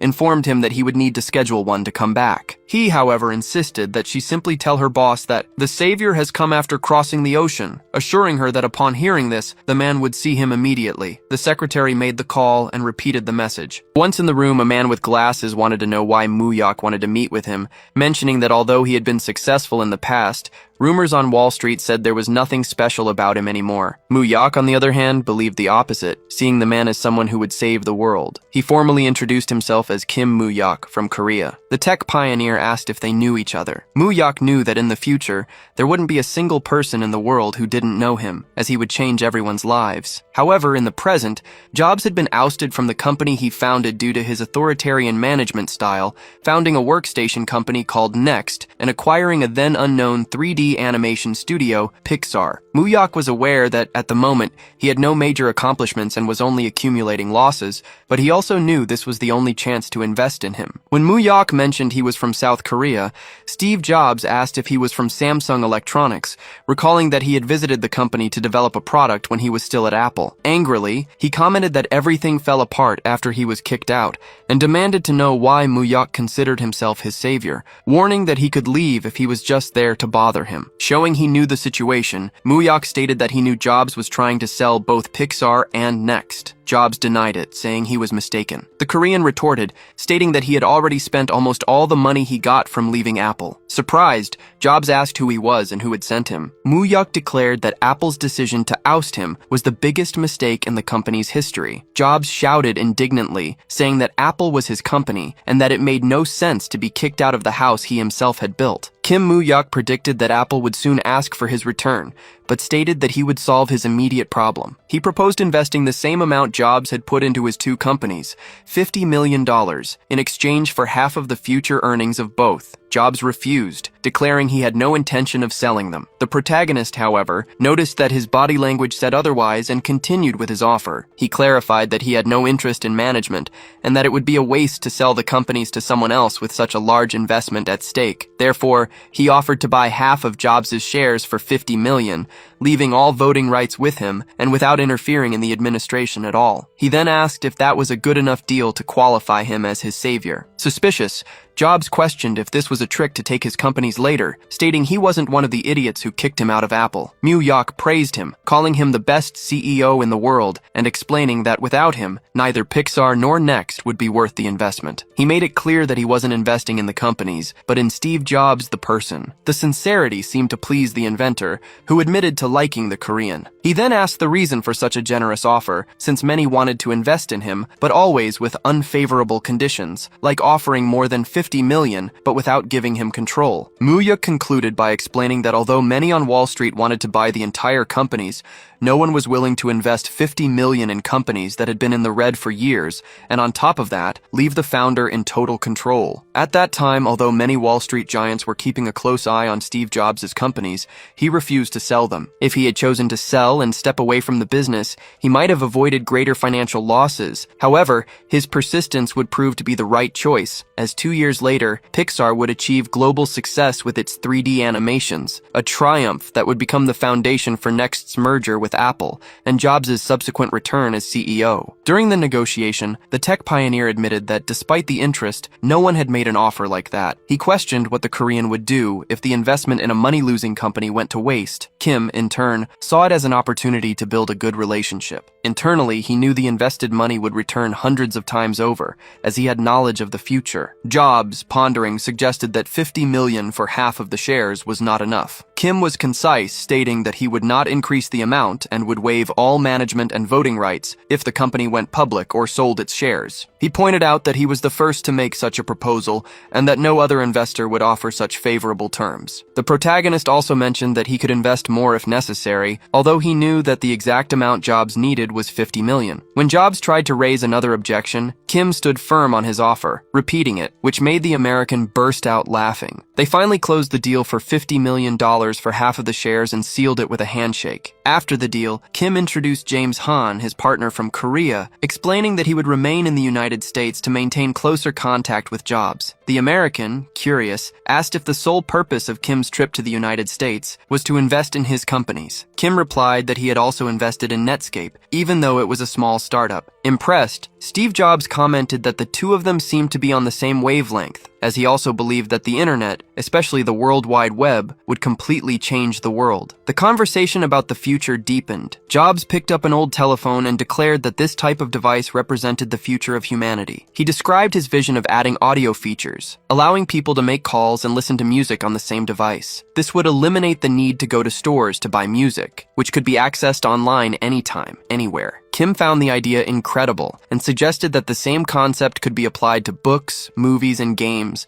turning cell phones into small pocket computers. Jobs laughed, agreeing that it wasn't impossible, as he himself envisioned a future where every person in the world would have a computer in their pocket. Both shared the belief that this revolution was coming. Later, Kim instructed James Han to ensure that the $5 million for Netscape had already been sent, and that the first task the next morning would be to deposit the $50 million for Jobs. Han expressed his concern, fearing they were throwing money away, but the protagonist reassured him, promising that in 2 years the result would be shocking. At that moment, Ma Seok-dae knocked on the door with an urgent message from Seoul. Kim's friend, Park Hee-sung, had been in a car accident and was in a coma. The scene changes to the College of Physical Education at Korea University. During a judo class, Park Hyun-sung was being questioned about his stubbornness. His master and other classmates insisted that he give up this time, but the boy replied that he didn't think it was right. The coach confronted him, asking if he considered himself different from the others and explaining that it wasn't too much to ask for him to let the senior win, since he was about to graduate. They argued that Hyun-sung, being a talented freshman, would have many other chances. His opponent, Chan Yul, was a fourth-year student, and if he didn't make the national team, he would be drafted into the army the following year. They asked him to lose the match so that the senior could advance. However, Park apologized, stating that it would be difficult for him to do that. Realizing that Park Hyun-sung wouldn't yield just for his teammates' sake, the coach ordered the gym doors to be locked. He then began to beat the young man with a piece of wood, claiming he was no better than his seniors and couldn't ignore the coach's orders. Intending to ensure the boy would never step on a judo mat again,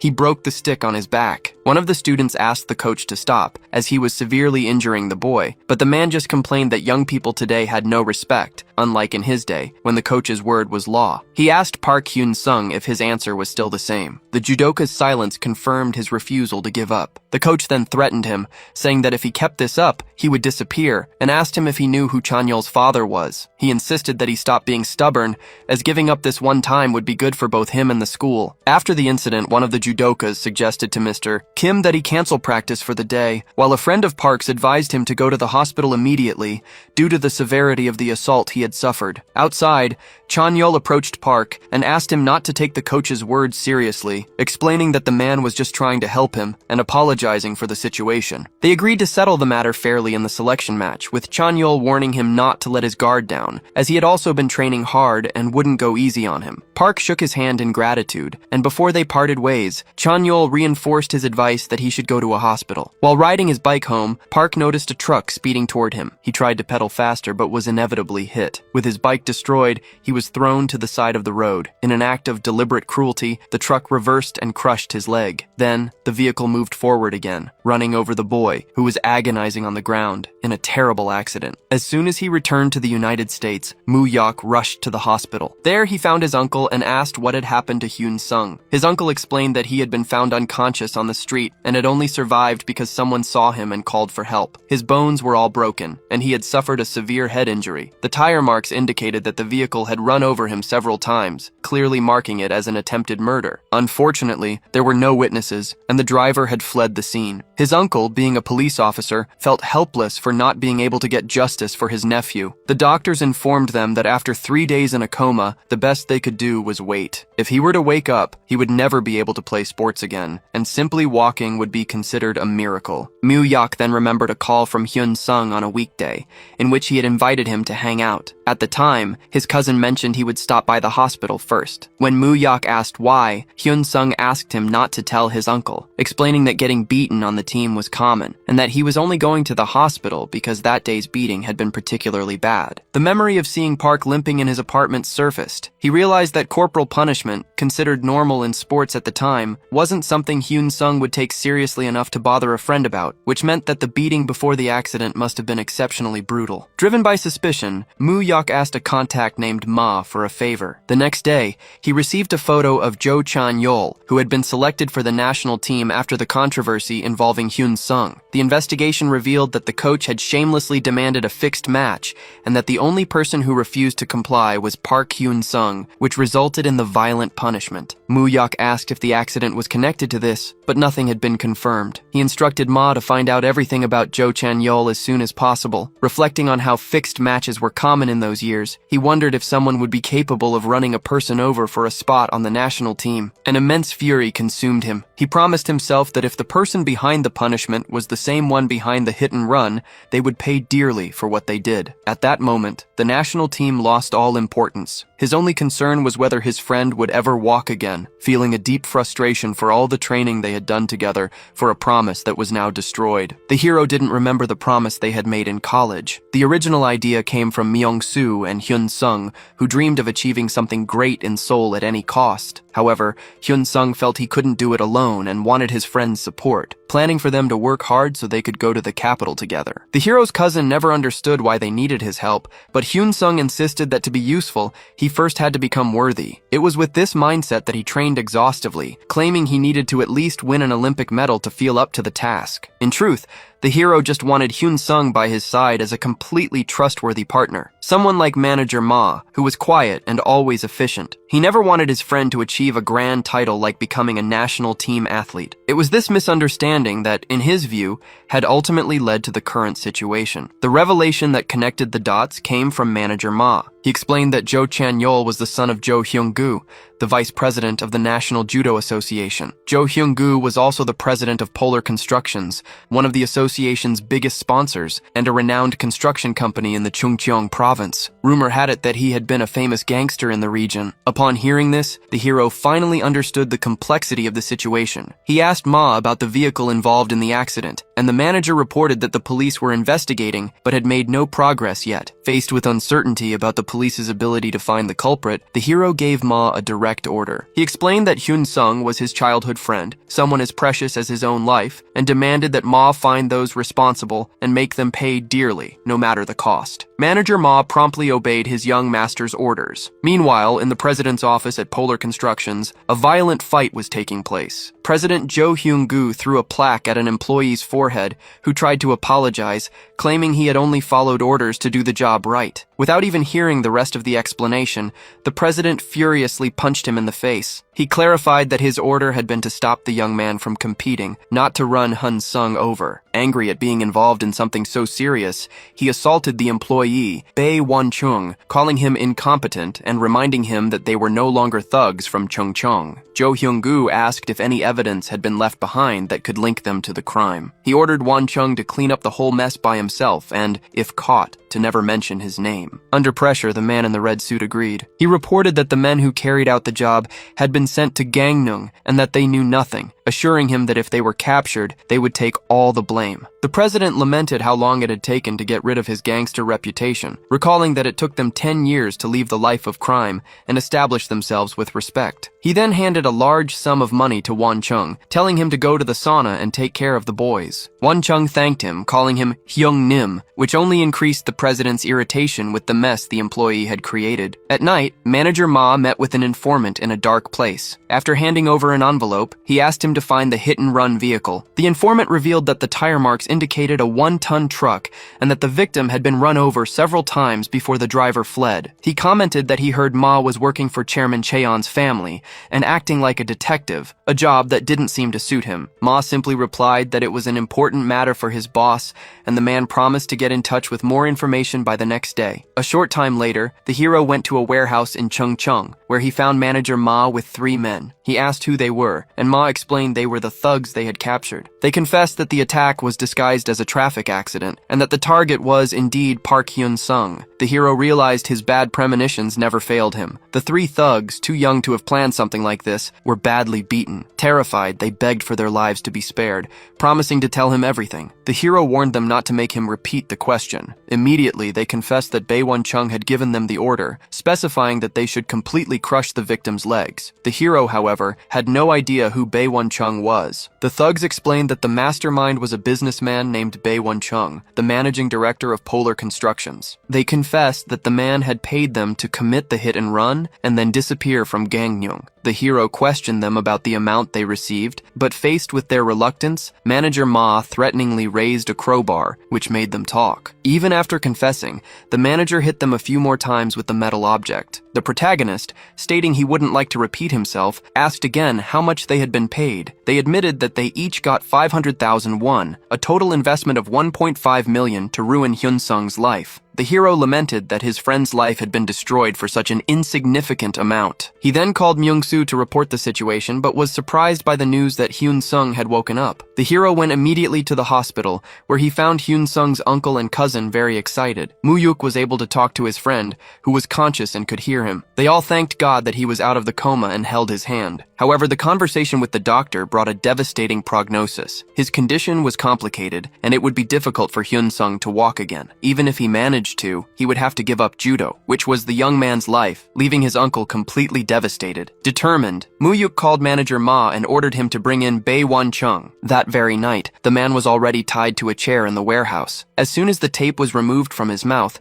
he started spewing curses, questioning if they knew who they were dealing with, and claiming to be from the Polar gang of Cheongju. The hero, however, already knew he was from Polar Constructions, and realized he was an experienced gangster, different from the previous day's thugs, with a determined look in his eyes. Bae Won-chung continued to insult him, but the protagonist warned him to use his head and have some shame, as his identity didn't matter at that moment. Faced with another curse, Manager Ma kicked him, and Hyung grabbed him by the shirt, forcing him back into the chair. The hero then directly asked who had ordered Park Hyun Sung's hit and run. Upon hearing the victim's name, Bae Won-chung was visibly shocked. The protagonist commented that he had guts, but no common sense, and suggested he put his loyalty aside. To make it easier, he laid out his theory. Jo Hyung-wook had given the order because Park Hyun-sung refused to throw a match, and then Bae Won-chung had hired the attackers. The hero asked him to just nod if the assumption was correct, and the theory was confirmed. With the truth revealed, he ordered the thugs to be crippled and sent to a salt mine on an island. He then left the place, leaving Manager Ma in charge of finishing the job. A while later, Manager Ma reported that he had followed the instructions. Moo-yuk then gave him a new task, to find out everything about Polar Constructions, including its projects, financial situation, and shareholders, an order that was promptly carried out. Next, the hero met with Park Dong-soo and Kim Moo-moo. Park Dong-soo thanked them for coming and asked if the job in Busan was finished. The man confirmed, saying he didn't want to look bad in front of the protagonist. With that settled, he wanted to know what the next step would be, as the expansion plan for Seoul was being moved up. Moo-yuk asked Park Dong-soo if he knew Jo Hyung-gu, the director of Polar Constructions. His friend said he did,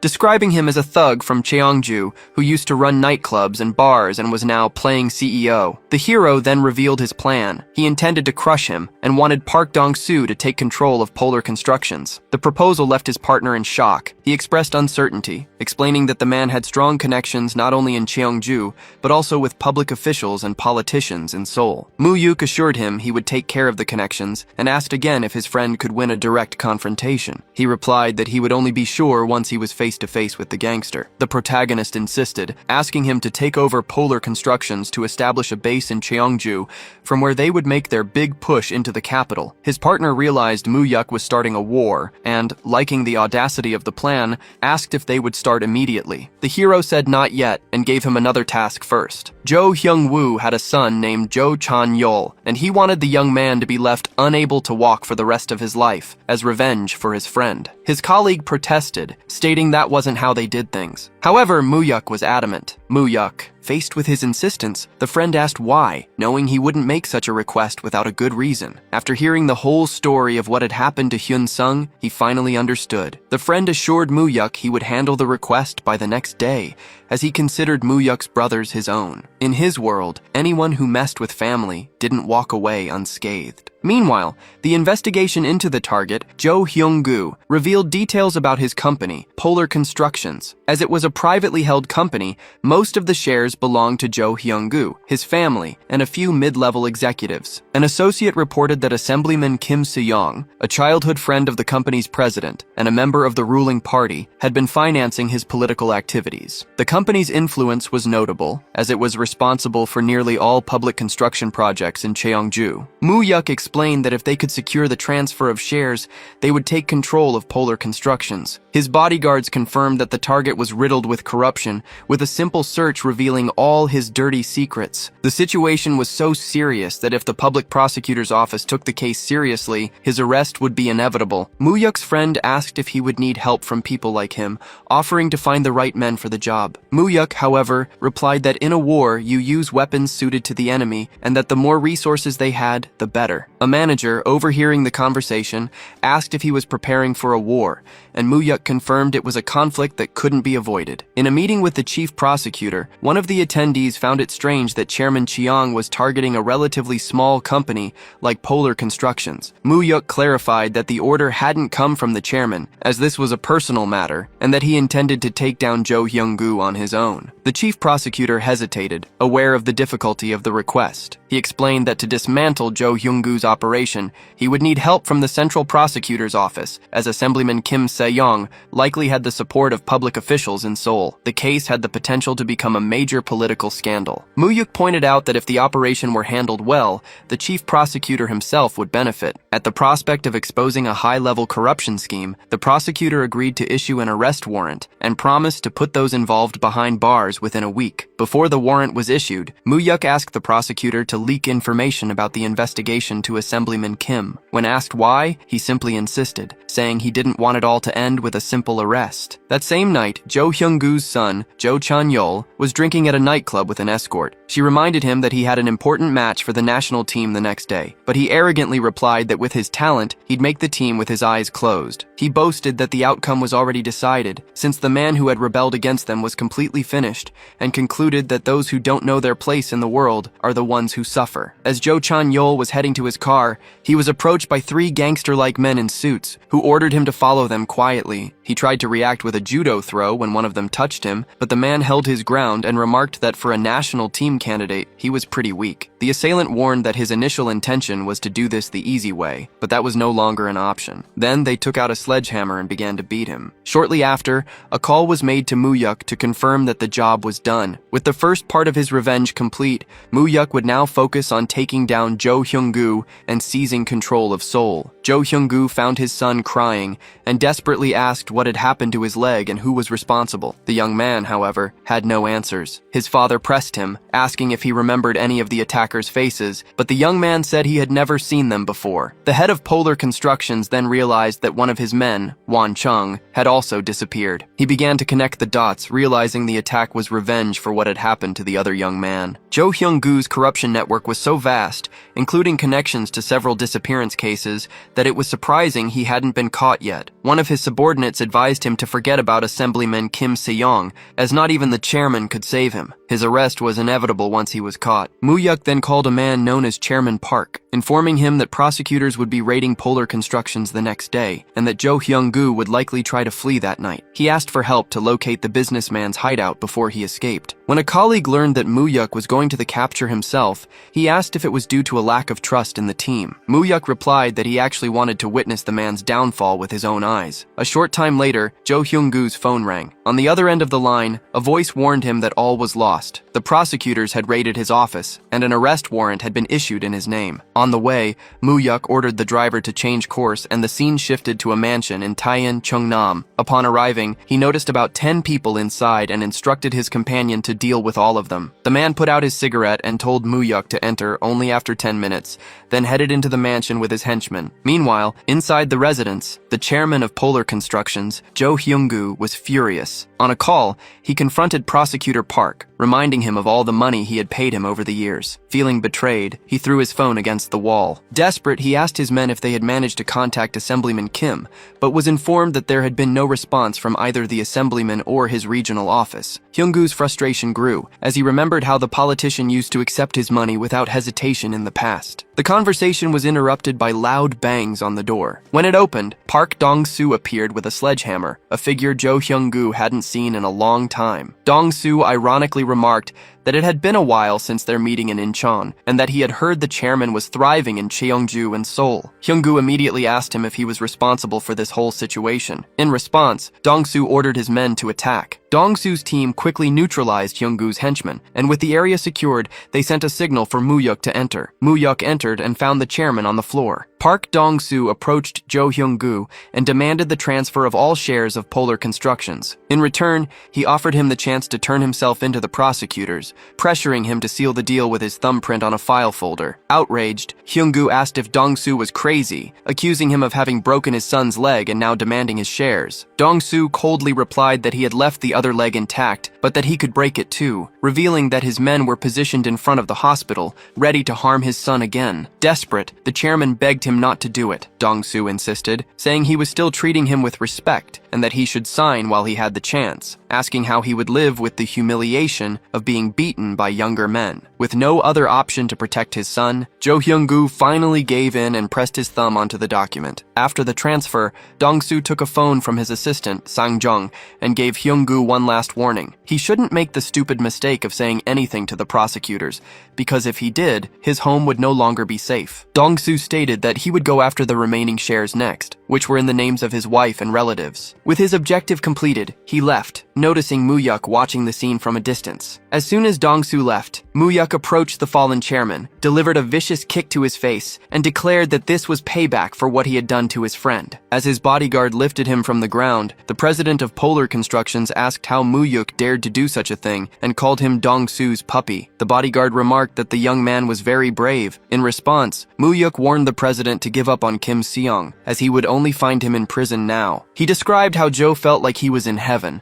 believing that the police, prosecutors, and congressmen were protecting him, but stated that everything around him would disappear and he would be the only one to blame. When the president asked who he was, Muyuk replied that he was the friend of the man whose life he had destroyed, and then delivered a powerful punch to his face, continuing to attack him with fury. The man begged to be spared, apologizing and pleading for his life, but the memory of what that wretch had done to Hyun Sung only fueled Muyuk's anger. At that moment, the police stormed the place. The president tried to claim he had been assaulted, but was interrupted by the arrival of prosecutor Choi Pil-soo from the Central District Prosecutor's office. The prosecutor said he had received a call from the chief prosecutor and expressed that it was a pleasure to meet Muyuk. Shortly after, the police officers began to arrest the president of Polar Constructions, who was dragged away in handcuffs while he tried in vain to explain the situation. In the following days, the newspapers relentlessly reported on the case of Jo Hyung-woo and Kim Seong. The scandal sparked a heated political debate, with the opposition party accusing the presidential office of involvement, while the ruling party insisted it was an isolated case of corruption. The chief prosecutor gained a reputation as someone who wouldn't bow to pressure, although the most powerful people knew that no congressman would be arrested without the president's authorization. After that, Muyuk went to visit his friend in the hospital. He asked if his friend had heard about Jo Chan-yeol and told him that someone had destroyed his Achilles tendon, completely ruining his career. His friend wanted to know if Muyuk was responsible and what the reason was. Muyuk explained that his friend had been injured because of Chan-yeol and that anyone who hurt him would suffer 100 times more. The young man said he had received a call from the judo team and that everything was in chaos. Chan-yeol was incapacitated for life. The coach had been arrested for bribery and rigging the national team selection,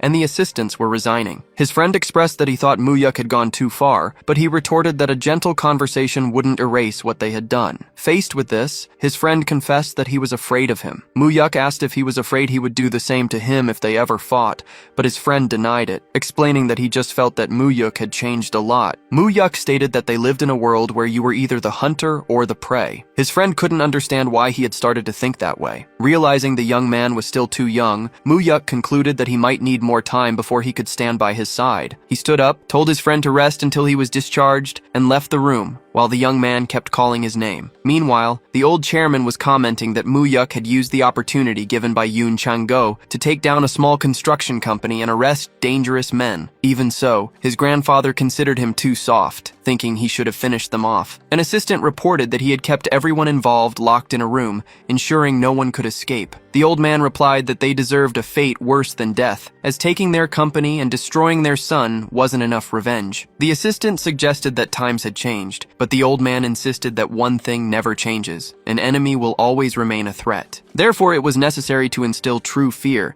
a lesson Muyuk had not yet fully understood. In prison, the president of Polar Constructions was talking to his lawyer, who explained that the political climate was terrible and it would be difficult to resolve the situation quickly, perhaps only managing to get a pardon next year. He also reported that Chan-yeol had been discharged but would never walk again. The president swore he would never forgive Park Dong-soo and his gang. It was then that the lawyer revealed the result of his investigation into Kim Muyuk. He was the grandson of the king of loan sharks. The man was in complete shock to discover that Muyuk was the grandson of Chairman Cheol Tae-san of Myeongdong. He finally realized he had messed with the wrong person. It all started because he attacked a simple judo kid, never imagining it would connect him to such a powerful figure. It was this mistake that destroyed his life and put him behind bars. Even so, he vowed that when he got out of prison, he would eliminate all of them. The promise of revenge extended to everyone, including the king of loan sharks. Suddenly, a police officer stopped in front of the cell, and right after, an inmate approached the president. Without any warning,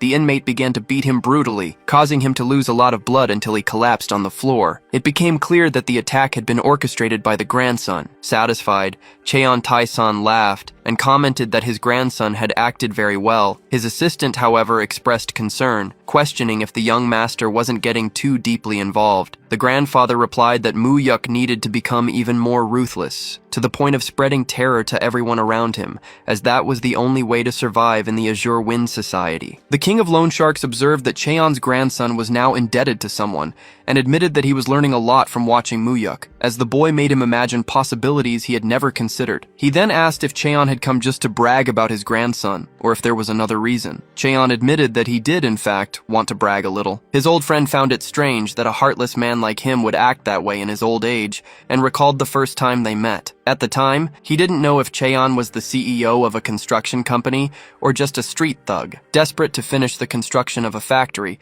Cheon had grabbed him by the collar and threatened him to get a loan, since he was the only loan shark available. With no choice, he had accepted, and the borrowed money was what allowed Dayoung to grow from that factory. Asked what such a brilliant man was doing cooped up in a room these days, he explained that he ended up getting too involved in politics. Every election demanded money and favors, and politicians hunted companies like predators.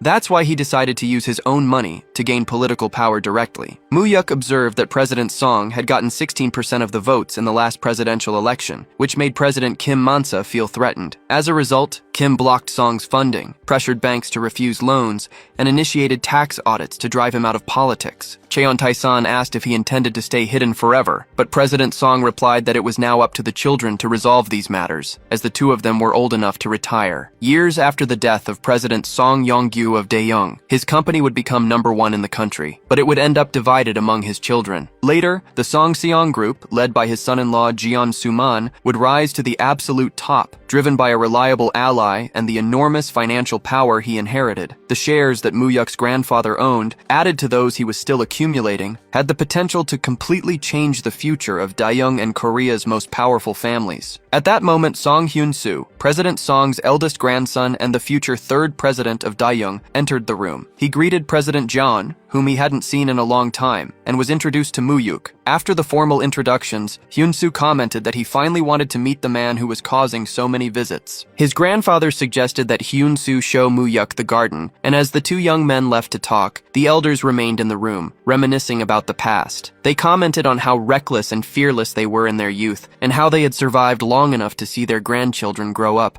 noting that time had passed quickly. Song then pressed Cheon, asking why he was hesitating, since he had always been direct. Cheon admitted he couldn't hide anything from him and revealed his plan to hand over all his shares to his grandson soon, including those in almost all of Daejeon's affiliates. Song realized that the rumors from Myeongdong were true and that Cheon was really preparing Moo-yuk to be his heir. However, he questioned whether Soo-man and Soo-am, Cheon's sons, would accept it easily, warning that going over their heads could cause a bloody war in the family, especially since Moo-yuk was his daughter's son, not a direct grandson through the male line. Cheon explained that as long as he was alive, he just wanted the boy to have a life similar to his own, leaving the dirty business of loan sharking to his sons and teaching Moo-yuk to live an upright life. Despite the explanation, Song thought it was too soon to hand everything over to someone who was only 20 years old. Cheon, however, stated that Moo-yuk was no ordinary child. He described his grandson as someone capable of seeing things no one else saw, who absorbed his teachings quickly and made decisions with absolute confidence. He pointed out that, in all these years, Moo-yuk had never broken a promise and had always exceeded expectations,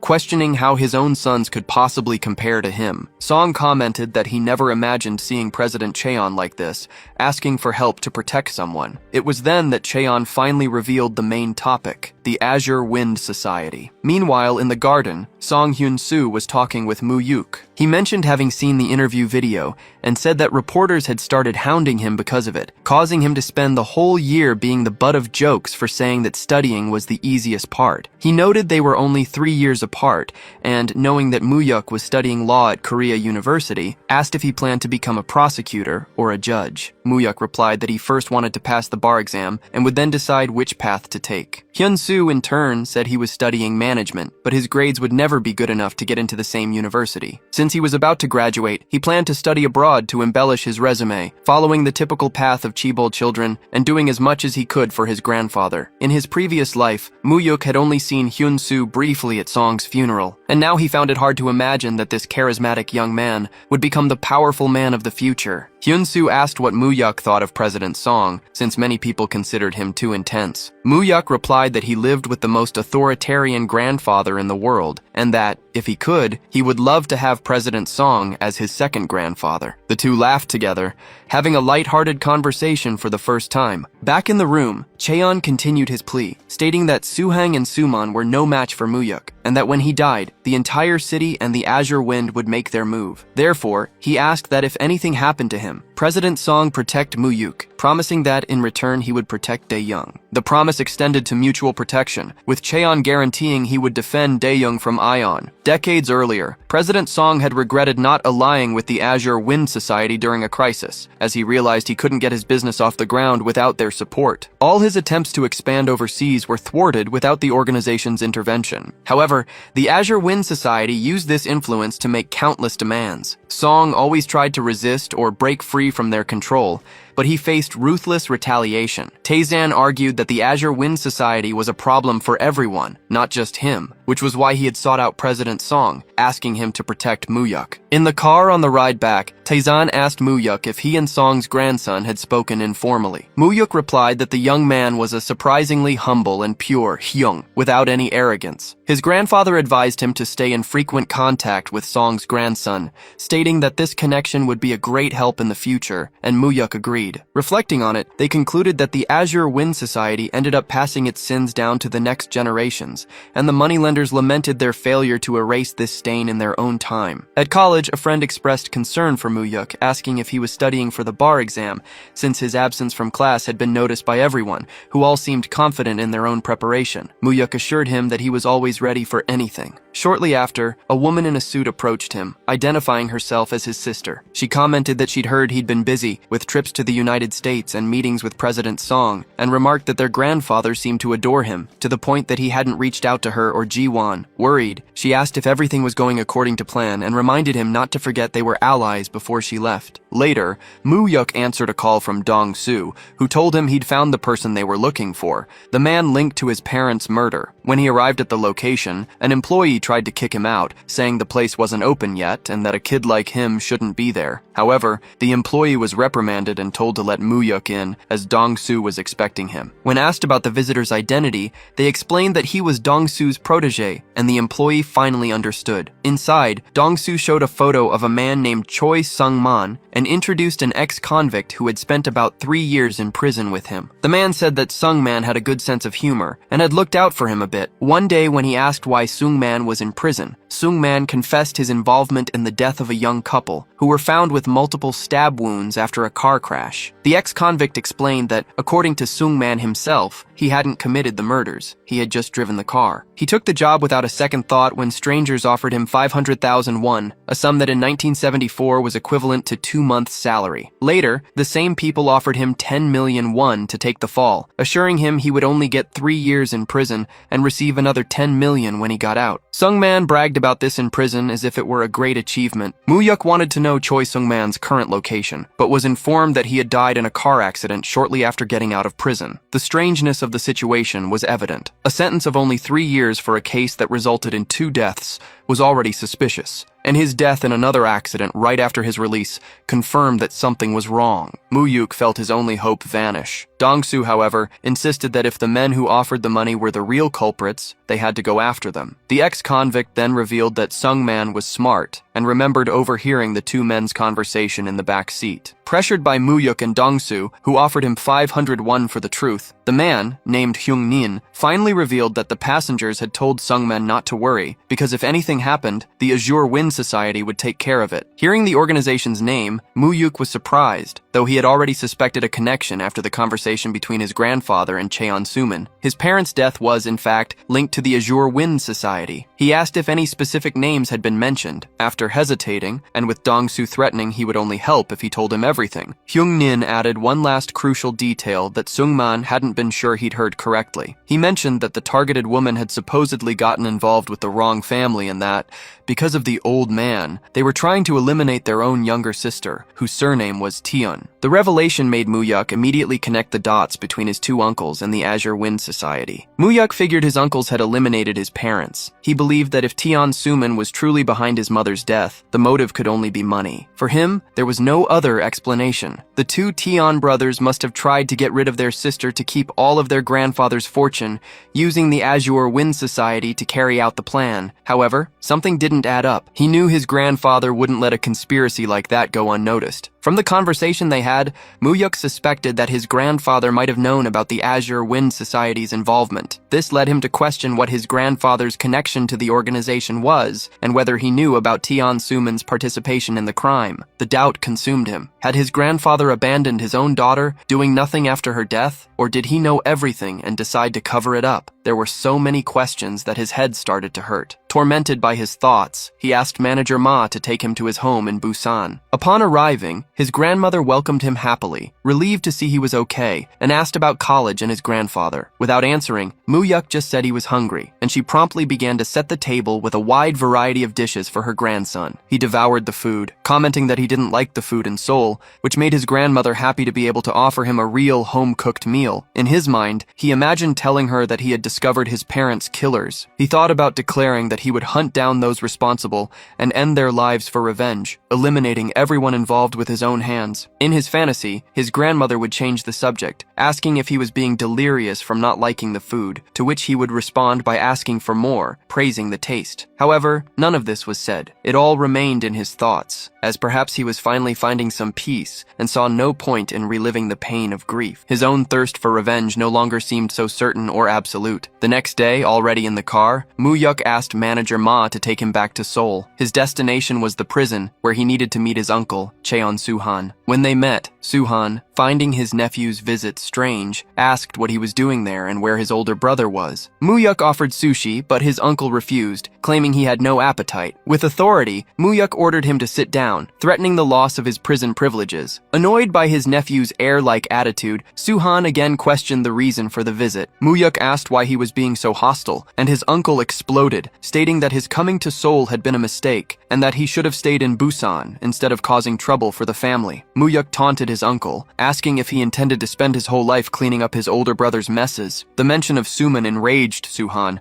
who demanded to know what his nephew wanted. Before the situation could escalate, Manager Ma intervened, telling Suhan to sit down and be quiet. Obeying, the uncle asked if Muyuk had come all this way just to annoy him. Muyuk replied that, actually, he had a few questions to ask. He explained that he had heard something strange about his parents' death, and because he found the circumstances suspicious, he had done his own investigation. Muyuk argued that it was inconceivable that someone of his grandfather's status wouldn't have tried to catch the real killer. Suhan retorted, stating that his grandfather knew the culprit had already been arrested. Muyuk, however, countered that the man arrested wasn't the real one responsible, revealing that his mother's body had stab wounds. He added that he easily found out through the police that the supposed culprit had been released after only 3 years. Given this, it was certain that his grandfather would also know everything, unless someone had prevented him from hearing the truth or lied to him. Realizing his uncle knew something, Muyuk pressed him, asking if he didn't think that Chairman Cheon Taesun would find all of that suspicious. Suhan deflected, saying it had been many years, and asked what his nephew intended to do about it. Muyuk admitted it would be hard to find clues after so much time, but revealed that he had met someone who knew who the culprit was. The revelation left Suhan visibly anxious, and he demanded to know who this person was. Muyuk noticed that his uncle's reaction wasn't that of a brother concerned about who killed his sister. He then laid out what he knew. His mother had been the target, and 2 men had killed her. His source had revealed that the order came from someone with the surname Tian to eliminate the younger sister, and that the Azure Wind Society was responsible for the cleanup. Muyuk stated that if his grandfather knew about this, he would never let it slide, which was why he intended to tell him everything. He concluded that if his grandfather indeed didn't know, the person who hid the information could only be someone very close to him. Desperate, the uncle began to deny it, but Muyuk demanded that he tell him what he knew to prove he wasn't involved. Suhan then stood up and confessed. He swore he didn't know about the plan, and that when he found out, his sister was already dead. He claimed that if he had known beforehand, he would have done anything to stop it, confirming that his older brother and the Azure Wind Society had killed her. He insisted he only found out about everything after it happened, and had even fought with his brother over it. Muyuk, however, condemned him, saying that he should have, at the very least, told their grandfather the truth. As her brother, it was his duty to have spoken to their father. He finished by saying that not even animals kill their own family, and that his uncles were worse than beasts. Shaken by the words, Suhan sat down again in silence. Muyuk was beginning to be certain that his uncles were responsible for his mother's death, likely for his own death in his past life. After all, if they were capable of eliminating their own sister, they wouldn't have hesitated to do the same to their nephew. He hoped his uncle was telling the truth, as he would find out what really happened happen sooner or later. And if Suhan had lied to him again, Muyuk swore to himself that he would kill him. As he left the prison, he wondered if his grandfather knew everything. Perhaps the old loan shark hadn't been able to abandon his own sons even after discovering the crime they had committed. Or perhaps, knowing everything, he would ask Muyuk to forgive them in the future. Amidst these thoughts, Muyuk wondered what he would do if he chose revenge against his grandfather's will, and in that moment of uncertainty, he asked manager Ma what he should do. The bodyguard replied that he should do whatever he wanted without fear, even if it meant going against the chairman. Ma asked if the young master's fear was of his grandfather or of losing everything by confronting him. He suggested that perhaps the real fear was of being abandoned again, and Muyuk knew that was it. However, he had already died once and returned to life, so there should be nothing left to fear. Ma assured him that, regardless of his choice, he would follow the young master, even if it meant parting ways with the chairman. Apologizing for meddling, the manager stated that the boy needed to follow his own path. In response, Muyuk asked the bodyguard to stop him whenever he made a wrong choice. With that settled, they left, and Muyuk decided he would go see his grandfather. When he arrived home, his grandfather commented that he thought he would have arrived sooner, as it was already very late. Muyuk replied that he had been busy visiting his uncle, Cheon Suman. Chairman Cheon wanted to know the reason for the visit, and his grandson explained that he needed to confirm something. He then asked his grandfather directly if he knew that his parents had been killed in a staged accident, and that his uncles, Cheon Suman and Suhan, were involved. He asked if his grandfather had known all along, and had said nothing to him. Consumed by fury, Muyuk exploded, asking why his grandfather had made him call his mother's murderer's uncle for so long. The discovery of the truth left him deeply resentful. He finally understood why, in his past life, he had never distanced himself from his grandfather, despite being disapproved of. It was out of guilt toward his mother, and the fear of handing everything over to the brothers who had killed her. However, his grandfather died before he could resolve the situation, and he himself ended up being killed at the hands of his uncles. The king of loan sharks asked how much his grandson knew about the case. Muyuk replied that he heard his uncle had joined a group called the Blue Wind Society to eliminate his mother, and that his father had ended up dying in the process. He demanded to know what this society was, why they wanted his mother dead, and what had happened to Mizuki. His grandfather confessed that it was all his fault. He explained that the Blue Wind Society was a powerful organization that secretly controlled politics and business. Even in the loan shark business, he had no choice but to rely on their power to expand his connections and grow his business. At a certain point, however, the group's demands went too far, and he refused to keep giving them money. They warned him that this would make things difficult, reminding him of his promise to help them whenever they asked. Cheon stated that they had already taken too much from him, and that he wanted no more connection with the society, telling them never to return. That day they left, stating that the chairman would regret his choice. A short time later, Mizuki was murdered as a warning. Muyuk couldn't imagine that the Blue Wind Society was powerful enough to threaten his grandfather. The chairman continued, saying that after his daughter's death, he agreed to cooperate with them again, on the condition that they would never harm his family again. He also revealed that, under pressure from the society, Suman had revealed Mizuki's whereabouts after she cut ties with the family, concluding that his son was merely a pawn in their plan. Muyuk, however, disagreed, stating that his uncle was not just a pawn, but was behind everything, as he knew his grandfather was aware of his son's greed. He confronted the chairman, saying that while his grandfather might believe that version, he did not. Even if the Blue Wind Society was behind the plan, the ones who gained the most from his mother's death were his uncles. Therefore, he declared that he would never forgive them. The statement enraged his grandfather, but Muyuk was firm, saying that in his revenge, he would leave nothing behind. The chairman protested, reminding him that they were his sons and shared the same blood, and asked if his grandson really wanted to go that far. Muyuk then demanded that his grandfather deal with them, asking him to do it in his place and warning that if he didn't act now, they would one day come after his life. At that moment, his grandfather was no longer an imposing figure, but just an old, frail, and lonely man like his grandmother. Cheon admitted that he was not capable of killing his own sons. Faced with this, Muyuk asked that he at least get them out of his sight by sending them somewhere far away. He demanded that his grandfather strip them of everything, so they would realize the mistake they had made. If he did that, Muyuk promised not to kill them. He made it clear that he could eliminate both of them right then if he wanted to, but he was only holding back to spare his grandfather the pain pain of losing another family member. After giving his ultimatum, he stood up. Before leaving, he declared that he would only return when he had amassed enough power to destroy his uncles. Then, he bowed in gratitude to his grandfather and left. Shortly after his departure, Cheon Taizan changed his mind and decided to accept his grandson's proposal, stating that he would do exactly what he had asked. Meanwhile, Muyok knocked on a friend's door and asked if he had anything to drink. Sitting down, the young man began to drink straight soju and soon broke down in tears. Worried, his friend asked what had happened in Busan, and Muyok confessed the overwhelming pain he felt in his heart over his parents' death. Far away, old Cheon Taizan regretted having done nothing about his own daughter's death, even though he knew Suman and the Azure Wind Society were behind it. He figured his grandson also resented him, as he had treated Mizuki like a true sister. Recalling his granddaughter's sadness, the chairman asked for Myung-hun's opinion, questioning if they stood a chance of defeating the Azure Wind Society if they started a war right then, as it was clear one of the two sides would have to be eliminated. Myung-hun reasoned that,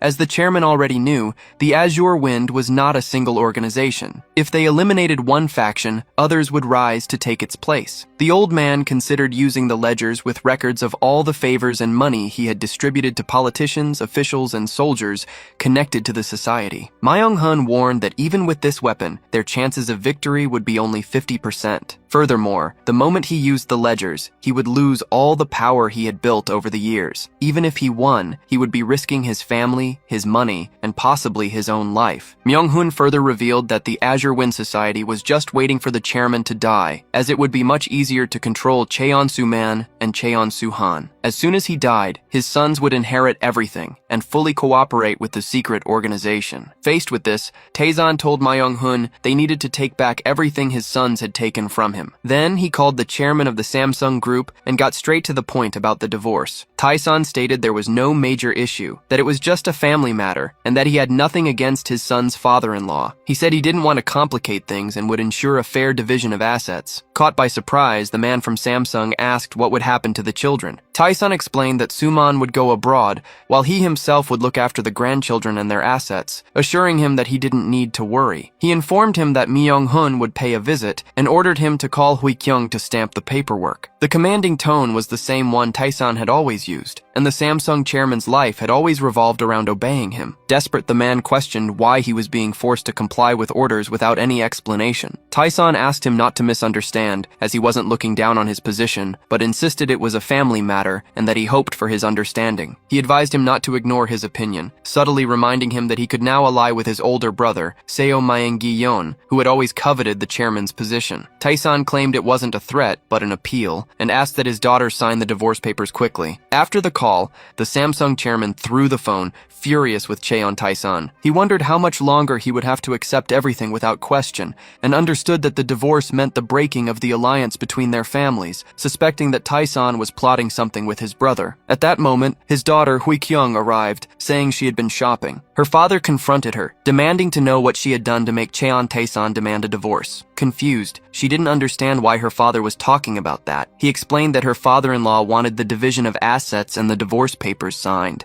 and that director Ha Myung-hun was already on his way with the documents. He asked if she had noticed anything strange with Suman, and she admitted that although they had met recently, he barely spoke to her, and the atmosphere between them had been tense. Shortly after, Director Myung-hun arrived at the building. He bowed before the chairman and Hui-kyung, handing them the papers. Her father asked the reason for this decision, but Myung-hun replied that he could not disclose it. Hui-kyung hesitated, saying she didn't want to get divorced at her age because of the children, and asked them to try to convince her father-in-law. Her father, however, stated that it was impossible and pressured her to sign. With her father overflowing with anger at Cheon Taizan, she stamped the documents and handed them over. Elsewhere, finally the divorce paperwork reached Suhan's hands, who also reacted with irritation. Upon receiving the papers, Suman furiously questioned why his father had filed for divorce, throwing the documents aside. Director Myung-ho picked them up and explained that it was a direct order from the chairman, adding that even if he refused to sign, Cheon Taizan would handle the matter personally. Suman's anger grew, as the divorce meant the end of a 20-year relationship with the Samsung Samsung Group, a bond his father had meticulously planned. The marriage had been arranged so that his children, Juwon and Jisoo, would work at Samsung, and through their inheritance, the Cheon family would take control of the group. The director instructed him to wrap up his tasks and prepare to leave the country. At that moment, Suman understood that the decision was connected to his nephew, Moo Yok. The thought of being sent abroad enraged him, feeling betrayed as the eldest son who had given up everything for his younger nephew. He accused his father of going senile, but the director warned him to watch his words. Suman couldn't accept that his own father was making him disappear like that. Myung-ho revealed that the chairman already knew about his connection to the Jeonwon Society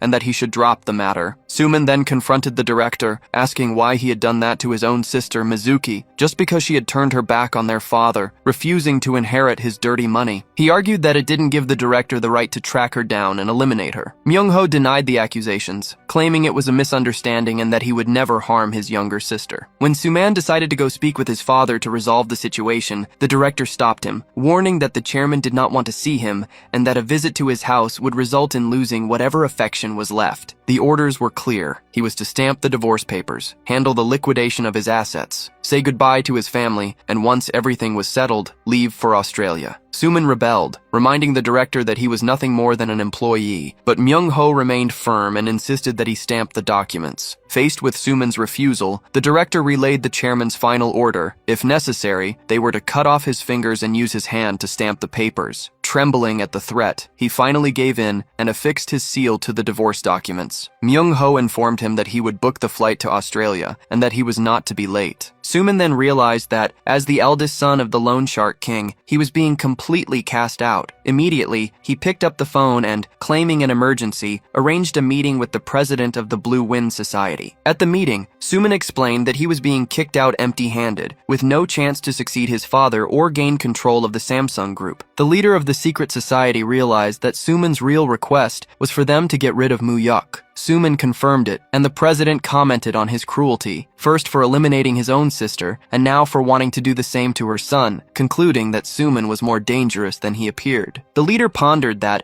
as things stood, Moo Yok would inherit everything and could completely rid himself of the society's influence. He explained that Cheon Taesan had chosen his grandson as his sole heir, and that if they eliminated him, the old man wouldn't just stand by. With his temper, he would come after the society with all his resources, causing damage to both sides. Comparing the situation to pruning a bonsai tree, the president stated that they needed to wait for the right moment, when the branches were strong enough. He described Moo Yok as a sprout they could prune at any time, and ordered Suman to leave and stay out of his father's sight, warning him not to fail again when the time came. Suman knelt, thanked him, and swore he would get his revenge on Kim Moo Yok no matter the cost. The president reflected that the boy must be special for Taesan to abandon his own son for him, and he was curious to see if the old loan shark would try to stop them. If he did, he would rip his grandson's head off himself. Meanwhile, Moo Yok woke up with a hangover at his friend's apartment. Feeling like he was getting in the way of his studies, he said he would be leaving soon. His friend, however, made some noodles to help settle his stomach and encouraged him to do what he thought was right,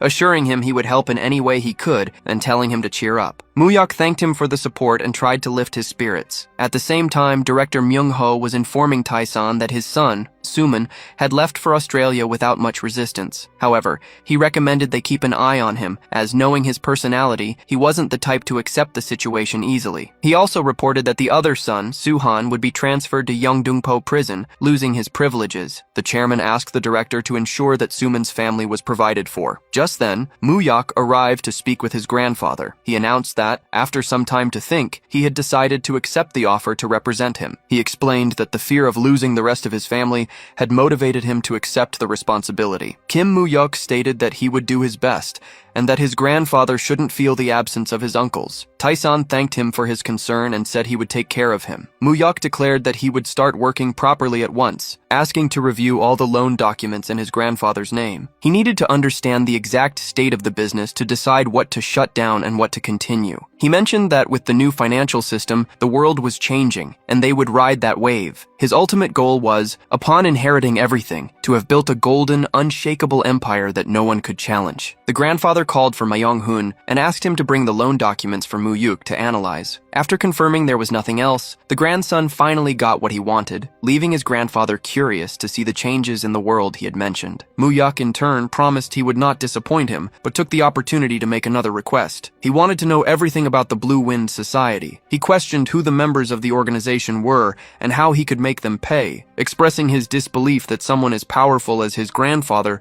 had never acted against them. After all, the society had murdered his daughter, and revenge would be a natural reaction. Muyuk recalled that Zhong Sumong and his brother had allied with the Blue Wind Society to eliminate his mother and take her assets. This realization led him to a grim conclusion. It was highly likely they had also been responsible for his death in his past life, which only strengthened his determination not to leave them in peace, as he knew they would one day come after him again. The grandfather, however, pleaded with him not to try to find out who they were or confront them, stating that it was a karma that should end with his own generation. Muyuk argued that, by taking over the business and inheriting the position, a confrontation with these men would be inevitable. Besides, his motivation was personal, as they had killed his parents, a crime for which he would forgive no one. Faced with his grandson's insistence, the grandfather signaled to Director Rafa, who moved to open a secret compartment in the wall, revealing a safe. Muyuk recognized the hidden safe in the office. He remembered Tian Tayson telling him, after his grandfather's death in the other timeline, that they had found it completely empty. This time, however, the director took out folders from inside and placed them on the table. The grandfather explained that those files contained spreadsheets with the names of all the Blue Wind Society members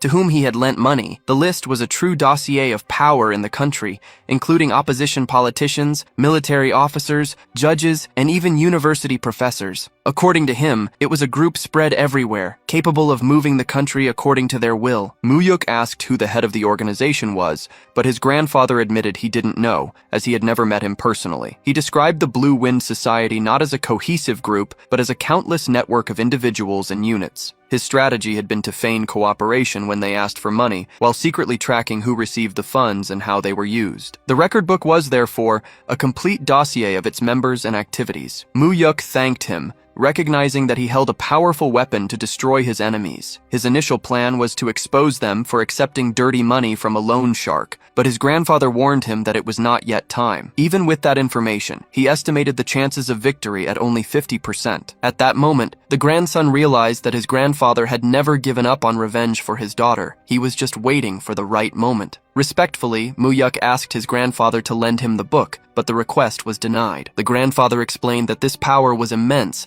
and once his grandson possessed it, he would never escape the underworld. It was a burden he would rather take to his grave, as he feared his grandson would lose his life in a fight he could not win. Understanding the concern, Muyuk thanked him and changed his tactics. He promised he would become strong enough to guarantee a 100% chance of victory. When that day came, he would return to borrow the book. The grandfather agreed to the condition, promising to hand over the record book as soon as his grandson had enough power to use it. Muyuk was confident that this day would not be long in coming, and then he would make every member of the Blue Wind Society pay for their crimes. Later, in a private conversation with the director, Chairman Tian Tayson questioned if he had made a mistake by telling his grandson everything, wondering if it wouldn't have been better to take that secret to his grave. The director reassured him, arguing that the young master Muyuk would have discovered the truth anyway, and would have planned his revenge alone. Aware of his grandson's determination, the grandfather asked the director to keep an eye on Muyuk to protect him, especially from the society's chairman, Li Yong-yun, whom he would not allow to devour his grandson. Alone with his bodyguard, Manager Ma, Muyuk wondered why his grandfather had kept the leader's name a secret. He then instructed Ma to find out everything he could about the Blue Wind Society, its leader, and its key members. The bodyguard promised to report everything as soon as he had the information. To Muyuk, it became clear that his enemies were more powerful than he had imagined,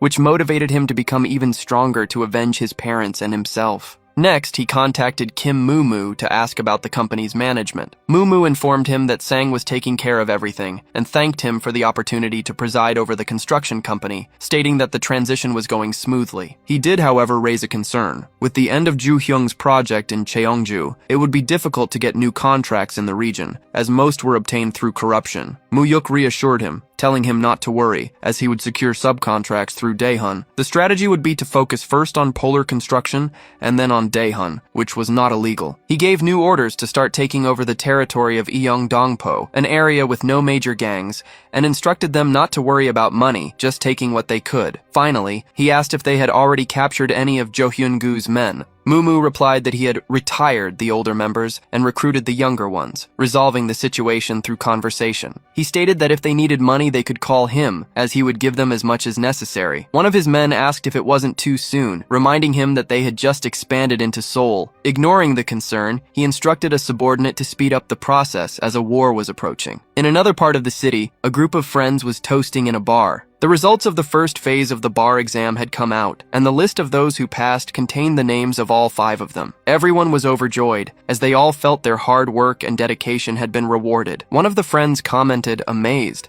that Moo-yuk seemed to have done everything he wanted and barely studied, yet still managed to pass. Seizing the moment, Moo-yuk encouraged them for the next stage, warning that the second phase would be even harder. Then, to everyone's shock, he announced that he wouldn't be studying anymore, as he didn't intend to take the second exam. He explained that he had never wanted to be a lawyer and wouldn't pursue that career, as he'd rather not even try than do something half-heartedly. His friends were disappointed by the news, as they had imagined they would all pursue a career in law together. Moo-yuk reassured them, guaranteeing that even with each of them going their own way, their friendship would continue and they could still help each other. The conversation changed course when his friend with glasses, Oh Ryu Hyun-woo, revealed that his grandfather wanted to meet Moo-yuk. The grandfather in question was Oh Jong-seok, the former Chief Justice of the Supreme Court. Moo-yuk was surprised that such an important man knew his name, but Hyun-woo didn't know the reason for his grandfather's interest. Soon after, another friend, Yoon Jae-hak, added that his father, the head of a major law firm, also wished to meet him. Jae-hak's father was curious about his son's only friend whom he hadn't met yet, and despite knowing that Moo-yuk had abandoned a legal career, insisted on the meeting. Moo-yuk knew that rumors about him had spread in legal circles, which wasn't good news, but it was also one of the reasons he had formed that group of friends. Hyun-woo's and Jae-hak's families dominated the legal world, and his own grandfather had already tried to get close to them using money, without success. That's why he planned to meet with Hyun-woo's grandfather first, and then schedule a meeting with Jae-hak's father. His friends found it all very strange, as their families had never shown interest in their social circles before, and they wondered who Kim Moo-yuk really was. To change the subject, Moo-yuk asked if they intended to pursue careers as prosecutors. Hyun-woo explained that although his family wanted him to become a judge to follow in his grandfather's footsteps, he wanted to be a prosecutor and reach the top on his own merit. He didn't want people to say that he only achieved things because of his family's name. Seeing that his father and brothers were already judges, he felt less and less inclined to follow the same path. Moo-yuk supported him, saying that he would do well either way, whether as a judge or a prosecutor. At that moment, one of his friends, Han Ming-young, asked Moo-yuk to get some fresh air, complaining of a headache. Outside, she congratulated him on passing and said she was in his debt, promising to repay him in the future. He reassured her, stating that she would easily pass the second phase and should just focus on the exam. She thanked him for the advice. When he suggested they go back inside, she held him back and asked if they were just friends, wanting to know what he thought of her as a woman. He replied that he considered her beautiful both as a friend and as a woman, and that any man would be lucky to have her by his side. However, he was direct in stating that he wasn't in a place for relationships and had never thought about getting involved with her. In his thoughts, he knew that getting involved now would be a mistake. It could nullify the favor she owed him, and besides, he had already had enough women in his past life. Embarrassed, she blamed her words on the alcohol and asked him to forget what she had said. Right after, another friend showed up calling them back to drink, since this would be the group's last get-together before the second phase. That night, Moo-yuk seemed to get very drunk. The next morning, he went to his grandfather's mansion. He informed his grandfather that Oh Jun-seok, the former Chief Justice of the Supreme Court, and his friend's grandfather wanted to meet him. Moo-yuk supposed that the man already knew he was the grandson of the king of loan sharks, since whoever had found out about Sumong being sent abroad probably knew this as well. His plan was to win Jun-seok's goodwill. His grandfather warned him it would be difficult, as the former Chief Justice was at the pinnacle of the justice system, and not someone who was easily swayed. Even so, Moo-yuk was determined to face the challenge. After all, Jun-seok himself had suggested the meeting. His grandfather advised him not to try using money, and he understood. A week later, the meeting took place. Moo-yuk introduced himself at Oh Jun-seok's house as Hyun-woo's friend. The host, a man respected for having maintained his firmness and sense of justice even during the coup regime that had appointed him, welcomed the young man. After introducing himself, he asked his grandson to go find his grandmother, leaving them alone in the living room. Without beating around the bush, Jun-seok revealed that he knew he was the grandson of Chairman Jong from Pyeongchang-dong. The young man explained that Cheon Taesin was his grandfather on his mother's side and informed him that he was doing well, news that seemed to pique the host's curiosity. He realized the former judge was beating around the bush, testing him and making him a little tense. Finally, the older man asked what his intentions were with his grandson, Hyunwoo. At that moment, it became clear that the invitation hadn't been motivated by mere curiosity. Jun Seok suspected he had approached his grandson with ulterior motives. He replied that his friendship with Ryu Hyunwoo had started by chance, as they were taking the same course. Jun Seok pressed him, questioning if there wasn't some hidden interest. The young man defended himself, stating that his intentions were purely friendly and that while many sought connections for personal gain after college, he preferred to keep the genuine bonds that formed spontaneously. Still skeptical, Jun Seok asked if their meeting hadn't been calculated. The young man retorted, arguing that Hyunwoo's future, and that of anyone else in the study club, was not guaranteed, and he was too busy to invest his time in someone's uncertain future. Jun Seok then revealed that he was aware of his recent activities, mentioning how he had pushed his own uncles out of the business without hesitation. He commented that he found it interesting how a 20-year-old grandson of Chairman Cheon, the head of the country's loan sharking business, had suddenly appeared and taken control. The young man noted, surprised, that the former Chief Justice of the Supreme Court was well informed about the financial underworld, concluding that he was no ordinary judge, and that this integrity likely explained why he had never yielded to his grandfather's financial influence in the past. Jun Seok changed the subject, mentioning that Hyunwoo didn't intend to pass the bar exam. The young man agreed internally, thinking that the judge's grandson indeed wouldn't make it past the second round, as taking the exam without any intention of practicing law was disrespectful to those who took it seriously. Seizing the opportunity, the host asked about his plans and if he intended to become the new king of the underground economy, like his grandfather. The young man found the title pompous, but imagined his grandfather would love it, briefly wondering if the family's businesses would have survived without him. The former judge clarified that he wasn't disparaging Chairman Cheon. As someone from that era, he understood the hardships he had faced, but he stressed that his methods had been excessively violent. The young man challenged him,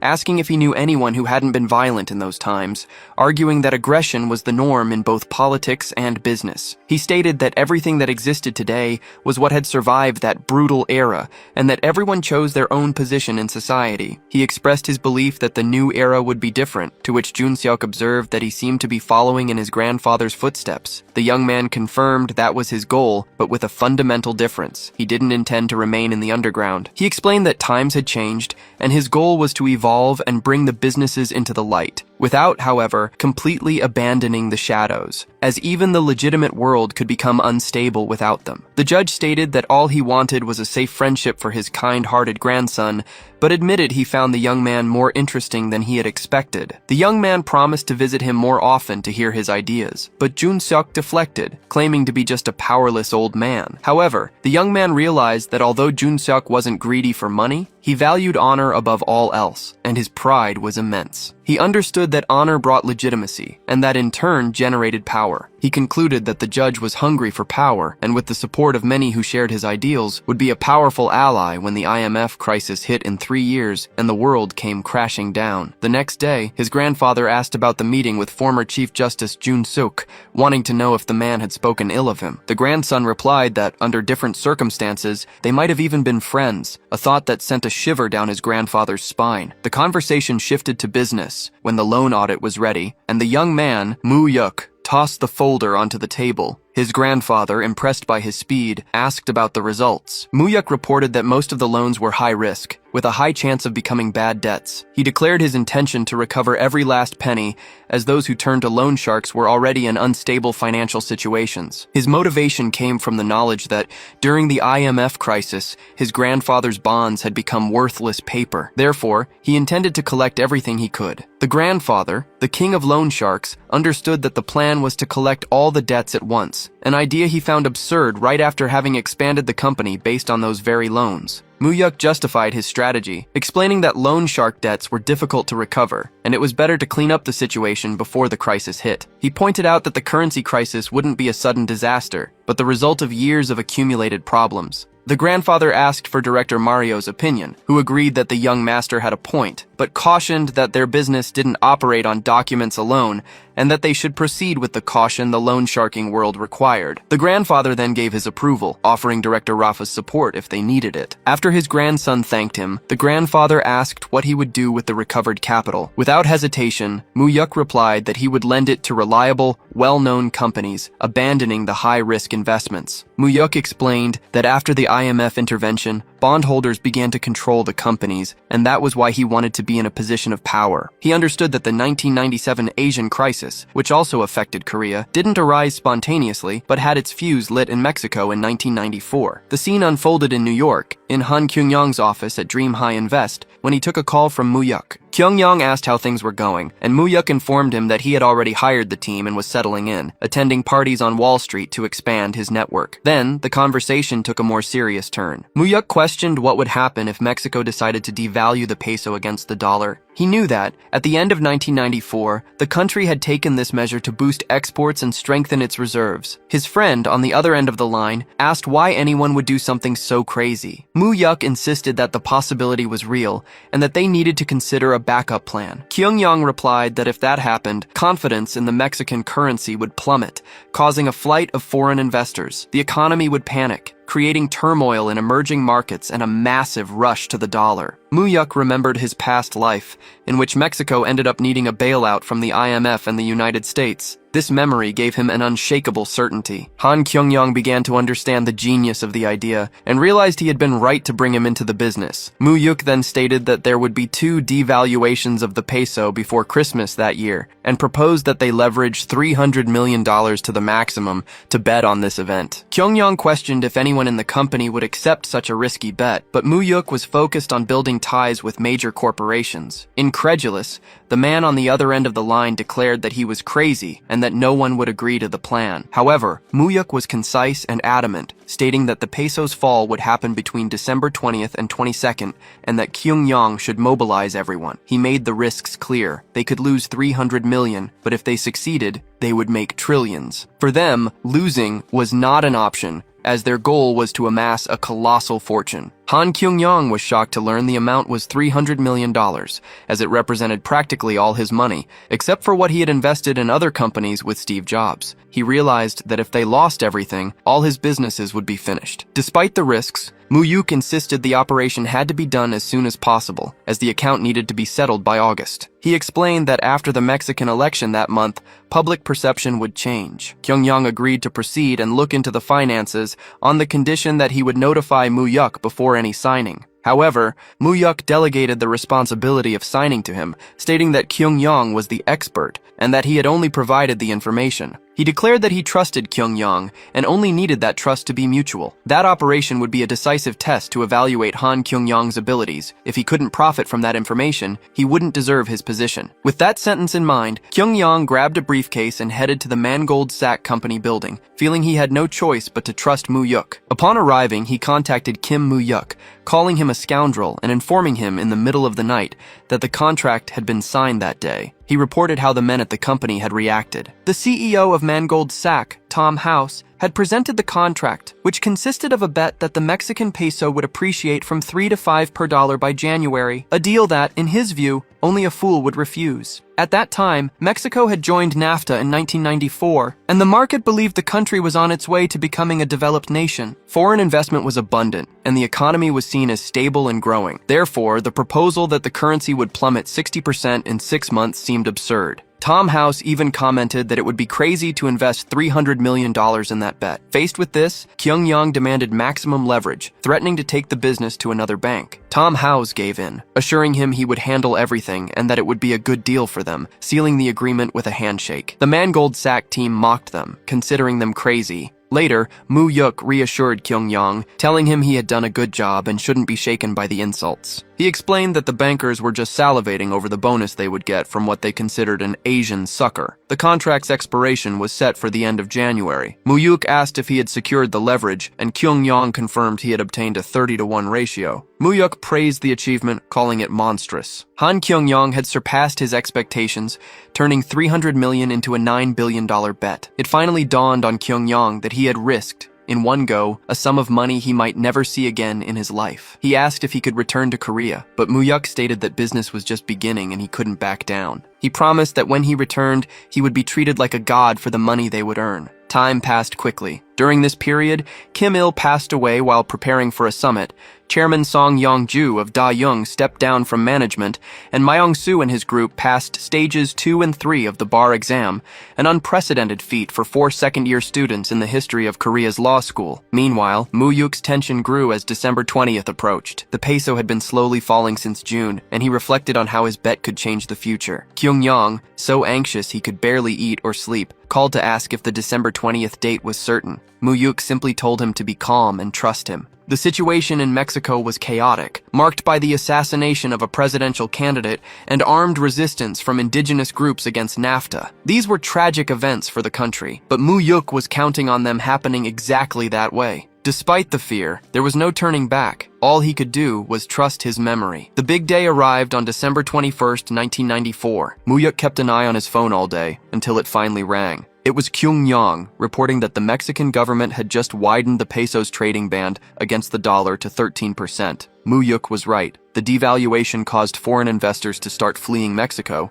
and on that single day, $6 billion left the country's central bank, and that was just the beginning. On the 22nd, the government devalued the currency again, widening the exchange rate band even further. No one on Wall Street expected the new government, elected in August, to devalue the currency so soon. Kyung-yong could hardly believe that Muyuk had been right all along. Muyuk, in turn, told him to wait until the following month, when the peso would hit rock bottom. Kyung-yong's trust became absolute. He stated that if Muyuk told him to go to Alaska, he would go without hesitation, and asked him to just let him know when it was time to pull the trigger. The year 1995 began, and as predicted, the peso continued to fall. In January, Muyuk gave the order for Kyung-yong to sell and liquidate the entire position. Everything was settled at the bank. Kyung-yong thanked Tom House for his work, expressing his happiness that their first deal with Mangold Sack had ended well. Tom House was in shock, unable to comprehend how he had predicted all of this 6 months earlier. Kyung-yong, following the script, replied that he was not a god and hadn't predicted anything. He just stated that everyone knew the peso was overvalued, and he had simply bet everything on it and won.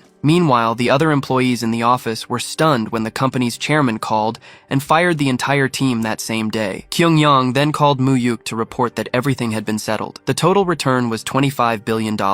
At the exchange rate of the time, that was equivalent to 20 trillion won. At the post-IMF crisis exchange rate, it would be 50 trillion won entering his account. Muyuk wondered if he now had more money than his grandfather, but concluded that this was just the beginning. For him, it was impossible to lose to an opponent who was merely speculating about the future when he already knew what was going to happen. He couldn't be defeated if he already knew all the cards in the deck. That was just one of the many opportunities that would arise, and the next one was already scheduled for 2 years from then. The protagonist reflected that the same disaster that had struck Mexico would soon reach Korea. Later, during a celebration for Myong-soo's second time passing the bar exam, a friend attributed the success to the protagonist, saying he was the one who had put him on the right path for his studies. The hero, in turn, announced he would be taking a leave of absence from college, as he couldn't be away. He recognized the importance of legal research, but couldn't ignore the prestige a degree from Korea University would add to his resume. He knew that for a prosecutor, class ranking was crucial. There was a tradition where, if someone from a junior class became prosecutor general, all the prosecutors from senior classes would request retirement. With this in mind, he had only formed a small group and given them some incentives to enter the class earlier. In his past life, they had all pursued legal careers, and he had no idea how this small change could create a butterfly effect in the future. During the celebration, Hyun-sung called to congratulate him. The protagonist replied that he would call him back as soon as he had gathered his thoughts. Hyun-sung had quit sports and moved to Busan after taking a leave of absence from college. They hadn't reached out to each other since the incident. A friend at the party mentioned he was going to Busan soon and asked if he wanted to come along. The protagonist declined, but asked his friend to visit his grandmother, imagining she must be lonely. It was then that the friend revealed that Hyun-sung stopped by her house every day to talk and have dinner, a piece of information that left him completely surprised. Meanwhile, a director was informing the chairman about the family's situation. Suhan remained secluded in his house in Australia, barely went out and drank excessively. The second brother had been quiet since being transferred to a regular prison and losing all his privileges. The chairman, known as the King of Loan Sharks, was informed that his granddaughters, Ji-won and Ji-soo, were angry with him for what had happened to their parents and, holding a grudge, hadn't called even once. The director also reported hearing that Ji-young, the other granddaughter, had returned to Korea with her employer the previous week. The grandfather expressed that he didn't want them to seek him out, as he imagined they were hurt by their husband's fate. At that moment, the protagonist presented himself to his grandfather, who dismissed him abruptly, stating that nothing had happened. Watching the scene, the grandson wondered if the old man regretted cutting ties with his own son, concluding that, in the end, the iron giant of Taesan was just a lonely old man. His cell phone rang, and he wondered who it could be at that hour. On the other end of the line, a young woman introduced herself as Cheol Ji-young. She was the only daughter of Suhan and had gone to study abroad at a very young age, so the protagonist barely knew her. In his past life, they had only met at their grandfather's funeral, and unlike Ji-woo and Ji-soo, she had never shown any interest in the family business. Being 4 years younger, she was just starting high school. Ji-young asked if she could meet him the next day. The protagonist considered that if everything went as it had in his previous life, she wouldn't interfere with his plans. Still, he knew he couldn't let his guard down, as the Cheon family was not to be trusted. When they met, Ji-young started crying non-stop. Embarrassed, he asked her to calm down. She explained that she felt terrible for having discovered what her father and uncle had done to his mother.